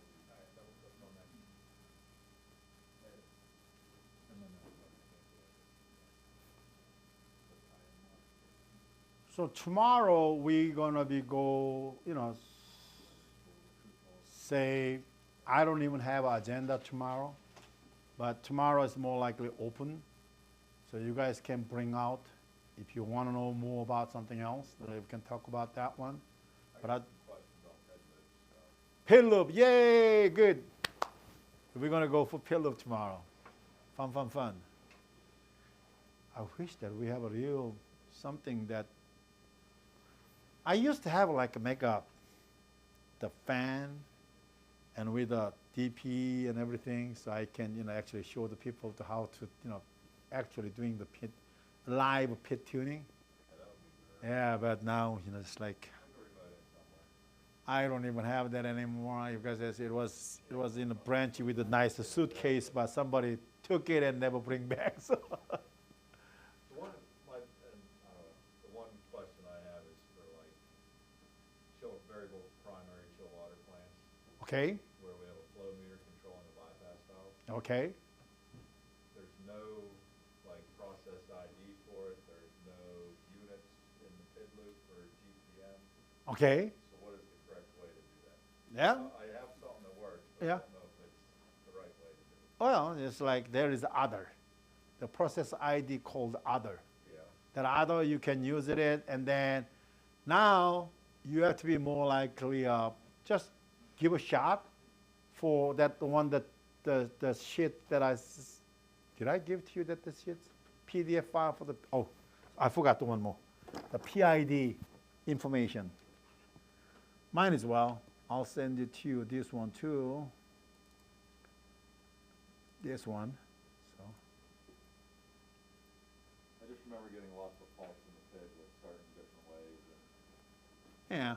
Like where the tags turn red, I've had, Yeah, text on red meaning is it's not matching units based on that your process ID. Yeah, but your unit for GPM. Right, yeah. Like it's, Then guess what? There is another bypass that you can just, you can set the process ID for like a bypass valve. Then just put something like a chill, say discharge temperature, and then set to the degree, and then you just connect the input process variable there, and see what happens. Because that's only in the preset, so they're always looking the process ID and unit is matching in the predefined PID processor, but you don't have to really match with what your real unit is. It doesn't care. and then should you always add a process range? Should you define that? Because when you do a side loop, it connects that point, but it's 0, 40 in the module. Mm-hmm. So you always define. Yeah, we're gonna go tomorrow. That's fun. That's gonna be take for a while. All right. So, good point. See, somebody can bring out, and we can. Now I have a time to spend something.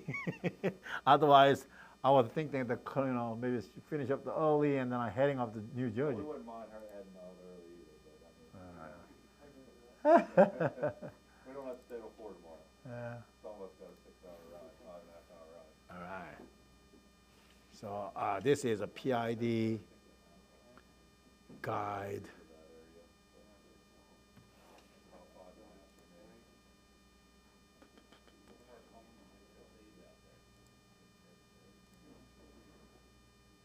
Oh, also, I'm going to put this guy. I'm going to put this guy. PID guide and Ashray G36 and 62.1.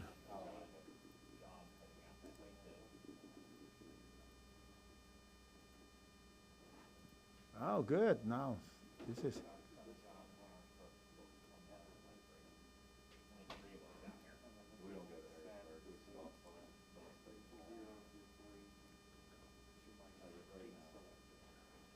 Great. So now I shared the old file that I was just kind of a plan that to send it to Tom, and Tom sent it to you. But now we got the email, so I sent out all. You got the VAV, that my points PowerPoint print out to the PDF. I sent that one. I sent some sample of the module, and also I sent out that PID prac tuning guide, the brochure, plus that Ashray G36 and then 62.1, some information. There's 4 different emails. Yeah, I think it's 3. Yeah, 3. Yeah.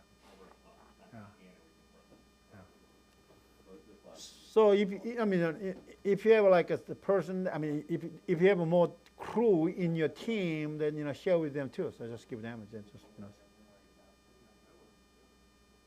hopefully they can share each other.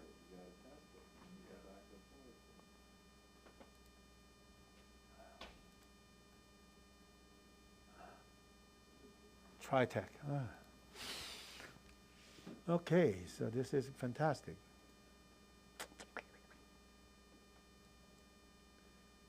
Yeah, pit loop is always fun, and we know that's the air under the unit side, the cool chill water valve, hot water valve, and fan speed. That's always fine. Pump speed, that's fine. But like a GPM flow, water flow, I never had a problem. It's only you have to do is just don't worry about that unit and process ID. Only just select you want to. Because a valve, you don't want to go fast to respond to it. Bypass valve. Then just find the that area band of the process ID, and make a unit as a proper unit as that, so you don't get the red lights on it. I guess it depends on how the system is too, because a lot of times the valve opens and your pressure drops, pump speeds up, and then it sits there. Yeah, that's. Going like this. So who's going to do the first? So, That's sometimes I give them so I don't want the two pit loop to fight each other. So what I do is usually I let the first one to settle and then enable the next pit loop. Because if you just enable simultaneously, they will fight. that scenario, cooling towers and steam are the only ones. Right.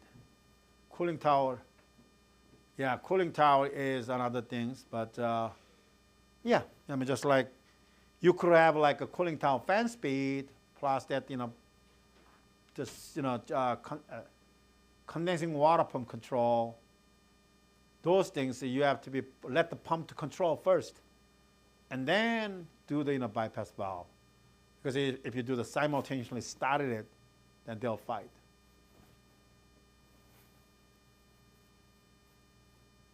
It's always a matter that is when is a startup. Once that into the control, then you don't see much problem. But usually when it start up, there are always cause. So I just create state table that pump control first. And then when pump control would expire with a certain safety zone, I say stabilized time, I kind of usually measure it. Say after 5 minutes, then start the bypass valve sequence.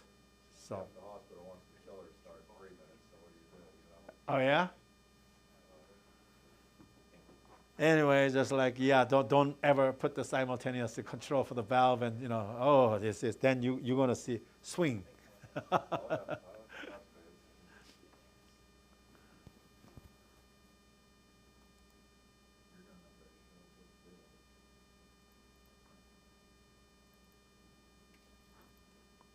In the case.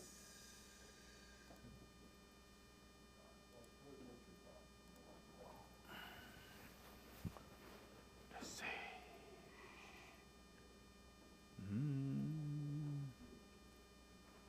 Training. Cooling tower.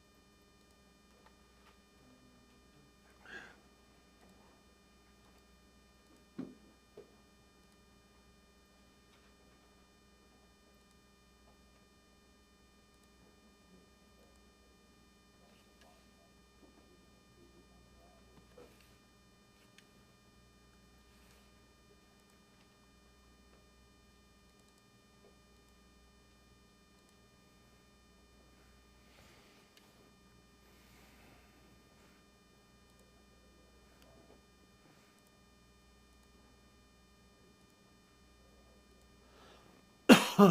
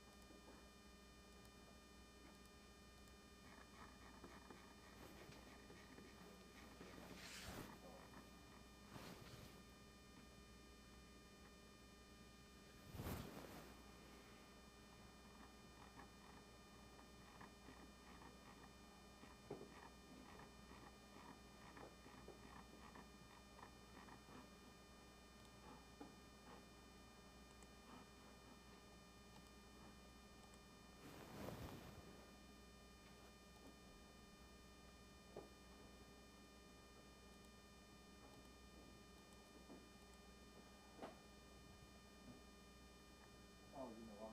Plug out. You gotta make it connected.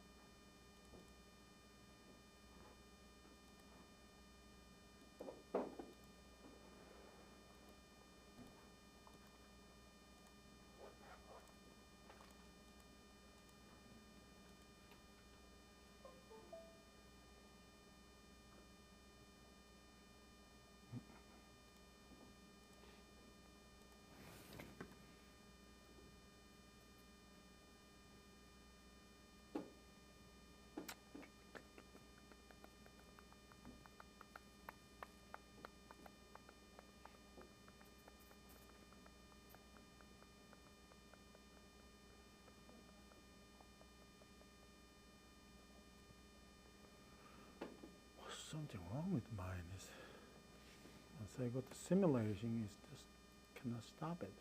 Huh.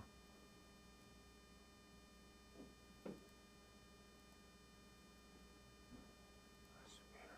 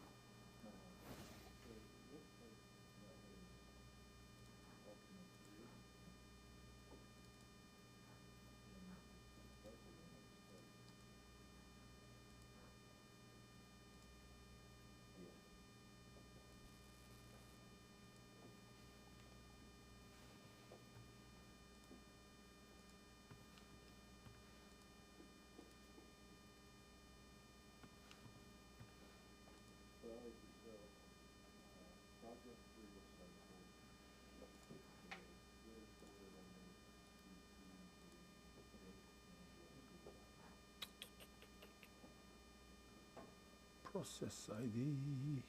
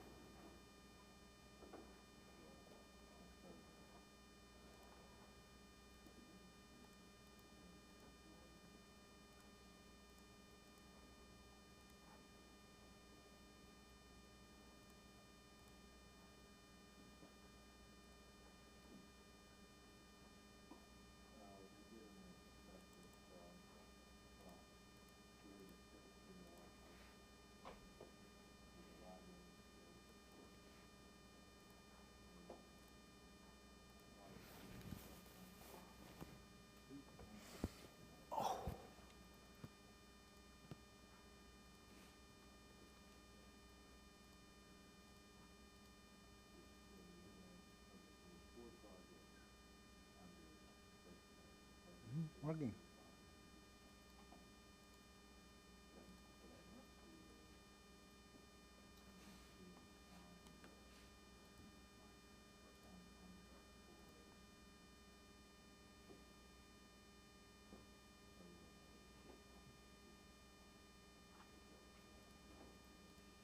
Yep. Try stop again.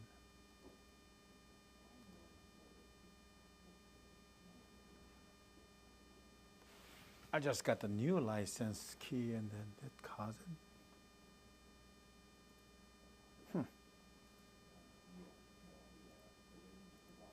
It was worked at the last simulation and now it's happening again as last night.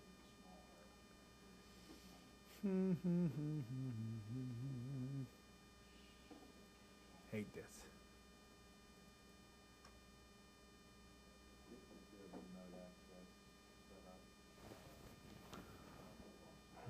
Okay.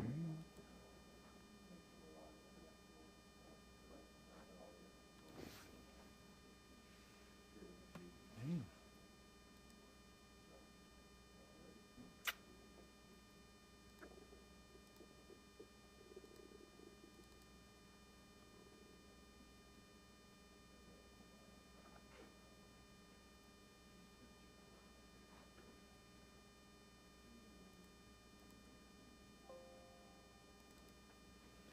Anyway, yeah, so now I think everybody has been just looked at least looked at, and then try it.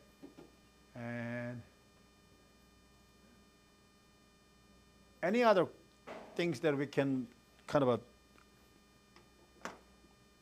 look into it for, all together. I got the good one, good task tomorrow for the PID. The PID is not standard process ID in CCT. That's another nice points that we can tackling tomorrow. So tomorrow, PID, and which that is non-standard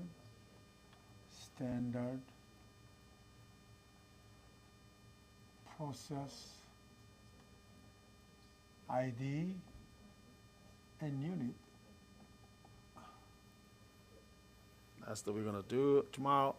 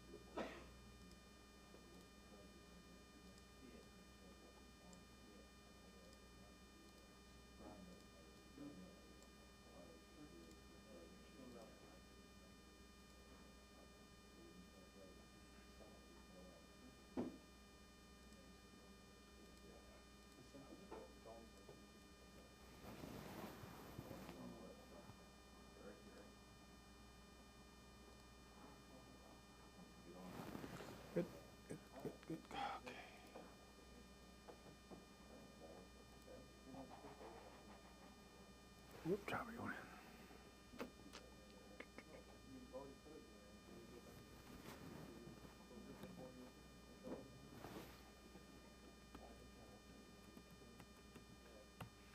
Because you probably close it. You put it in there while you go to reset. Cancel all that.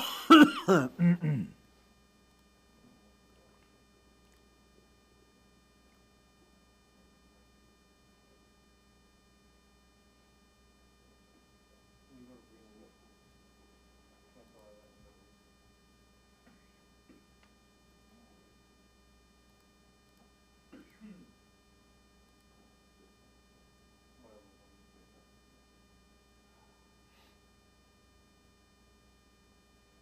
Should do the top one. No, that's fine. Oh, isn't that what you want? What are you trying to do? I don't know what you're trying to do. These are modules in a second. Right, so you need to open up thing, and then you go in a module. I don't know how to do that. Go to the plus. In the state generator. Custom. Go custom.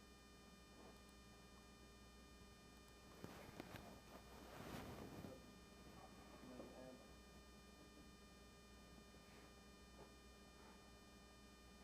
Now, wait.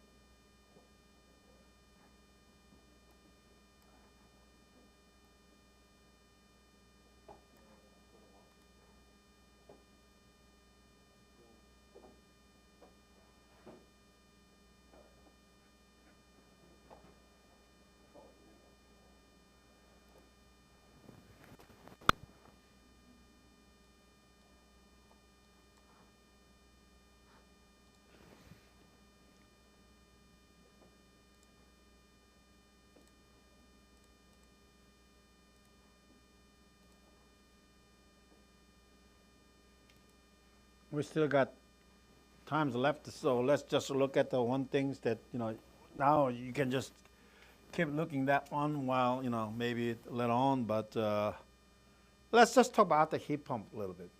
Heat pump. Somehow that my gut feeling that is a heat pump is maybe more popular than used to be, because now in the Europe, they are now really pushing out on the heat pump side. Usually heat pump, we just think that the small unit for domestic, but in Johnson, in Europe team, they are now applying heat pump. Heat pump theory and the heat pump, units is like for the commercial, industrial, so. And also, even myself, I think that I have like a furnace with AC units, and sometimes I just think that is like maybe more feasible to using the heat pump. But usually heat pump concern is what? Because there's maybe not enough heat during the winter time. So like a state of Virginia and those area, kind of milder than central states, they use a lot. Because my son's, when he used to live in a townhouse, he had a heat pump. Now he has like a single house, it's a little bit bigger one. Now he has like a furnace and AC unit. That's the things. But in states, our heat pump technology is maybe not, improve much compared to the Europe. And I have one customer in Canada. They are actually manufacturing the heat pump. And then this guy's now is in middle of the developing or just new designing phases for the heat pump that cover up even up in Canada. So that might be a workout for every even north side of the America. As long as anything work in the Canada, it's going to be work out here. So yeah, heat pump is still, on my view of that, just like a control side, we think that there's not much revenue on control side. Because heat pump, they're usually using what? Their own controller. And because of the size of that unit, small, so they have a very compact design, digital controller, I say. But hard to say digital controller right now. There's most of what they have it currently on most manufacturer of the heat pump. They have more like a semi-mechanical and electrical controller. I cannot say really 100% digital controller, but they are now touring to the digital side. So I have a lot of some inquiry from the heat pump manufacturer that they ask me that is that do we Johnson have right controller for heat pump? But our most controller is like cased it, the size is pretty good size. They don't care about the case first, so they think. So these people is talking about that they're really sensitive about the even dollar, cost in the dollar. So that's why I didn't have any success, much success with the heat pump manufacturer. But the one that I mentioned to you guys, that the multi-aqua, that size of that domestic heat pump is pretty good size, and now they are using EasyIO to testing it. They already got the one patent passed. They got the one patent with the EasyIO. Now they're working on second one, but still that volume, I'm thinking maybe a maximum per year, maybe 1,000 unit that we can supply.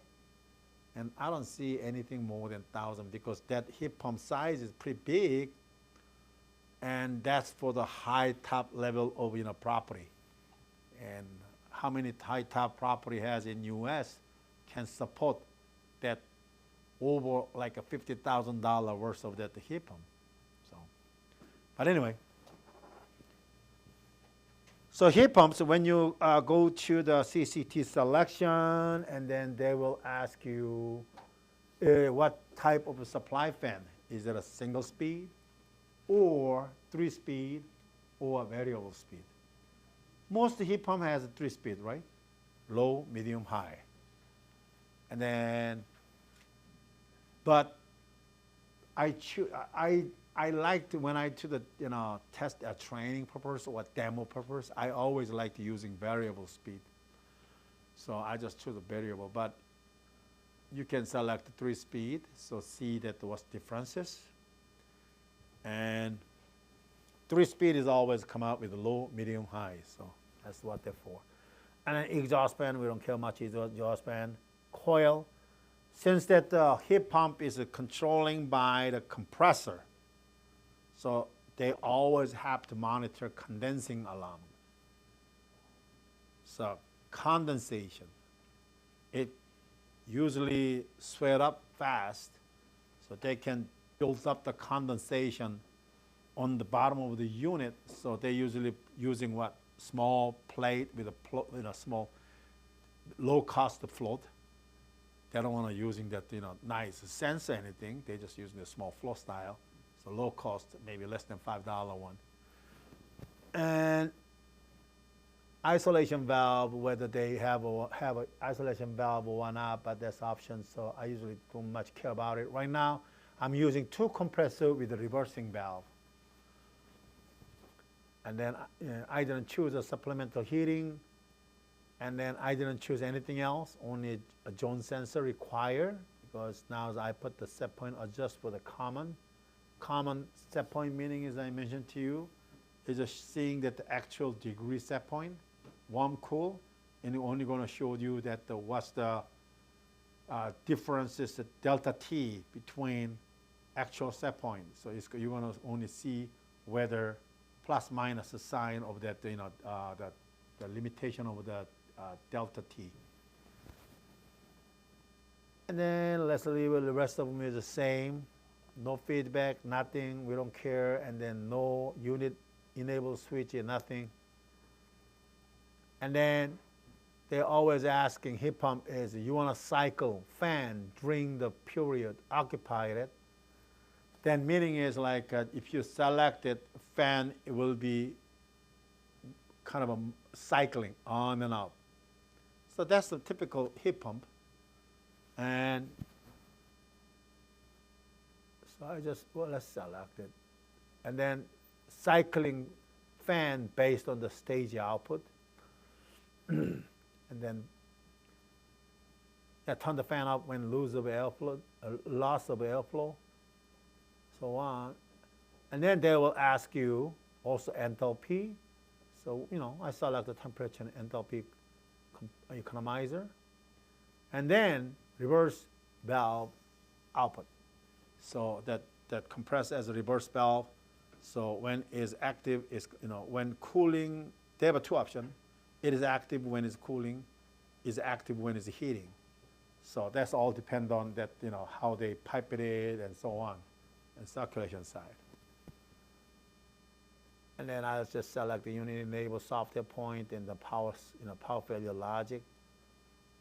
And I hit the yes, and I will lost all what I done before, but now it's like, boom, it's okay. So now we're done. See, it's very small. It's only 19%. So now if I select with the CGM, yeah, just select CGM. I don't have it in a 04, the smaller one.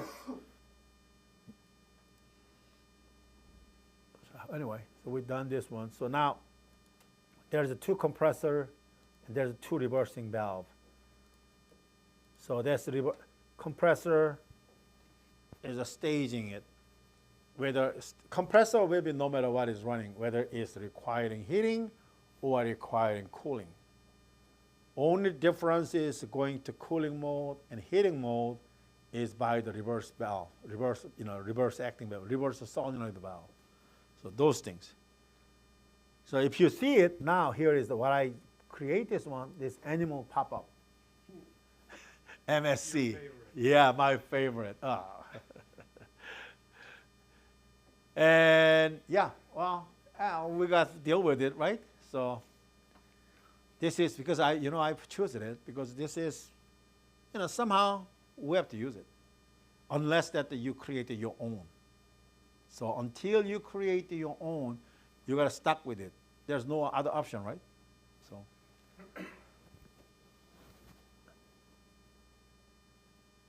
And you double click that one, go to help. Let's see what kind of help they're going to give to you. MSC 1 through 12. Oh yeah, that's it here. Capacity, 0, 5, 10, 15, 20, 50, 25, whatever, go on. And then 5-ton device, 10-ton device, 15 device, 15-ton devices. Battery output.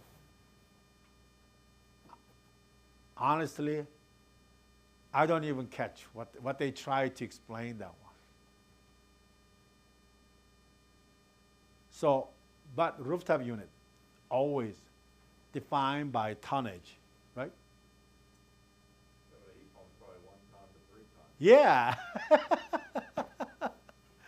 See, that all this one, that MSC is actually calculated by this metric. And then, based on that, the tonnage, they're sending out the battery output. But as it said, gentlemen said, it's like, hey, what about that? That's in between something that opting, how they defined it. That's why when you apply at the unit, if the unit tonnage is not exactly what that specify here, there was some, confusion, or not confusion, it's like not accurate. But we can try, So let's say, so this is a battery output signal theory. I thought that I'm never going to come to this one, but we have to come in anyway. So yeah, hey, just don't. There is nothing you have to know about it, but just like, oh yeah, swing back on and go there, and next step, go down and come back. Go out and whatever. So, like a PID loop, we get used to with the 0 to 100, right? Just nice curve, just 0 to 100. But this is not talking about that the 0 to 100 PID. This is internal calculation based on by the tonnages and staging. They are calculating. They are actually different control output internally. So we're going to go look that one. And then staging, runtime based on, and then, just like, oh, wow, whatever. And here's another one. If you're somebody really figure out what they try to explain to you, please just, just like maybe you guys can maybe just nearby, so you can just maybe this, kind of explain to other person. I don't want to know. Okay, so right here, anyway, so look at it. Now we got it. So, okay, so now I'm going to start. So no matter what, okay, simulate it, save it, HP. I don't want to go fast. I want to slow to see everything. So I just said, actual runtime. I'm real time, speed for the real time. And then, okay, supply fan, I'm going to put on. Just it's not hurting. And then what else? Occupied. I'll put the occupied. And then system mode auto. Unit is enabled it. And zone humidity, say, what's the zone humidity right now? Say 39, whatever. And zone temp, let's leave it at the 72. And then outdoor air humidity, say 68. And outdoor temperature, let's say just compared to summer. So say, 82, and start and see what they're doing. So I told that, like, hey, we are in summer, but the zone is satisfied. And then go state table. See here right now, unit is still shut down because even the unit is on, there's a delay time to start. So let's just wait. And unit enable determination is still showing the shutdown. So if you want to see this guy, why cause it, is the unit is enabled, there's a 60-second power restart, power failure restart. So right now, we just freshly restarted it. So it counts 60 seconds for the engaging the logic. That's the power failure restart sequence. So waiting for the 1 minute, after 1 minute expire, then unit will be enabled. When you deal with the compressor, please put the power failure restart time always higher than 60 seconds. Because, so now it's a drop, see, it's gone. So now everything is saved, and then it dropped down to like a damper. Okay, fan is right now off because it's satisfied. So when satisfied, fan doesn't turn on, right? Same as whatever we have at home, that all the fan is the same. So it's a closed, damper is closed, fan is not running, and fan is off. And then stage compressor satisfied, so that's why satisfy is off. Where do you edit that power fail time at? That is on the unit enable determinations. And then there is like a power failure restart time. If you don't like that one, you can go to that block and you can disable the backnet expose. And then you can just create the network input and link it. Anyway, now we're going to raise up that the zone temp. Since the summer, I said, okay, right now, zone temp is 76. Now, see, as soon as I put the 76, they have turned into cooling mode, right? And then go state table again. And now we are in cooling mode. Boom. And then it goes to control. And then stage compressor for the heating mode is off. Now fan determination is still showing off. And then let's go look why it's still showing off. Right here, this guy. So it's because it's off, because it is looking for heating and cooling requirement is right now is 0%. So heating and cooling requires still 0%. And this is coming from MSC. And then this MSC coming from stage compressor control. So there's a lot of things, but see, this is now they are talking differently. Cooling's at 21% Yeah, it's just now just changed it, but so what I try to show you that is where the hell is the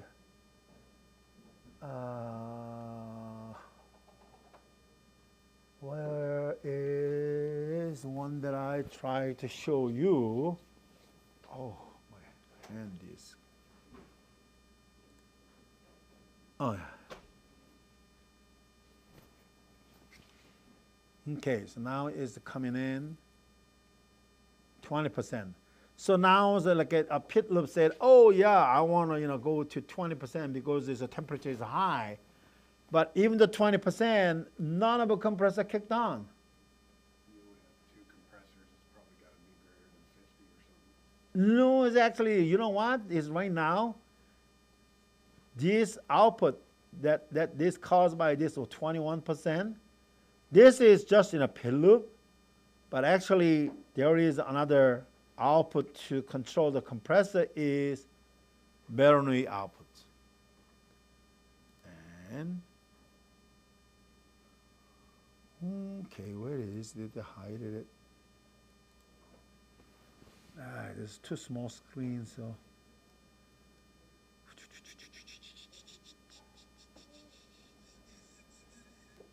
Oh, well, let's just double click this whole thing. Control cooling.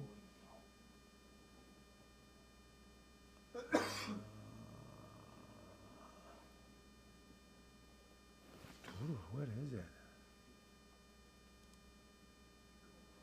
21, cooling output. And then this one is go to here. Here it is. Yeah, here's the Bernoulli output right here. Bernoulli output right now 46.4. So that Bernoulli output has to be exceeding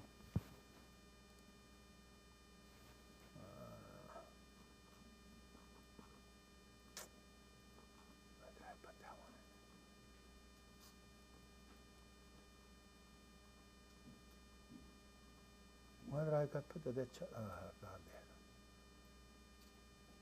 Not this one. Oh yeah. Gee, I get confused. See here? So this Bernoulli signal, it'll just wait until they hit the top high 100. And then now it is enabled. At what percentage of output of the Bernoulli?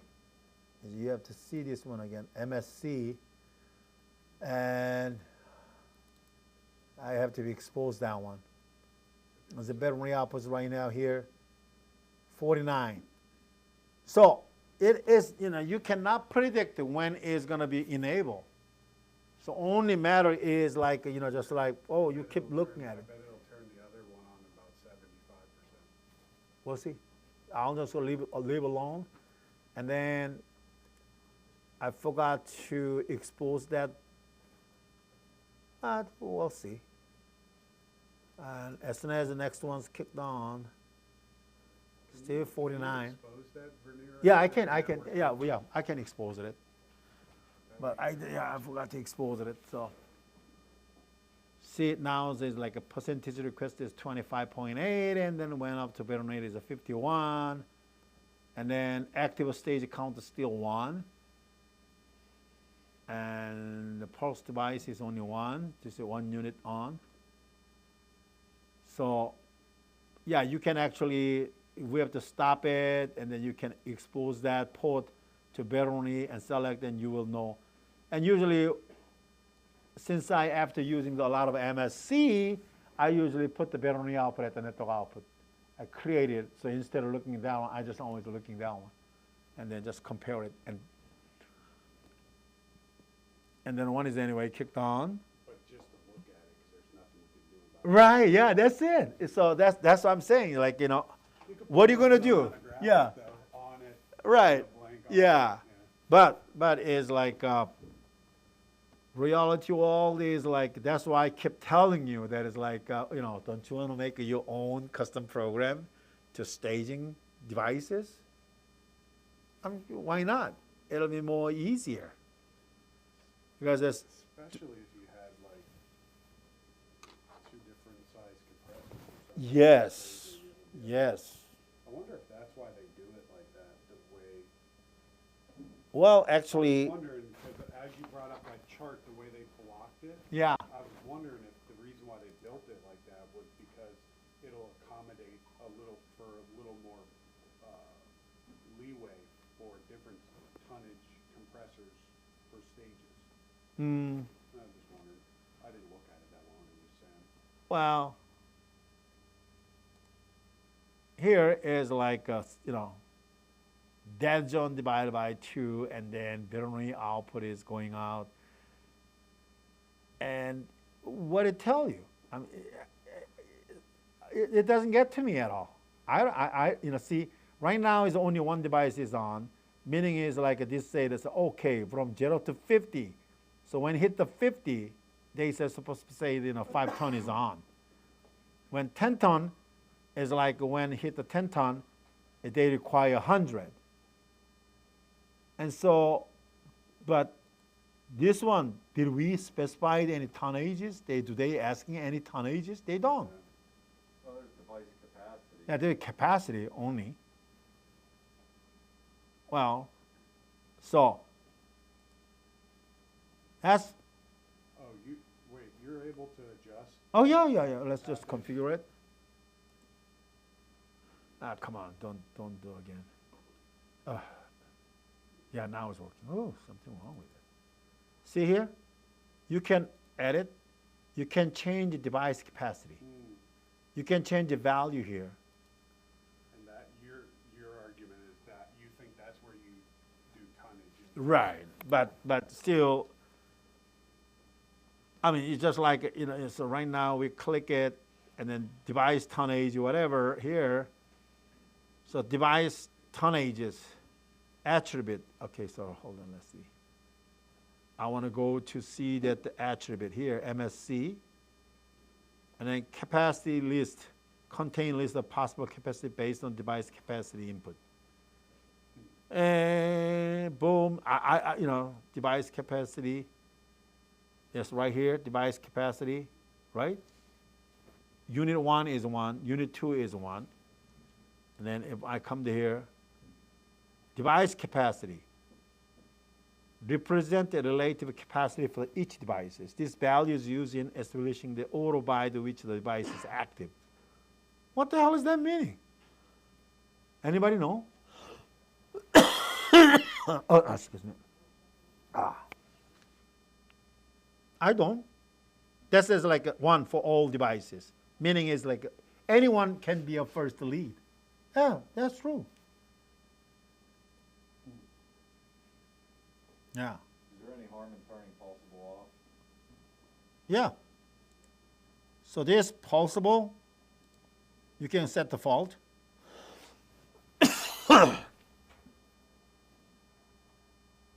I mean, I think I read somewhere if you turn them to false, so you have to turn off the auto too. yeah. But So if you had a set stage that you use them to run an order, would you do that to this? So that they're not rotating? yeah, this is a device first or on all. Excuse me. Device 1 or device 2 can be started in a lead. But if you specify this one is value say 2, then now it's like device 1 is always lead and device 2 is always lag.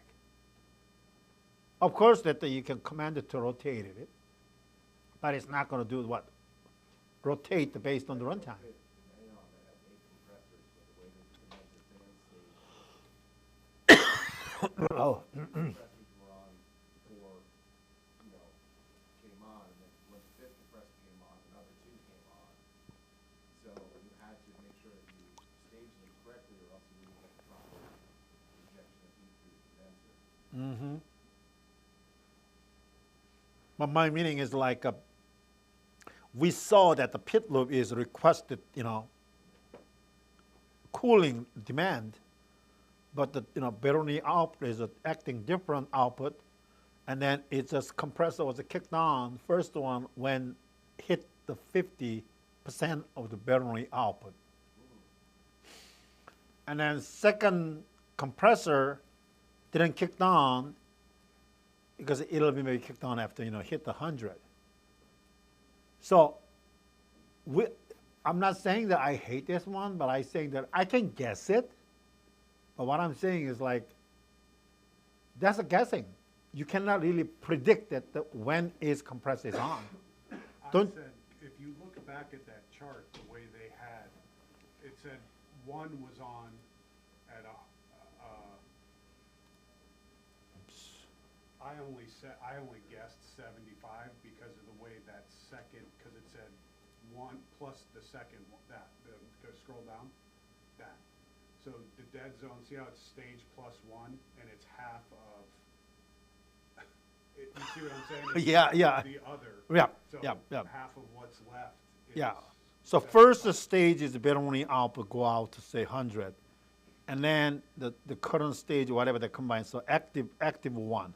Now this is go drop down, but if the pit loop still going demanding it, it'll go again, and then when hit that 50% whatever, it'll adding another stages.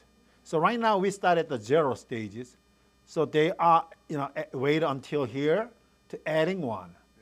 And then now they go the same way. But then they turn it off and you're still not even. Right. Calling it, turn it off. and Yeah. Your customer's seeing your compressor on and off and you're 5 degrees away from set point. Yeah. So Sucks. what I'm saying is it is, I understanding this one is designed for like a tonnage spread out and then do whatever it's supposed to do. But I'm not saying this is wrong. I'm saying like, okay, this is working. If nobody asking it, oh yeah, it's working. Who cares about plus minus 5 degree to up and down? But don't you want to do some logic that when is the second one kicked on, and when is the other one is knocked out? And to do that, you have to create your own logic. Is that difficult? I don't think so. I mean, I mean, the argument here would be though, this is a pretty basic yeah, selection tree that should work Yeah, yeah. flawlessly and it doesn't. right, yeah. Just like, hey, every branches, they still using this one. And say, oh yeah, that's done. Just walk away. And then, just, working, they say, oh yeah, working fine. But if you have like a picky commission agents or a customer, they will argue it, then, yeah. Then only option is what? Just make a custom. Otherwise, you have to depend on that one and changing capacity, all these things. Maybe once working, but if that Bernoulli output is always the same, no, it's different. It depends on the, this temperature differences, the delta T, plus that the output, pit output, that's play to create the Bernoulli output. So that we are now kind of holding it by unknown equation, calculation. That's things that I always bother me. So, Shouldn't the auto-tune help with that, though? Shouldn't the auto-tune help with that? auto-tuning is actually sending out that this pit loop. That's all. So it's not. No, it's not an auto-tune. It's a veterinary output. It's totally different animal.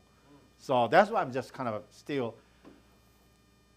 I do not have, this is my excuse. I do not have a perfect, easiest way to deliver this MSC function. That's honestly, I can tell you that, hey, I wish that I can deliver exactly how they designed to create this module. I ask every single formula guys who ever changed it for, since that 15 years of this life, whatever. No, it's more than 15 years, isn't it, CCT? I asked that, whoever charged that, I said, hey, can you explain that this MSC function? Oh yeah, I'll get back to you. And then he wait until they get the next positions. But I'm here.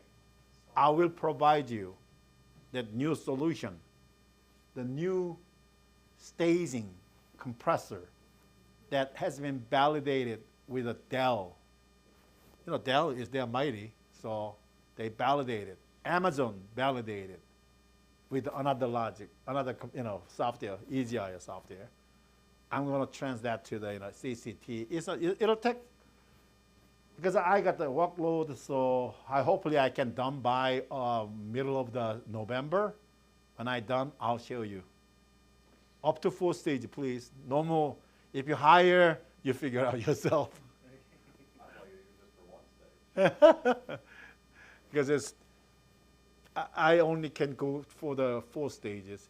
The 4 stage, what it does is actually looking for the runtime, failure, all scenario. And then it'll determine that which one is running. And also it'll tell you that lead lag order, like a C1 dash and C. I put the like a numeric 1, 2, 3 in the EasyIO, but CCT I can put like compressors, so C1 dash C2 dash C3 C4, and then back and forth, and I can mix up. But that I can deliver hopefully by November. Well, And I'll email you after that. oh yeah, I got the email, so don't worry. Yeah, I got no. Before you email me, I'll email you. Maybe I'll email you that the incomplete one, and I'll say figure it out. It's a homework. That's what they do to us anyway. Yeah, this is a homework. Figure it out. But yeah, I spend quite a time to figure out, not figure out, but just to translate to the program that is a common sense one. So I just throw it in and validate it. It worked, and then customer liked it. That's all care. Now that you. Why don't they have you do all the modules for the? I don't want it. I don't want it. I got enough work, so I got overloaded it. My backlog is up to until I got about 2 more years work for my backlog. So yeah, I don't want it. That's my OEM customers still my priority, because they're not only just asking for the software. Sometimes they asking for consulting for their unit. So one manufacturer who making up the package chiller unit, process chiller, and they just kind of always do what they think that it was right. And then they came to me one day and they asking me some kind of comments on their system. So they invite me to their factory up in the Minnesota. It's about 2 hours away from the Minneapolis. So I went up there, I look at their package process chiller unit, and mechanical wise, there's no issue, nothing. And then, but like I look at some old electromechanical devices. I told them, let's try the changing some to digital, and then even VFD for running the compressor. And then we did something, and then they actually made up the demo unit, and I gave them a not EasyIO at that time. Is the only that I can available at that time was my M4 CGM, FAC. FAC, that I applied that, and then they loved it. But the problem was that they're OEMs, so they cannot sell the FAC. So I actually converted that to P controller. So peak controller is at the time was for the OEM customer. So they use that peak controller. Now they are using they convert that to the EasyIO themselves. So, yeah. I'm not just programmer. Actually, my job title is not a programmer. I don't even know what my title is. Honestly, I don't. I was a branch manager for the 10 years. I was doing regional sales manager for another 10 years. But all that 10 years, 20 years, always my behind the tag is senior engineering manager. I said, am I really managing some engineering teams? I only have how many guys? 2 guys? One for the specific for the refrigeration, one for the specific for the just housekeeping stuff. So That might be based on what they pay you. They gotta put a senior. yeah, they pay me $1 an hour. So I know that one. They gotta have a fancy title, 'cause they. yeah, they always are like, oh yeah, you can use any title you wanted it. That's it. I'm happy with that. It just employee, just engineer. That's I'm happy with it. But anyway, the MSC is another one. So yeah, you can just simulate it, keep simulating, and then see that. So now, okay, we almost forgot. Go expose this one. Go right click here on the bottom side. Go here and right click, expose port, and then oh yeah, we want to put the battery output. And I want to put the active stage count, how many how many stages they are requiring it. Hey, I will just also click that the percentage capacity enabled or not. Why not the pulse devices? This is all output side. So actual result from that MSC. And then in front side, yeah. Okay, let's enable the rotate now. And then let's say percentage request mode. Select all. And then just okay. Now see, bump up. Now more stops here.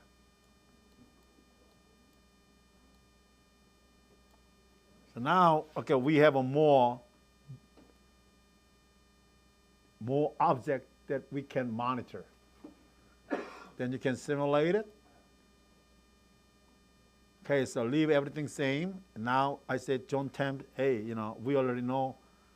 So I just change it later on, yeah. And then I was really trying to nail down this guy. So what I done is I connected to the supervised devices. I trained every output, and then command. So what percentage battery output was create and enable the stage 1, stage 2. I already done, but this, after that, I still kind of scratching my head. That's why I just kind of trying to share with you, because you already know you already mentioned that is the MSC is, hey, it seems like it's not working well. So that's why I tried to show you guys. Now still unit enable is a shutdown because we know it's a 60-second, they're waiting for the 60-second to elapse for the power failure restart.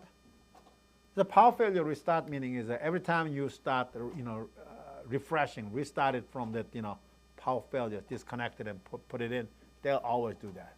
So now enabled it, and then one thing that see that this output here, the percentage command is actually going out to heating and cooling percent here. That guy is actually coming to right into, where is it? MSC count. Okay, so where is the input process variable? Oh, sorry, this is process variable. And then percent request is with output. So, where they went to? Heating and cooling percent still 0. Because this is compressor control is still showing off. Did you leave yourself? Yeah, oh, sorry, John Tempe is satisfied. Oh, boy. Let's just say, okay, this time 77. Okay, here we go. And then let's just look at the heating and cooling, still 0. Now we are looking at the battery output on the top of this guy. And then watch out that there is active stage count. And then see that, oh shit, we only left, we modify it, right? The capacity. Yeah, we modified it. I want to put it back where it's supposed to be. So we can just see it for the default value is. Okay, I want to put the say it's just 1 and 1, same thing, and then leave it. Okay. I cannot wait, so 77 here and start it.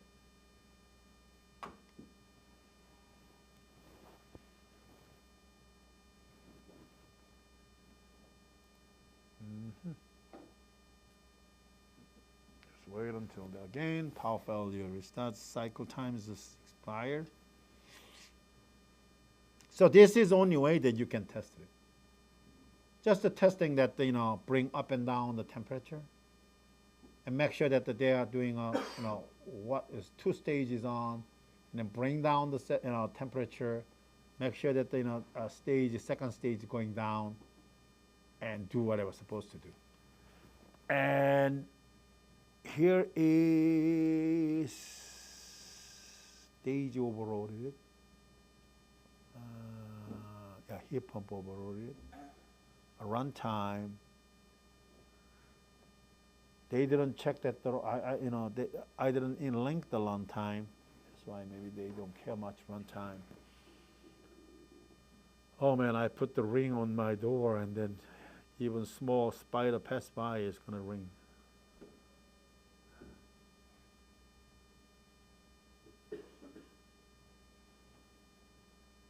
Oh, kit.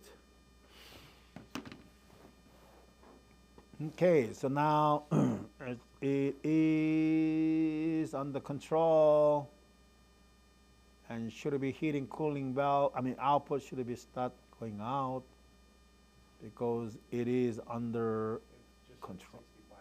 65%. Just did it? Is that what it said, 50, 65 or 50? Heating, cooling require here. Oh no, hold on a minute. Heating percent. Heating percent command, and then cooling percent is what MSC2. So now it's shooting out 35%, here 32.5, and battery out is 65.2. Now it's over 50, but it's not enabled anything because it's going to wait for, like it was a 0, as is this graphic here. See, current stage was a 0, so they just wait until this expire. And then go back, and then they adding 1. You know what I'm saying? They just wait until 100, and then when 100 hit cycle, pit loop still going out, then they just say, okay, now they recalculate it, and then if they go up to 50, and then are they enabling the stage 1? With the graphic, if you explain, if you look at the graphic, that's the way it's supposed to, but I cannot tell because the last time the battery output was 49 point something, and when it hit the 50, it was stage 1 was kicked on. But now this time, battery output is 69.7. It still didn't kick down any stages. So, is it keep changing it? It looks like it. I charted it.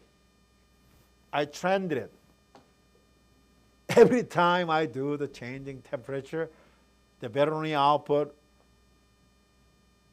compared to the staging enable disable was not consistent.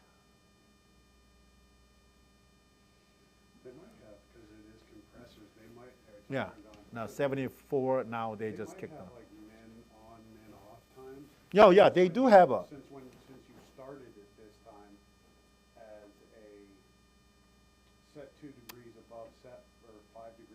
Right, The off time had to elapse. right. before. Right now, the minimum on is 120, minimum off is 120. Okay. But we just restarted it, so you shouldn't care. Well, I agree with what you're saying, but last time you started it, Right. started in off because it was satisfied. Mhm. This time you It's started already- it with load on it. Right, So it had to go through the whole entire possible. off time before it started pitting or veneering out. Yeah, I'm just looking for an excuse, I'm not Yeah. saying I Oh, have yeah. any kind of knowledge and just. no, it's just like, yeah, just, you're very close. You are very close. So, Because I bet you could duplicate that. If you started it, if you started simulation again at set point, and then put your zone temp 2 degrees above, let it sit there and the off time elapse, say wait 2 minutes, then drift out of your set point, I bet it would behave differently. no, you are very close. Huh? I have an answer, but you are very close now. Okay. Yeah, so good, good. You already know the answer. Is this like some big test? Well, I want you to understanding. I don't have to understand myself. I want you to understanding it. It's a good point. So compressor always require minimum on time and minimum off time. They don't want to chattering that the compressor because it's damaging it. So, but this is a simulation, so you don't care much about that minimum on and off time. You can come here. The minimum on and off time defined by here, stage compressor control, right here. And you can go double click it, go there, 120 seconds, I don't care, so put the 30 seconds, put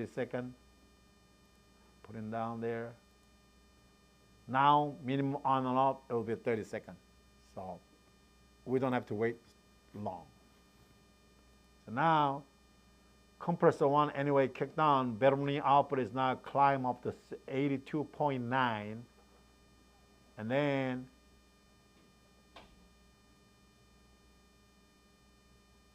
where the hell is this coming from suddenly? Oh yeah. This is just pit loop output. I was like, what is that? Yeah, pit loop output is 48. Is this guy is right here. 43.8. And this one is actually linked to here.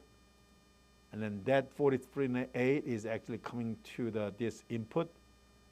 So this is 43.8, and the battery output is 88. And stage 1 is on. And let's see. Because the battery output 88 is all depend on these status, whether they are consistently rise, or they can be, if the temperature get satisfied, the curve will be going down. The battery output is also slowly going down. So they don't want to activating the second stages. So, but sequence-wise, is there any kind of a ratio? Well, I cannot tell there's exact ratio is there. So that's another things that maybe we can look at it. But now it's like a 92.4. And then, actually, that the one time that I was smart, it's like, oh yeah, this is 48 multiplied 2 is 92, almost similar. But it's not. It wasn't. Don't worry. That's why I put Since they don't know, I'm just wondering, just based on a refrigeration circuit, so they don't know if you have TXVs in a unit, they don't know if you have like head pressure control, so it seems like they're just stalling and waiting. They're just stalling and waiting to make sure demand is actually what's being perceived by the controller. Before, I don't know. because that the refrigeration expert just mentioning about it's just like your tip. Compressor is a different animal. It's not a water sources. So they are like, they are concerning about that superheat to protecting the compressor. To calculate the superheat is almost we created different module at the different, I don't even know CAP has that one. But anyway, there is I created the SuperWeb equation module with the, Hussman for the their compressor. And that superheat that's all they concern. They don't want to lower down the southern 5. Yeah, now it's enable it. Now see Bernoulli output 100, reach it, and then second stage on. Look at it, Bernoulli output dropped to the 0 again. Now they're going to recalculate it.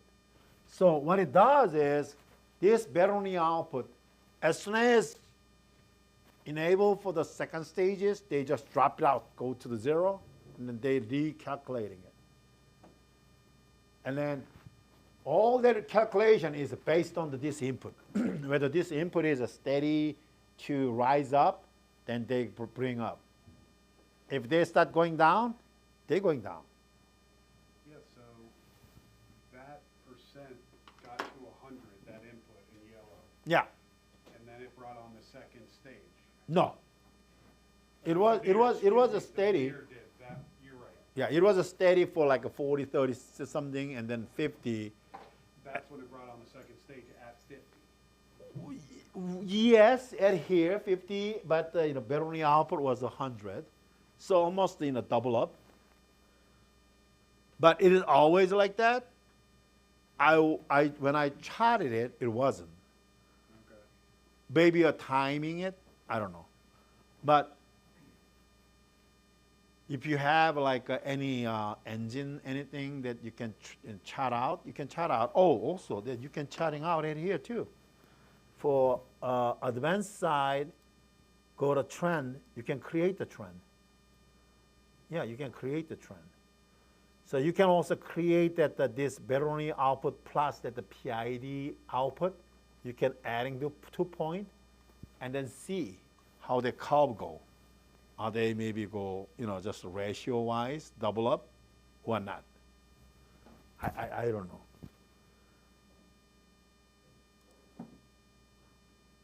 So 54 point now it's like 4 point, so 9.4. So 50 over 50, right now 9.1. But if you subtract the 50, that's 9.4. And but it doesn't make match. You know what I'm saying? If it's under, could you change the zone temperature to like a degree? I want to see when it cycles that second stage off. If it cycles that second stage off when it drops below 50. It's already off. Oh, I turned it off. Oh, Yeah. Never mind. So why they off? Because the temperature steady high. Why they up? Because Bernoulli was dropped in it? This doesn't make sense though. That's stupid. Yeah. See, that's what we had to be complaining. Hey, we need a second stages. Pump the chiller kicked on. And then suddenly after for a while, that compressor was knocked out. They asking I me. wonder if it'll do that on the second, like, the second cycle of that, because your load's still staying the same. Right. And it didn't make any deviation on the input. Mm-hmm. So I wonder if it was just, it runs it for a predetermined amount of time, decides what kind of impact it can make on To the shut them. input to then, why would they write that? Yeah. There's a lot of gap that missing, that cannot clearly connecting that behavior. That's why, oh, that already out.